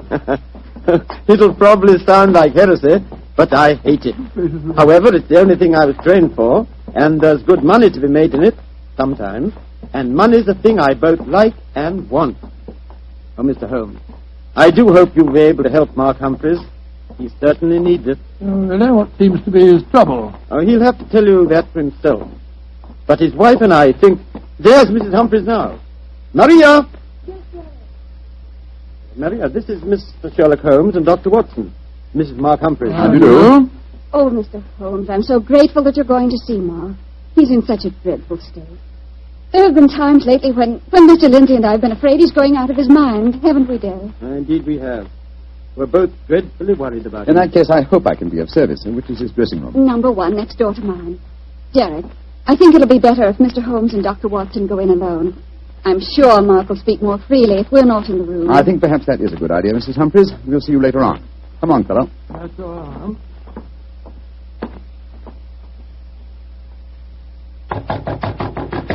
Come in, come in. Sherlock Holmes, thank heaven you're here. Close the door. Now, Mr. Humphreys, this is Dr. Watson. Watson, eh? Yes, I know of you, too. How do you do, sir? Sit down, won't you, gentlemen? You're wondering why I asked you to come back and see me, of course. Naturally, sir. Well, I won't beat about the bush and waste your time. I'll come straight to the point. I'm going mad. Oh, come on. I know, it Come, sounds come. fantastic, but it's true. I've often heard of actors beginning to live their parts off the stage. They play on it. Well, it's happening to me. I'm turning into another Sweeney Todd. The character I'm portraying on the stage. Are you suggesting, sir, that you're a potential murderer? Yes, I am. What reason do you have for holding that belief? Reason? Listen to this. 3 times in the past week, I've wakened in the morning to find my boots covered with mud and my razor stained with blood. You've had no recollection of any untoward events during the night? None. Have you ever been addicted to the unfortunate habit of sleepwalking, sir? Not to my knowledge, Doctor. And if I had been, surely my wife would have told me about Your wife? Where do you live, Mr. Humphreys? We have a flat here above the theatre. Above the theatre, eh? Mr. Humphreys, you say that on 3 separate occasions on wakening in the morning, you have found a blood-stained razor and mud-covered boots. Can you show us this proof? No, I can't. I was always so frightened that my wife would see that I cleaned them before she had the opportunity of finding them. Pity, sir. They would have been very valuable clues in a case like this. I couldn't risk my wife seeing evidence like that. Doctor, she'd know the truth. That at night times, while she's asleep, some devilish, unconscious urge has overcome me. An urge that causes me to prowl the streets of London, razor in hand, looking for a victim. Mr. Holmes, you've got to help me. I'm certain that without knowing it, I've been committing murder, and if you don't help me, I'll go on and on. Mr. Humphreys, please. I'll undertake the case. It's a very unique assignment. In effect, I'm being engaged by a possible murderer to prove him guilty.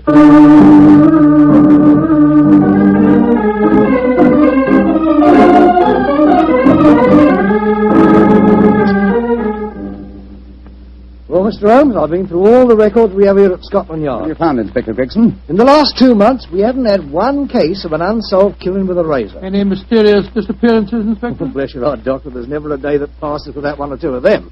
Here's a list of them, Mr. Holmes, if it's any use to you. Thanks. Come on, Watson. In the morning, we can go back to the theatre and set our friend's mind at rest. I'm much obliged to you, Gregson. Glad to be of service, Mr. Holmes.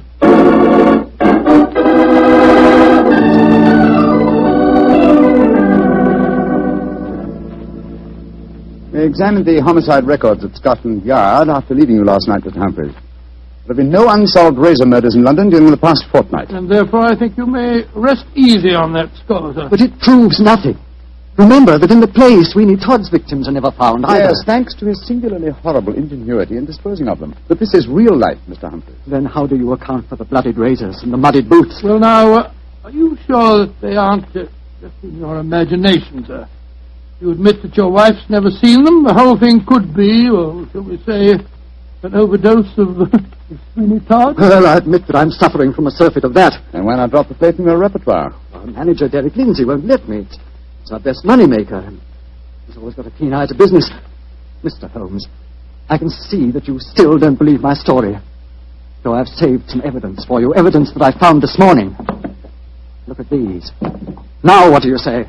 Do you still think it's my imagination? Got a blood-stained razor and boots covered with mud. Splendid. At last, some real clues to work on. How can you be so calm, Holmes? It happened again last night. Do you realize that I'm a murderer? I'm a menace to society? For heaven's sake, lock me up before I do some more damage. No, sir. Don't get so excited. Mr. Humphreys, I should like to take these objects back to Baker Street where I can perform some chemical tests. You have no objections, I hope? Objections? Good heavens, no. Excellent. You've told no one of this fresh discovery of yours? No one. Not even Derek Lindsay. Derek Lindsay, that's your manager, isn't it? Yes. The best friend I ever had. Except for his father before him. It was Derek who helped me back on my feet 2 years ago, when I put on that disastrous production of Macbeth. Don't know where I'd be today if it weren't for him. You lost a great deal of money on that production, sir. Nearly every penny I had. Indeed. By the way, where is your wife, Mr. Humphreys? She's in her dressing room next door. The matinee today, you know. I'd like a word with her. Watson, old chap, wait here for me, will you? I won't be a moment. Right you are, Holmes.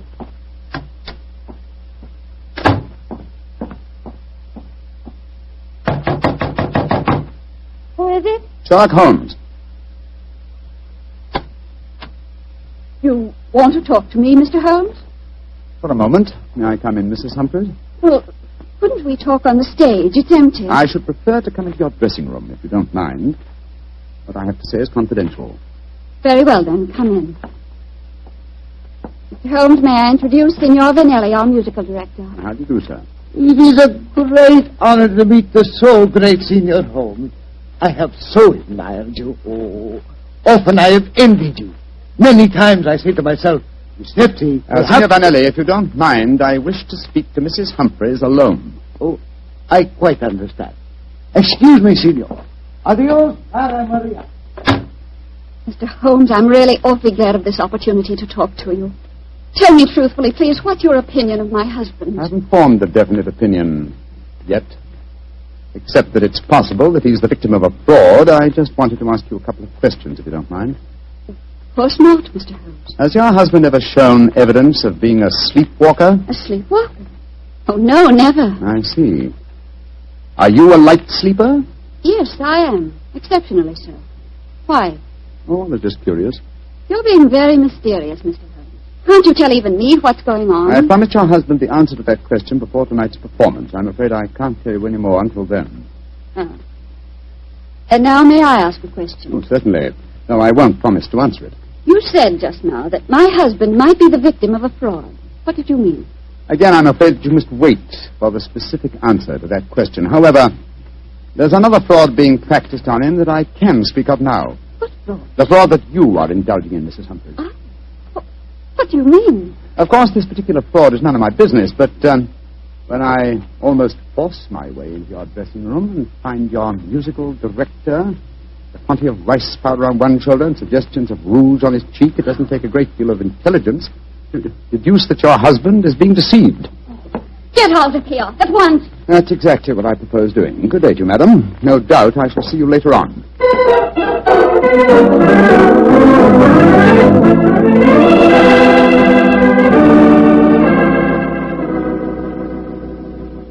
Well, Holmes, what does the microscope tell you about the mud on the boots and the blood stains on the razor? Drawn a blank on the mud, old chap. It's an extremely common type that is found in most parts of London. And the blood? I'm examining that now. This is as strange a case as ever I remember, Holmes. Here you are trying to prove a man innocent when he insists that he's guilty. By George, Watson! Here's the answer. What? This blood is definitely not human blood. It's probably canine. Now, a Sweeney Todd madness would hardly drive its victim to kill dogs. Therefore, it's obvious that Mark Humphreys is the victim of a devilish plot. And he's not a murderer. No, come on, old fellow. Let's go to the theater at once and give him the good news.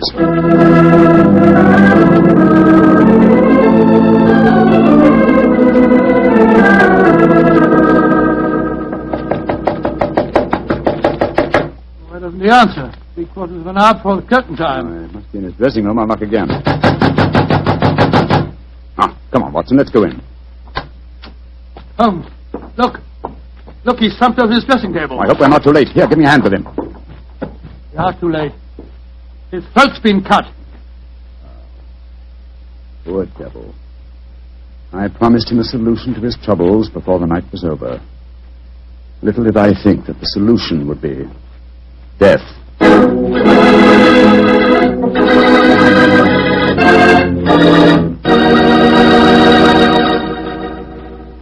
We'll hear the rest of Dr. Watson's story in just a second, so I'm going to ask you if you're one of those people who just eats to live, or whether you really enjoy good food. If you love good eating, you've just got to know about Petri wine. Petri wine makes good food taste wonderful. For instance, if you're having steak or a roast or any meat or meat dish, you'll love it served with Petri California Burgundy. Petri Burgundy is the last word in delicious red wine.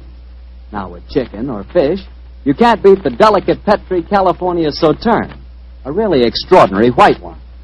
Just to make sure you don't miss either Petri wine, don't buy one, buy two. Buy both Petri Burgundy and Petri Sauterne. They're both swell because they're both Petri. Well, Dr. Watson, what happened next? Well, Till, I think I'll pick up the story exactly where I left off. Holmes and I were standing in Mark Humphrey's dressing room, looking with horror at the slashed throat of the actor manager. There was a bitter, self-accusing note in Holmes's voice. I promised him a solution to his troubles before tonight was over. Little did I think that solution would be death. This worry over his supposed madness caused him to commit suicide. Suicide rubbish, old fellow. It's murder. But look at the razor clutched in his hand. Undoubtedly placed there by the murderer before rigor mortis had a chance to set in. In any case, scrutinize the wound. Does that look as if it had been done by the hand of a suicide? I don't see why not. Look closer, old chap. The depth of the wound is even, whereas a suicide's cut always wavers towards the end. No, this is murder, Watson, and I think I know who did it. But I have little evidence. I must lay a trap. What kind of a trap, Holmes? I haven't time to tell you now, fellow. Every moment counts. Off with you to Scotland Yard and get Inspector Gregson. Bring him back here as fast as you can. Right you are. And Watson. Yes? Tell absolutely no one except Gregson of Mark Humphrey's death. And say that he's still alive and well and that his problems are solved. It's the performance of the play. Don't you worry about that, old chap. Off with you to Scotland Yard.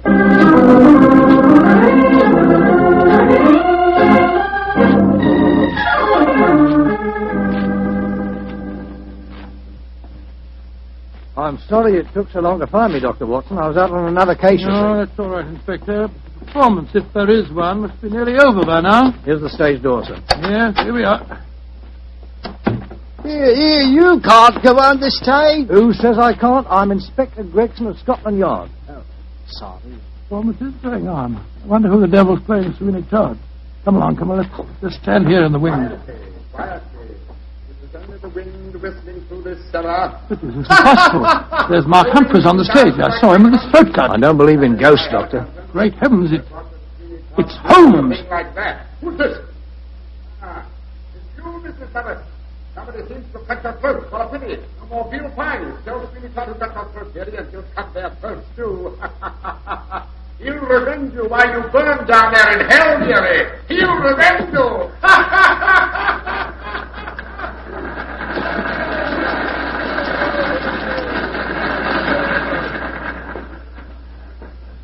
Here he comes now, Gregson. Amazing disguise. I'd never have recognized him.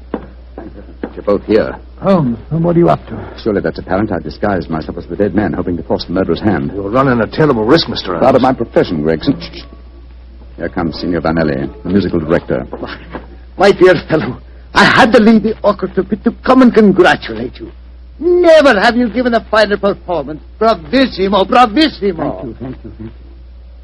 But it is true. You hardly seem the same person. Your performance is incomparable. Keep it up, Mark. Keep it up. I think he spotted you, Holmes. Yes, sir. I didn't like his look as he said that. Well, whoever it is, they've got to show their hand soon. Curtain's going up in the last scene. Keep your eyes open and suspect everyone.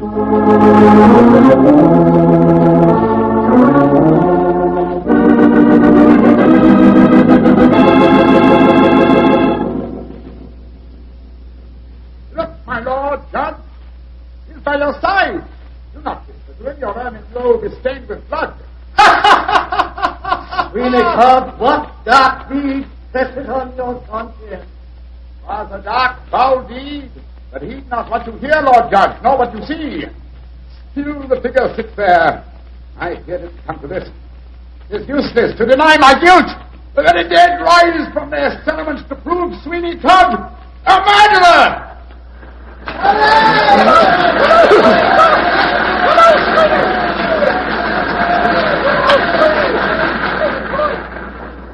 By George, what an actor he'd have made, Doctor. Yes, what an actor he is, Gregson. I'll be hanged if I know how he remembers the lines, though, even if he has seen the play half a dozen times.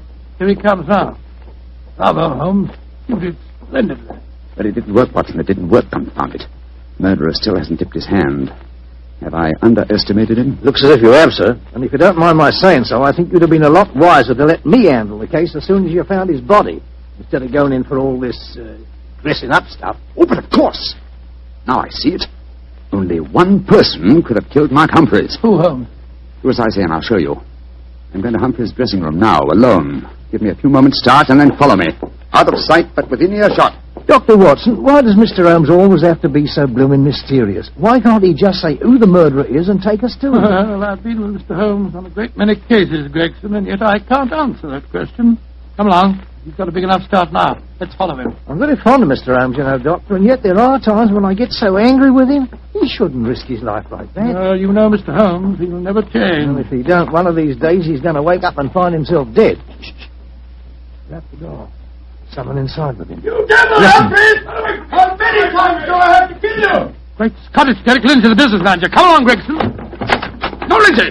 You succeeded in killing Humphreys, but you won't kill me. Grab his arm. Look out for that razor. Here, you. Let go of me! No, you don't. Very neat, Gregson. Are you all right, Holmes? Perfectly, thanks, old chap, though I'm a little tired. Gregson, my dear fellow, will you take over from here? I think I've had enough melodrama for one day.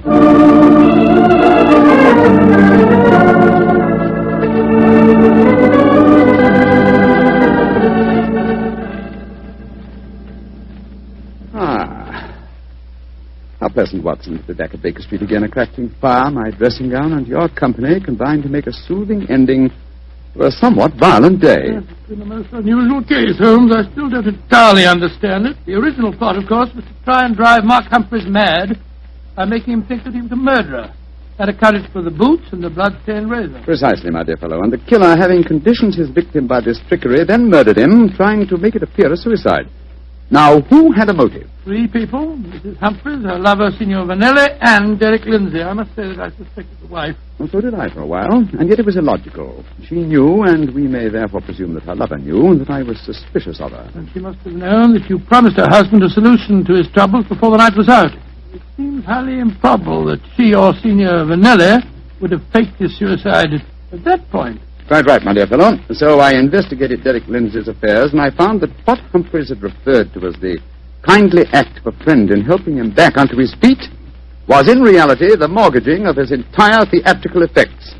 Lindsay stood to inherit the theatre on Humphreys' death. Therefore, I was convinced that he was the killer. And then, after he'd murdered him, he saw what he thought to be Mark Humphreys on the stage.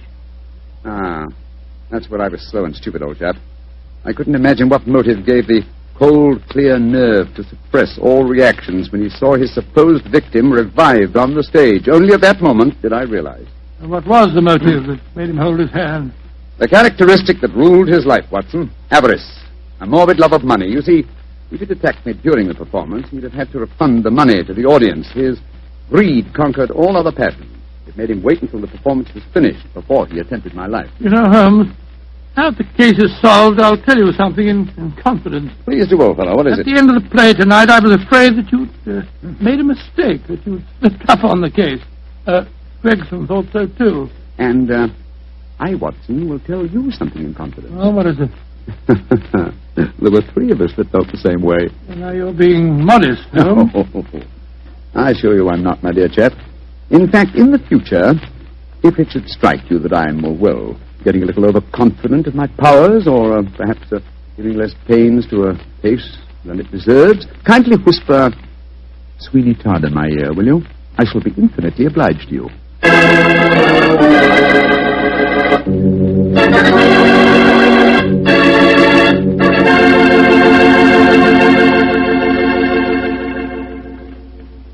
Doctor, that was a swell story. And a pretty narrow escape for Holmes. Yeah. He said he almost solved the case too late. Fortunately, it ended well. Mm-hmm. The thing that sticks in my mind is the fact that this was one of the very rare occasions when Holmes almost made a serious mistake. Well, we all make mistakes at times, don't we? Bartell, I said we all make mistakes at times. I suppose so. You mean to stand there and tell me that you never make a mistake? Well, not when it comes to choosing a wine, I don't, because I always choose Petri. Bartell, you tap me again. Could be. But honestly, Doctor, when you choose a Petri wine, you know it's a good wine. Because good wine is the only kind of wine the Petri family makes. And it's easy to understand why when you realize that ever since they started the Petri business way back in the 1800s, the Petri family has handed on down from father to son, the highly developed fine art of winemaking. Yes, the Petri family's been making wine for generations. That's why, no matter what type wine you prefer, for any occasion, you can't go wrong with a Petri wine because Petri took time to bring you good wine. Well, Dr. Watson, do you care to give us a clue about next week's Sherlock Holmes adventure? Let me see. Next week, Mr. Bartell, next week now. Yes, I'm going to tell you a colorful story that took place in the Parisian circus in 1890. It concerns a very exalted personage, a lady bareback rider, and a strange death that struck without warning. Oh, boy, I can't miss that one, Doctor. Good. Well, now, before you go, I want to say something to all our friends. I want you just to think for a minute. Think of how terrible it is to see helpless little children stricken by infantile paralysis. And then realize that infantile paralysis can be beaten. It can be beaten in very many cases. And your money, your dimes, can do it. Join the March of Dimes. Send your dimes to your local March of Dimes headquarters. Let's help little children walk. Let's help them live.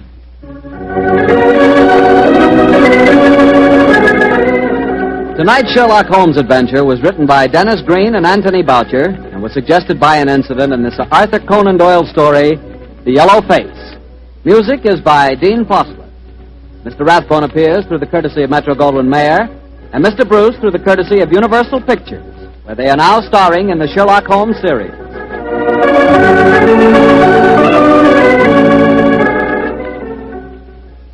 The Petri Wine Company of San Francisco, California, invites you to tune in again next week, same time, same station. Sherlock Holmes comes to you from our Hollywood studio. This is Harry Bartell saying good night for the Petri family. For a solid hour of exciting mystery dramas, listen every Monday on most of these same stations at 8 o'clock to Michael Shayne, followed immediately by Sherlock Holmes. This is the Mutual Broadcasting System.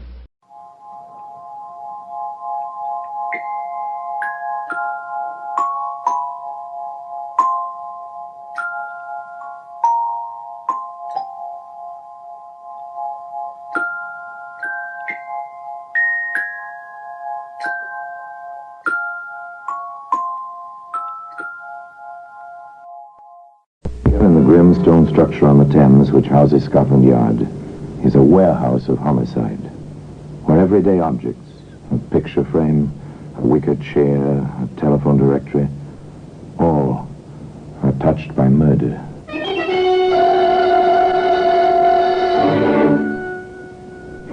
A straight razor. It's a familiar object, a straight razor. Perhaps your father used one like this. Mine did. Straight, keen-edged bit of steel, beautifully sharpened and stropped to remove a man's whiskers, or perhaps... A most efficient bit of Sheffield, isn't it, Sergeant? Yes, Inspector. For its original purpose as well as the other. Matter of fact, I use one exactly like it every morning. A grim sort, Sergeant. A very grim sort. Today, that razor can be seen in the Black Museum.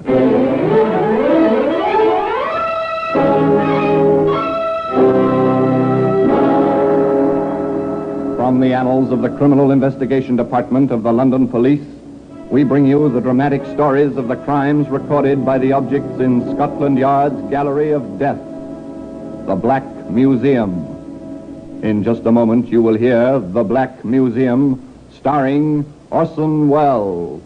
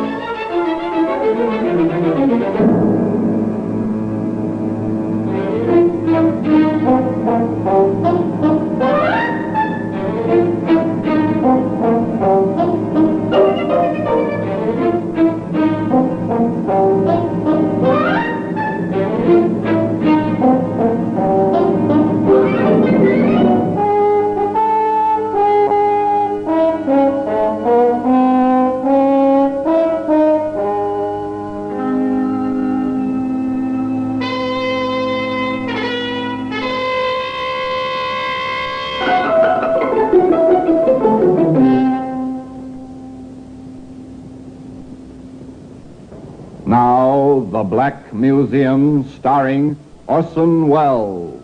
And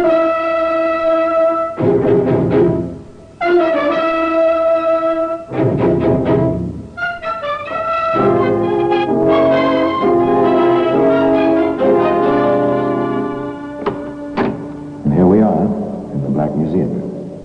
Scotland Yard's Mausoleum of Murder. Yes, here lies death. Row on row of death, marked with names of killer and killed, of murderers caught and of the murdered whose murderers were never found. It's a fascinating room. And here's a steel filing cabinet. It's prosaic, and yet observe the sharp corner of this drawer. See? It's a stain. Small bits of hair. A woman fell against that drawer and struck her head. She died. A woman fell, or was she pushed? A book of jokes. Yes, funny stories. Ridiculous that this should be here. Well, perhaps not. A dying man turned down a page on which was printed an old joke about a wife. Ah, here we are. The razor. It's one of a set of 7. They used to come in wooden cases. You remember the 7 straight keen blades marked, one for each day of the week? And this one, well, it was used by a good-looking fellow of about 40 who had a way with the ladies. And no matter where, at home, in a parlor, or even in a hansom cab. Mabel, you are the sweetest little thing. Oh, I don't think it's proper you should talk to me like this, Mr. Wilson. After all, you are my employer. Mabel, darling, my name is Larry. And what if you are my barmaid in my establishment? If you'll only say yes, you shall be my wife. Mr. Wilson. Oh, Larry. Oh, but you can't mean that. A man like you would... But apparently he did want the likes of her. To all appearances, Larry Wilson had fallen head over heels in love with Mabel Dill. Now, listen to Larry for a moment. Mabel, little one, you've got to marry me. I can't see you waiting on the customers, drawing ale, working with me every day. I can't, and not have you for my wife. An interesting accent, hmm?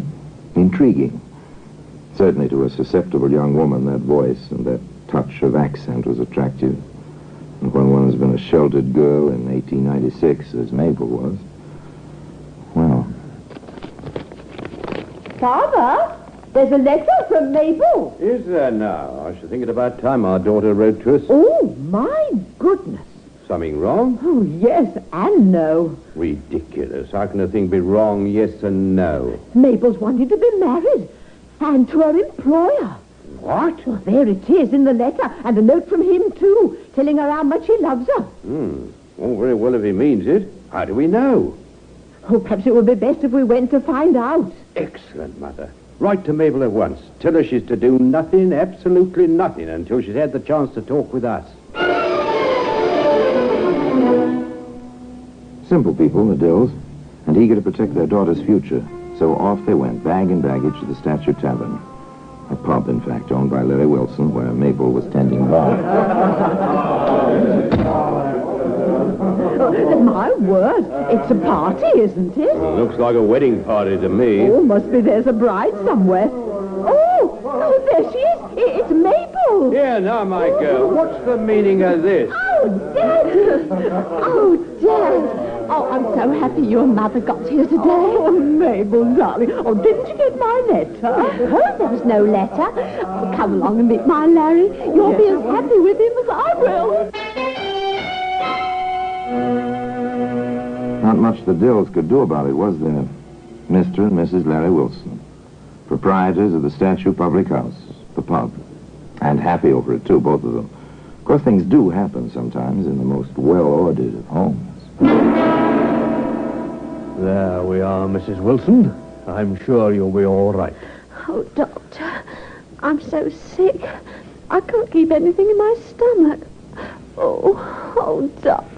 She is so ill, Dr. Grant. What is it, do you think? Probably something she ate. This tonic will fix her up. The Welsh rabbit, that's what it was. Tasted a bit funny to me. I didn't finish it, remember, Mabel? Oh, I like rabbits so. Certainly right, I suppose, for being so greedy. Well, you've learned your lesson, little lady. From now on, more care. Fill the prescription, Wilson, and I'll look in on it again this evening. Right, Doctor. Mind now, less indulgence. Strict diet. An upset stomach, that was all, nothing serious. Except Mabel just didn't seem to get better. Mother Dill came to visit and decided to stay. I'm staying on, Larry. You've got your pub to tend to. I'll tend to Mabel. Mother Dill, there's nothing to be alarmed about. I'm staying, and I'm asking Dr. Marshall to look at Mabel. Who's he? My family doctor. Known Mabel for 10 years. Are you suggesting, Mother, that I'm not providing properly for my wife or giving her the best of care? I'm not suggesting anything, Larry, except that you have to worry about so many things, and I have nothing to do but take care of my daughter. I cannot allow it. A man's first duty is to his wife. More, I'm properly qualified. I can take care of her far better than... Larry, I will not be put off.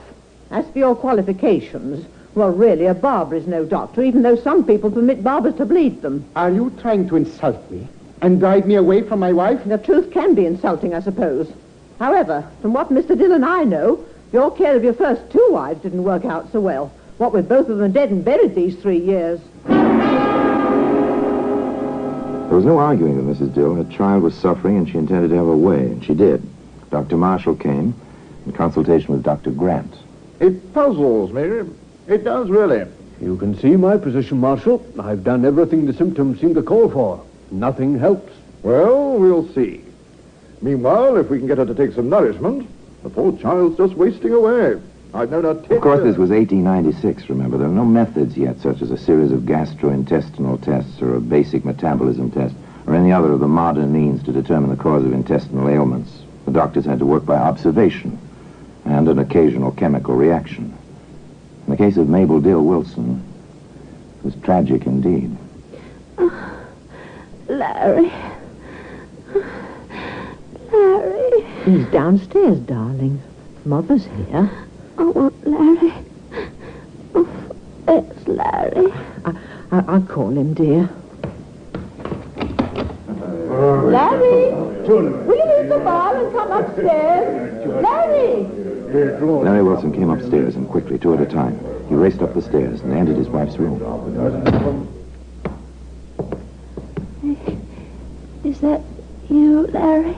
Yes, sweetheart, it is. I waited for you, Larry. Goodbye, darling. Mabel, darling. You took good care of her, Mother Dill. Excellent care, I must say.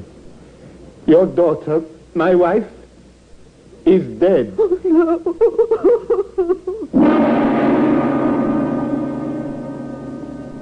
The child bride was dead, no doubt about it. The mother's tears were matched only by the husband's angry sorrow. He faced the 2 doctors. What did she die of, gentlemen? What?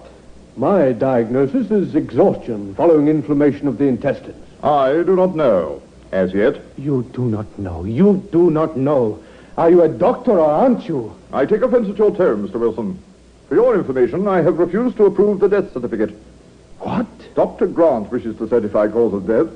I agree that his idea of inflammation of the intestines is probably correct. Then but I do not know, as yet, what caused the inflammation. When I do know, I shall be glad to sign the certificate. Whatever caused the inflammation caused the death. How do you expect to determine this? By a post-mortem, Mr. Wilson.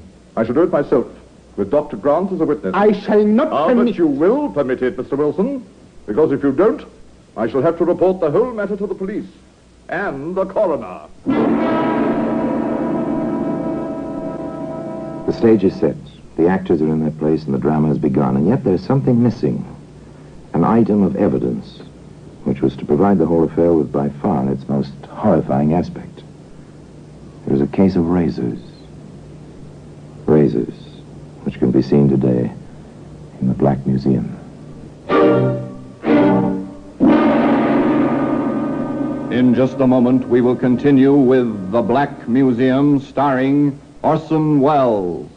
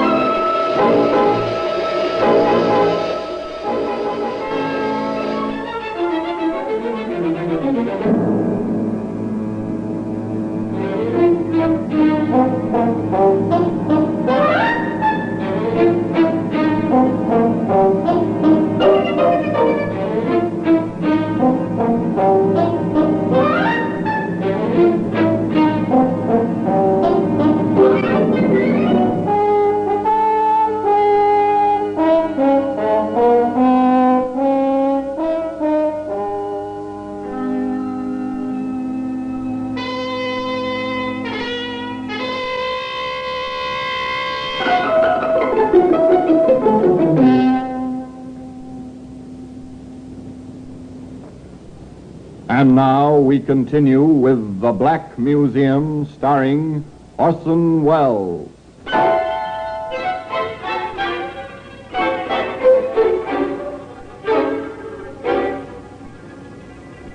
The two doctors and the mortician took what remained of poor little Mabel to Dr. Marshall's surgery.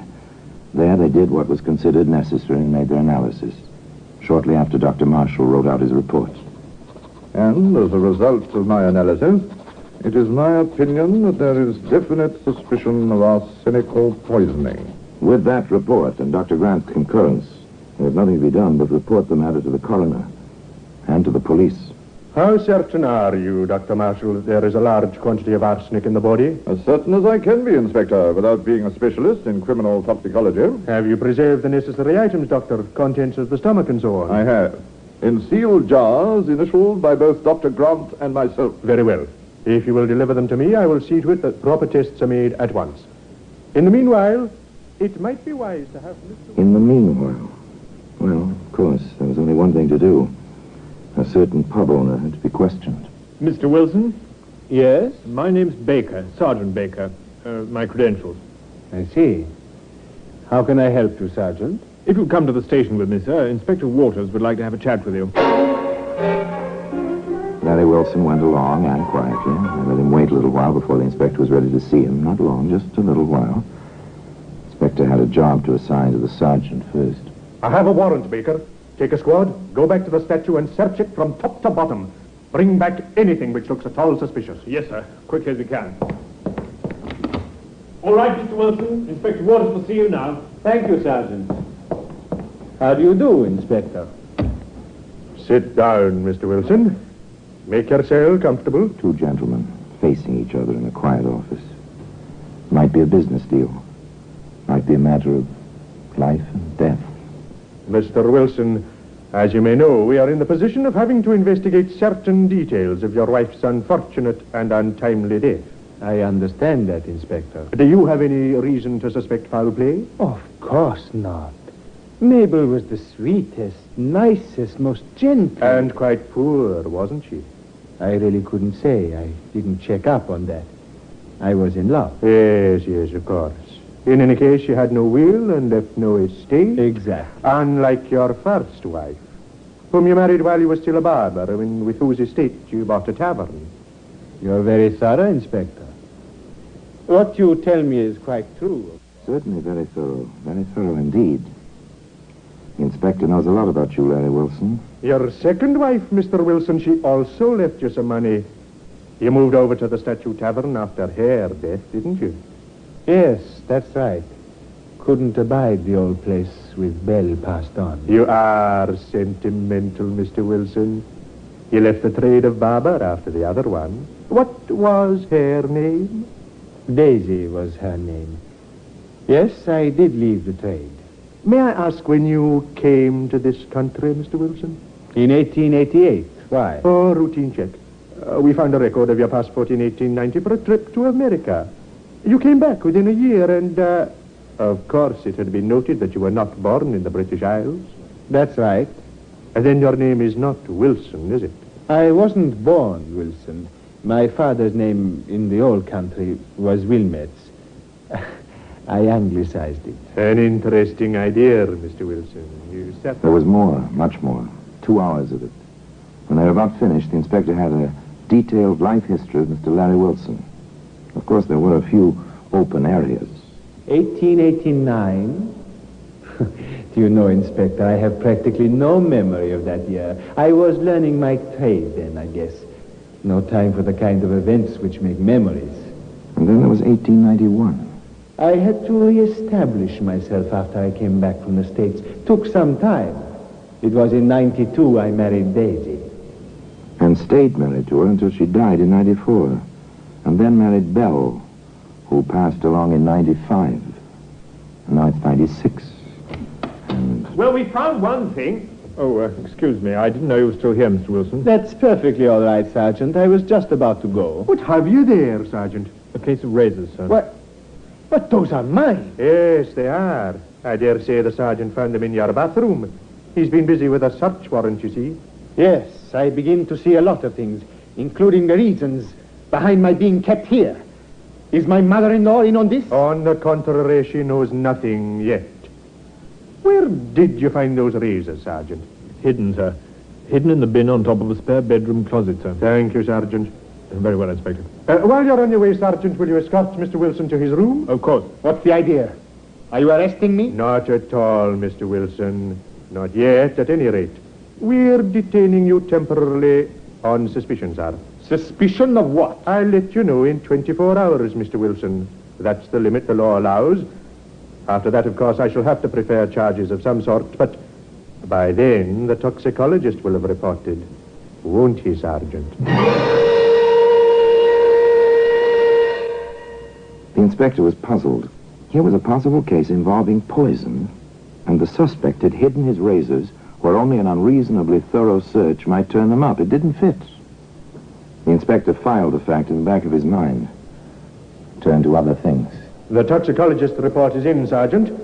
The girl was poisoned, all right, but not with arsenic. Her body was full of antimony. We'd better charge Wilson, or he'll be out of our clutches before we know it. So, they entered a charge against Larry Wilson. Larry Wilson, you are under arrest on a charge of willful murder. I must warn you, anything you say may... And then they proceeded to do a little more digging, both figuratively and literally. I want an exhumation order, Sergeant, for the bodies of the first and second Mrs. Wilsons. Of course they found it there, too. The laboratory report, sir. Both the women were poisoned with antimony.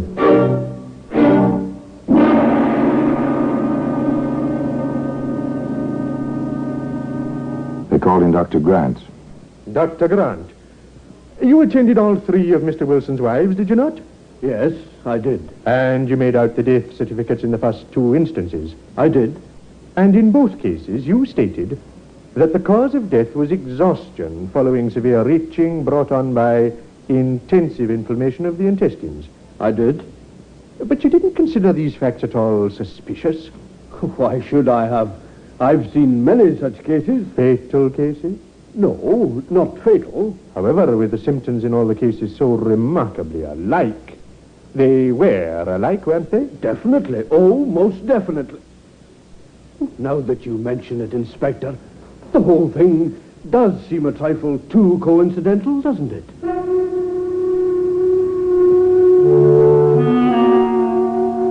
Now it was a matter of routine.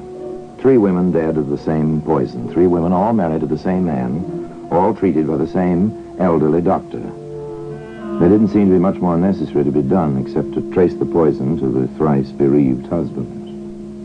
The police canvassed all the drugstores, the chemist shops in the neighborhood where Larry Wilson had owned his barber shop and his taverns. What can I do for you, sir? Good morning. My name is Baker. My credentials. I see. CID. How can I help you, Sergeant? We'd like to know if you've ever had a customer named of Wilson, Larry Wilson, one-time barber and tavern keeper. Oh, that Wilson. Yes, of course. Used to buy the supplies here. Did he? What, for instance? Oh, brushes and combs, soaps as he needed them, and so on. Did he ever buy any strong antiseptics? Not that I remember. Any poison for hair dye or such? I think he once bought some tartar emetic. Yes, I'm sure of that. I remember now. He told me he was experimenting with a new type of dandruff remover. He had the idea that antimony might work very well. Dandruff remover. Or wife remover. This was up to a jury to decide. There was small doubt what a jury would decide when the chemist showed Sergeant Baker the poison book. I'm certain. Yes, here it is. Day and date, amount, July the 5th, 1894. Tartar emetic. Signed L. Wilson. It's almost 2 years now. I have a pretty fair memory, haven't I, Sergeant? They had him. Bit by bit, piece by piece, the story was filled in. The saga of this man with a fascinating little accent. And the women he'd married. Daisy Alistair, 5 years older than Wilson, owner of a small dress shop, with £350 saved painstakingly over the years. Belle Davis, owner of a flower shop, with £275 to her credit in the merchant's bank. And, of course, little Mabel Dill, who had nothing but sweetness and a share of good looks. 3 wives, 3 deaths, the poison. But still, the inspector was puzzled. And you sent for me, Inspector? Yes. Sergeant, where do those razors you found fit into this pattern? The man was a barber, wasn't he? You do mean Wilson, don't you? Yes. But why did he hide them? He says he was afraid somebody would cut himself. Nonsense, there were no children. Sergeant, I may have hit on an angle. I sent over to Criminal Records for this file. Look at it. I see, sir. The description of this man fits Wilson perfectly.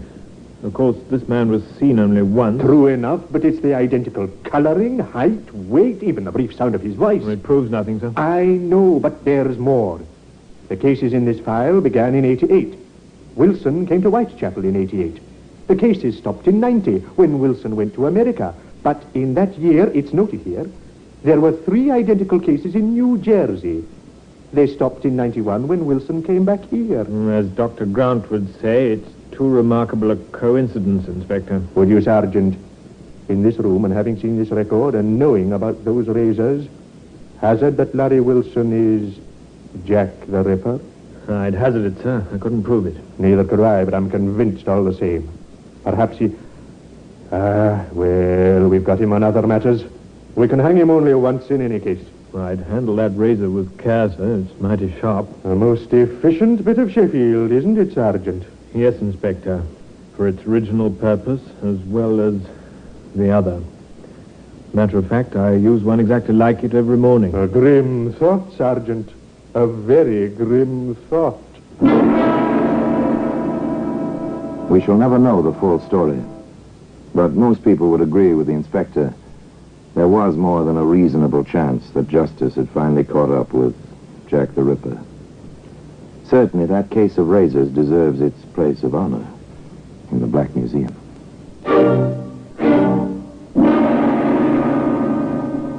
Orson Welles will be back with you in just a moment.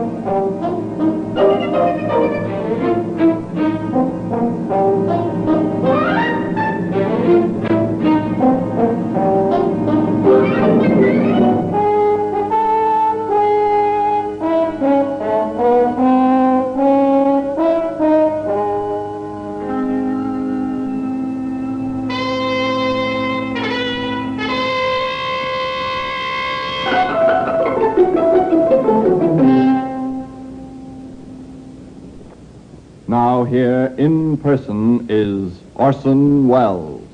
They were sure that they never proved it. Larry Wilson was hanged for the death of poor little Mabel Dill, legally and technically, and for the deaths of his other 2 wives as well. There's no question. The jury deliberated exactly 10 minutes. But the additional fact remains that never again from the date of Wilson's arrest was there a murder in the technique of Jack the Ripper. Not in London, not in America. His terrible signature never appeared again on the body of any murdered woman. The case of razors remains in its customary place in Scotland Yard. And now, till we meet next time, till we meet in the same place, and I tell you another story about the Black Museum, I remain, as always, obediently yours.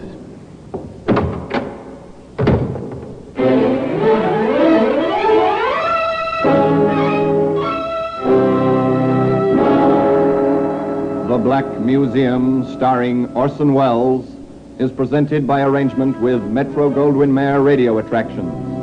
The program is written by Ara Marion, with original music composed and conducted by Sidney Torch.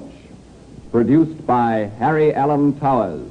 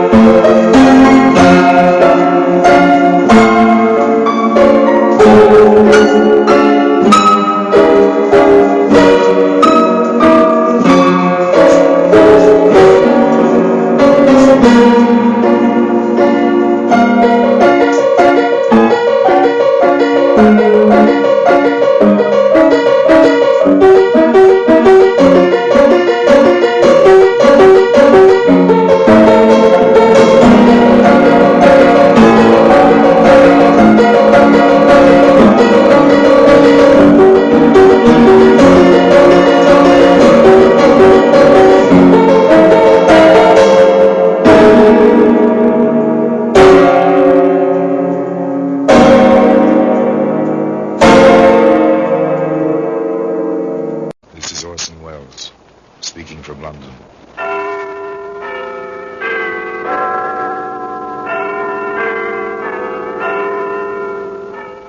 The Black Museum, a repository of death, a repertorium of violence.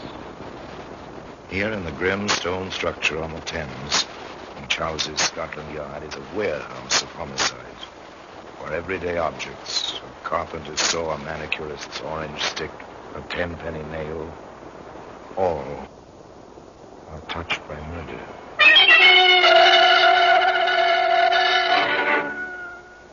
Now this sheath knife. It's a familiar object.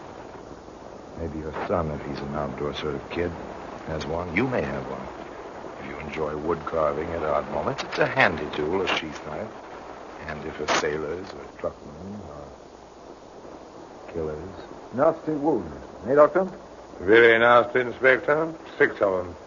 Any one could have been fatal. All very deep through clothing and overcoat. Then we're looking for a man, Doctor. A man with a lot of strength and a knife. Well, today you can find that sheath knife, among other honored exhibits, in the Black Museum.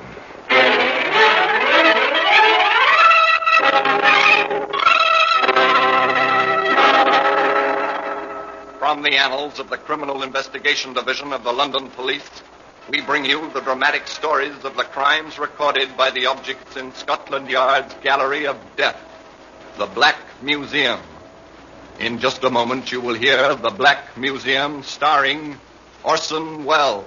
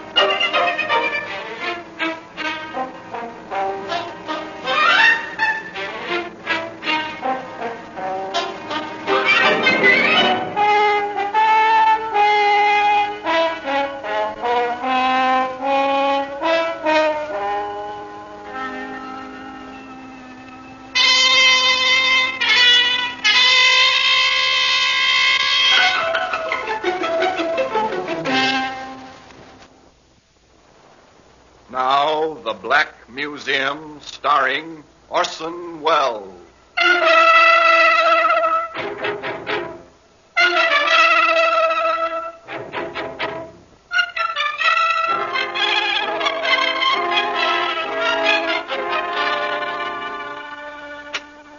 Here we are. This is the Black Museum. Scotland Yard's mausoleum of murder. A functional place with its shelves and cabinets, its glass-topped exhibit tables, and the neat white cards identifying time and place and killing. Yet over the whole thing, a kind of aura, a mystery, as if the manipulators of these weapons still waited to pick them up just beyond the shadows. Here lies death, a 500 deaths, 700 in fact, collected over several generations. Would you call this a weapon? Look here, it's a boot. A leather riding boot is obviously made for a gentleman who rode behind the hounds, but another gentleman's pink hunting coat was stained with blood when this boot became a bludgeon. This seems obvious. It's a hypodermic needle. It was once filled with poison. Here we are. Here's the sheath knife I was telling you about. Leather sheath, Sheffield steel, bone handle. It's a pretty instrument in its way.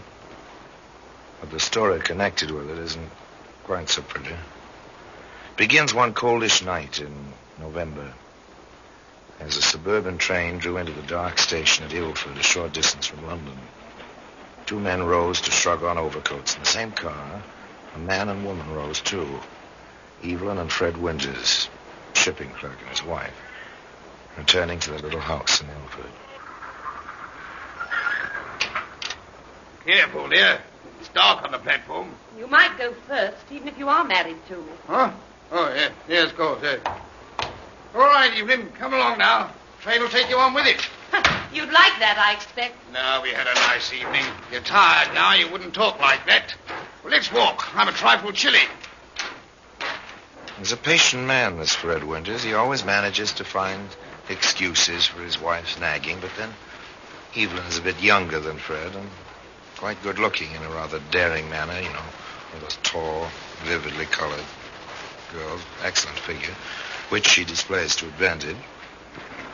Of course, all this was lost on the two men who left the train at the opposite end of the car from Mr. and Mrs. Winters. They stood on the platform for a minute or two, stamping their feet. And the Winters disappeared up the tree-lined street. For a moment or two, the two men followed. Apparently, they'd come to a decision. Whatever it was, it doesn't matter. It was never carried out. They heard.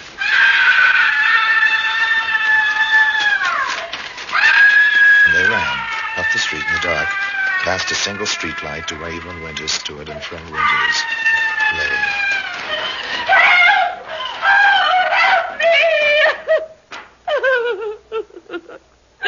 Someone ran out of the driveway. Then Fred fell. Oh, he's all over blood. He's dead. He's dead. Oh, he was dead, all right. He was quite thoroughly dead, as Inspector Bell put it. It's the man Scotland Yard placed in charge of the case. Nasty wounds. Eh, Doctor? Very nasty, Inspector. 6 of them. Any one could have been fatal. All very deep through clothing and overcoat. Then we're looking for a man, Doctor. A man with a lot of strength and a knife. Now it begins. The long, slow, painstaking piecing together of the puzzle. Someone with a good deal of strength wielded the 6-inch knife. Step 1. So far, so good. Step 2. Yes? I'm Inspector Bell, Mrs. Winters. We met last night near the station. Yes, I remember. Come in, won't you? I expect you want to ask some questions. The questions. They all begin as soon as the widow and the detective inspector are seated in the tiny front room of a shabby little semi-detached house.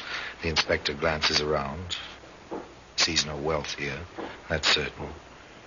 Dismiss money is the motive. What did your husband do, Mrs. Winters? Do? Oh, I see. He was a shipping clerk. How old was he? He said 48. I think he was closer to 52. Did he see service? Home guard. He was too old for the ground troops, and he had no skills for any of the technical services. Did Mr. Winters have any enemies that you know of? Freddie? Enemies? Oh, of course not. He never hurt a fly. An excellent quality. Gentleness. Gentleness? Oh, no, Inspector. Fred was meek. Meek and mild, as the old saying goes. Well, he loved me in his way. There was more of the same, lots more, but nothing to indicate a reason for willful murder. Finally, the inspector decided to call it a day. Well, I won't bother you any longer today. Oh, yes. If you decide to go away, or anything like that, let us know when and where, won't you, Mrs. Winters? A considerate man, Inspector Bell, and wise. He had long experience. He never rushed a case or a situation. He knew well that there wasn't any use in that. He returned to the local police station, and there he found a woman and a man waiting for him. The murder took place right in front of my house, sir. Did you see anything, ma'am? No, it was too dark. Our street is very badly lighted. But I heard running in my driveway, and then it sounded like scuffling out front. I went to the window and heard a woman, half whisper, "Don't. Oh, don't." Then she was frightened? No, sir. How's that? It wasn't fright, sir. It was like she was begging someone she knew not to do something. Then I heard running away again, going away. And after that, the screaming. You're certain the woman was not frightened? I'm positive, sir. If I'd felt she was, A tiny bit of testimony, very tiny. Would it stand up in court? How would it impress a jury? What would a good defense counsel do with it on cross-examination? Well, it was weak, but it was interesting. Quite interesting.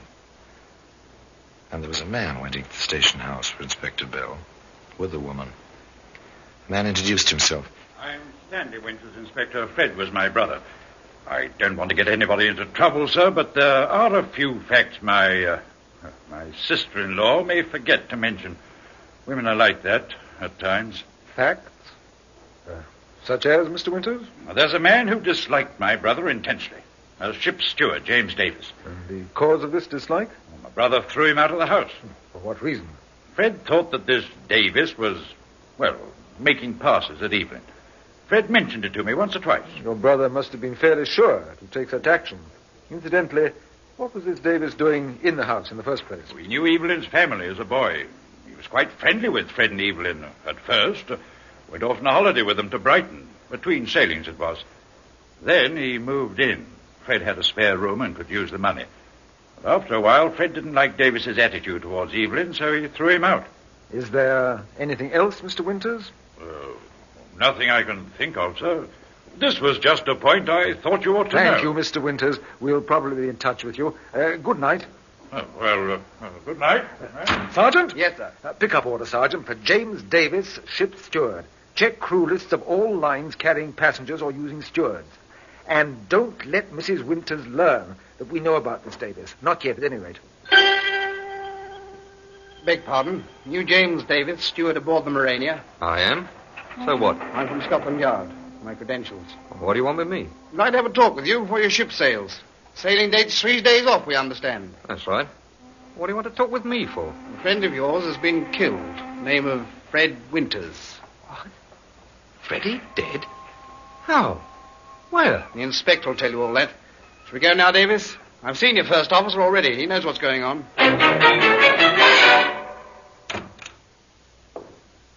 This is James Davis, Inspector. How do you do, Mr. Davis? Oh, not so good.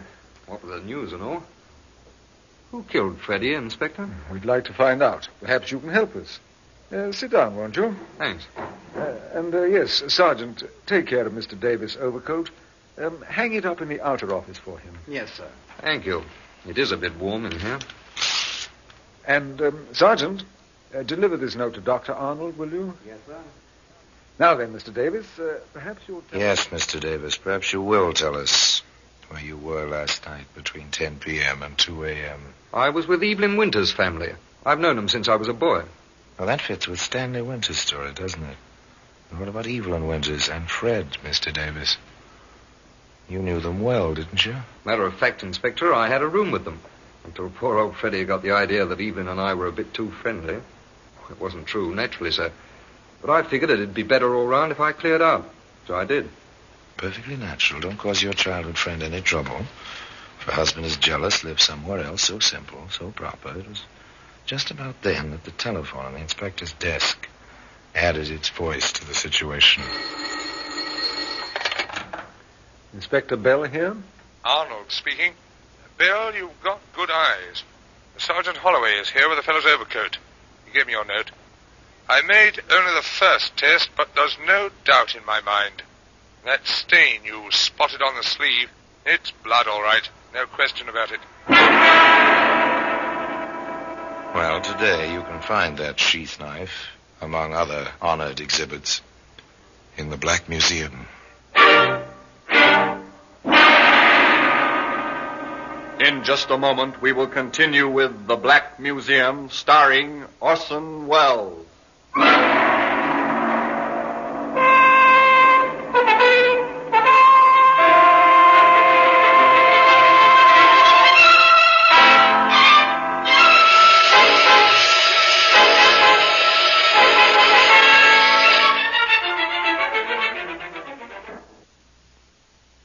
Would you care for a touch of international chicanery? Orson Welles portrays the roguish crook Harry Lime, a clever thief, continually in the middle of an international hijinks. Be with him each week as he darts back and forth across the line of the law. Be in on his sophisticated plans, which always end with someone getting conned. Join KUOW Thursday evenings at 9:30 as we present The Lives of Harry Lime. But hang on to your radio. You may have that by Friday morning.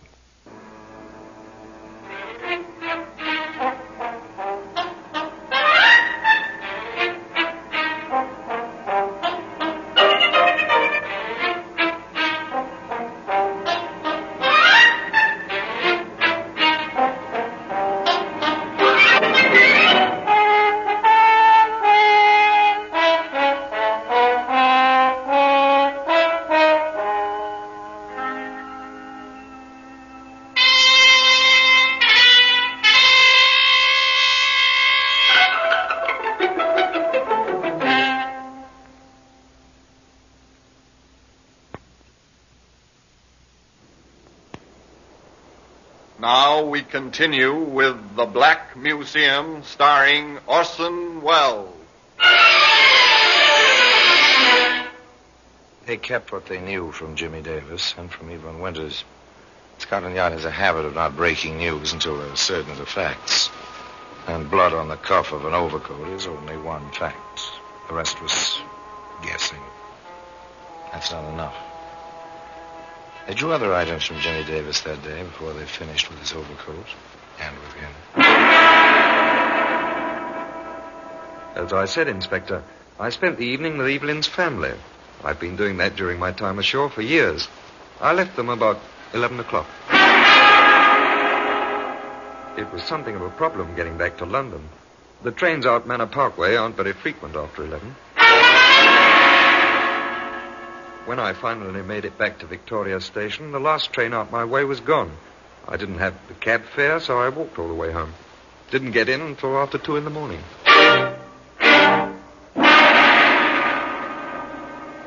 Quite straightforward, very logical, honestly told.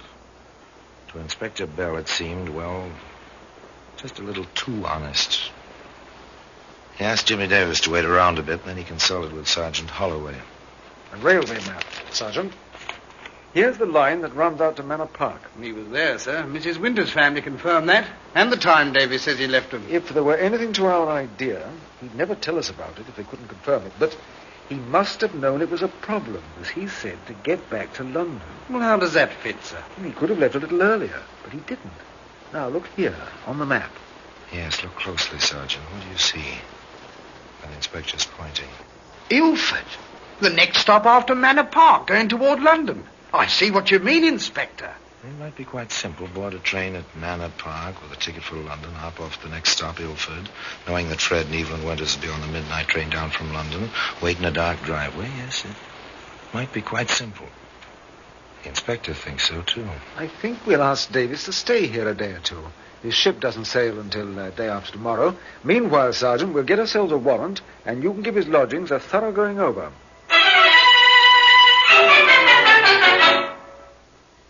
Sergeant Holloway took 3 men with him and gave Jimmy Davis his furnished room a very thorough going over. Take everything apart, men. Put it all back together again so the fellow won't know we've been here. We're looking for any article of clothing with a trace of blood on it. And for a knife about 6 inches long. Also, watch for evidence of Davis's associations with women. 3 points. Blood, a knife, and women. On point 1... Everything's clean. He must have missed the stain the inspector spotted on his overcoat. On point 2... Nothing. Absolutely nothing to indicate the man ever touched a knife. And as for point 3... It's a gold mine, Inspector. Davis had a special box full of letters. I didn't take the time to read them. One look at the signature on all of them was enough. Ever yours, Evelyn.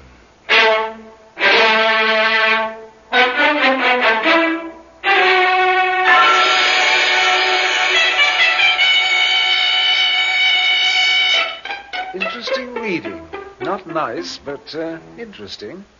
Darlingest, I can't explain it. I looked up digitalis in a medical dictionary at the library. It's a cumulative poison. Put it in Freddie's tea, but it had no effect. He just complained that it tasted better. I've given it to him for a week now. I'm afraid to make the doses any larger. But I'll think of something else because I cannot live without seeing him. I took an electric bulb and broke it and powdered the glass. Freddie likes lots of sugar and I never use sugar. Maybe this will work.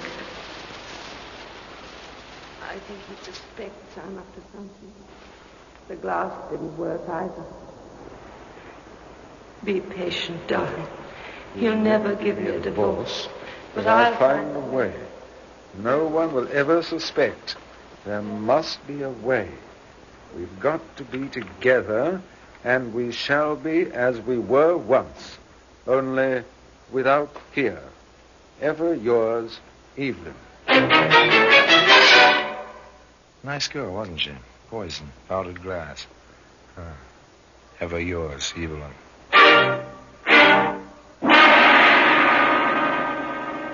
Inspector Bell called in Sergeant Holloway. Yes, sir? The letters. They'll go fine in court after we put the two of them together someplace and after we've found the weapon. Davis says he hasn't seen her in months, and she insists on the same thing. In one of the letters, she mentions meeting him at a tea room in the city. I'll cover that. You get down to Southampton to the Morania. Talk to the crew. Get everything you can on Davis. Check? Yes, sir. Check. In the tea room, Inspector Bell found an obliging waitress with an excellent memory. Tall, you say, sir? Auburn hair? Greenish eyes? Well, now, let me think a minute, sir. Yes, there was a woman comes in here, very good looking, if you like that kind of colouring. Many men do? Well, one man does. The one that comes in here with this woman. Afternoons mostly, for an early tea. He's young. Oh, younger than she is, that's my guess. Very nice looking. Have you heard any names? Once, it was... Yes, once I heard her call him Jimmy, darling. I see. Tell me, have they been in here recently? Say, in the last day or so? Oh, I think so.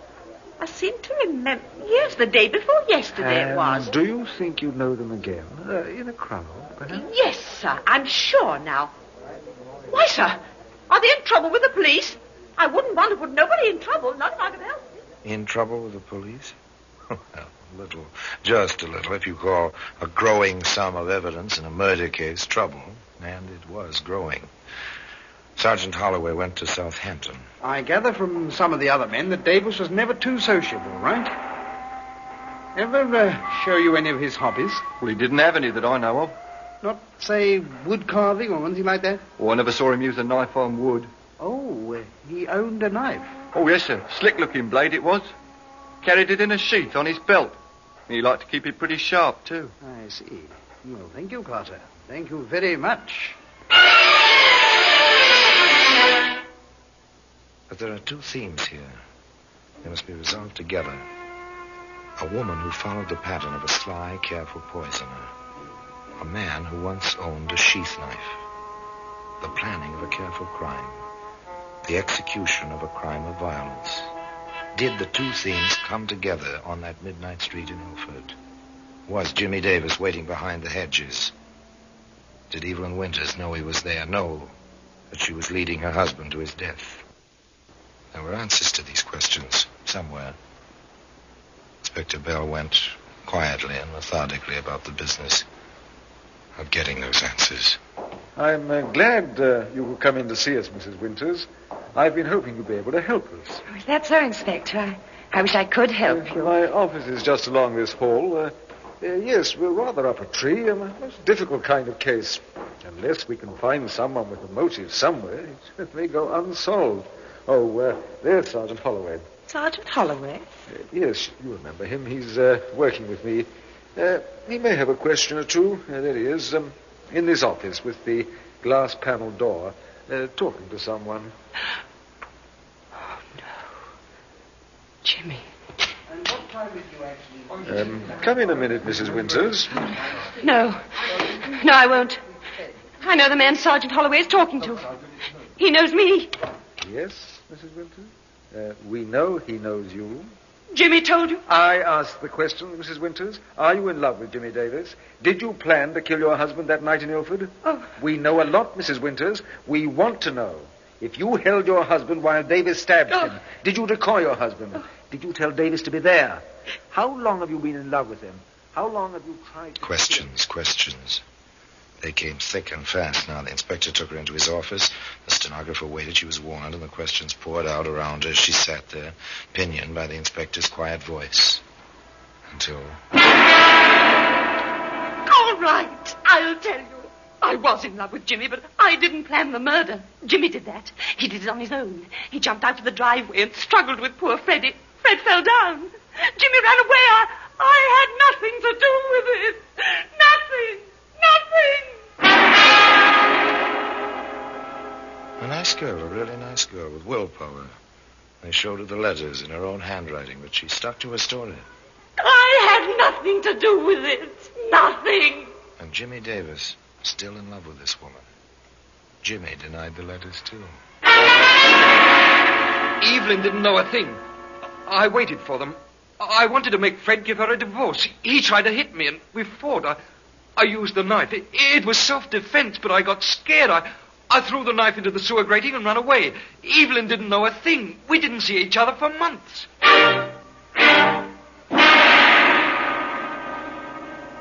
What about the waitress who will identify you, Jim Davis? What about your buddy and his story of the sharpening of a knife? What about the letters? What about the woman? Is she worth it? Evelyn didn't know a thing. She had nothing to do with it. Sorry, Davis. It's no use. You'll be tried together, and the chances are you'll hang together. Well, that's the story. That's how they wound up the case. And today, in case you're interested, you'll find that sheath knife in the Black Museum.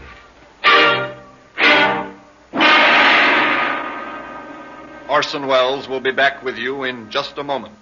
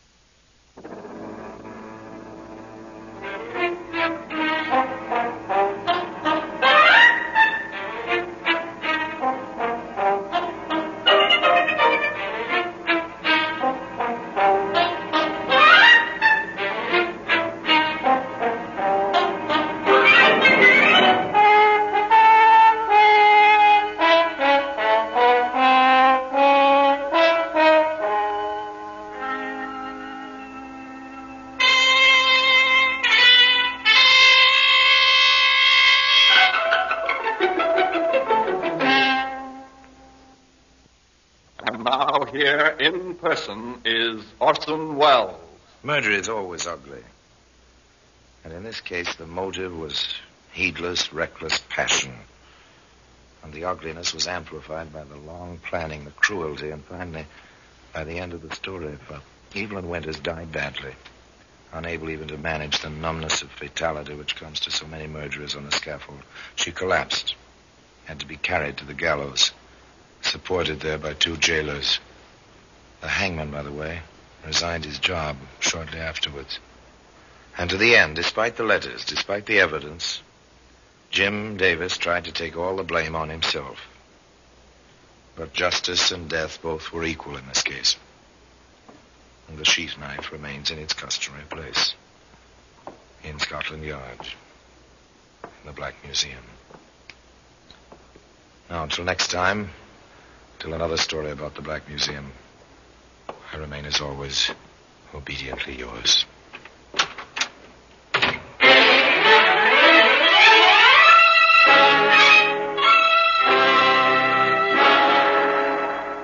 The Black Museum, starring Orson Welles, is presented by arrangement with Metro-Goldwyn-Mayer Radio Attractions. The program is written by Ira Marion with music composed and conducted by Sidney Torch. Produced by Harry Allen Towers.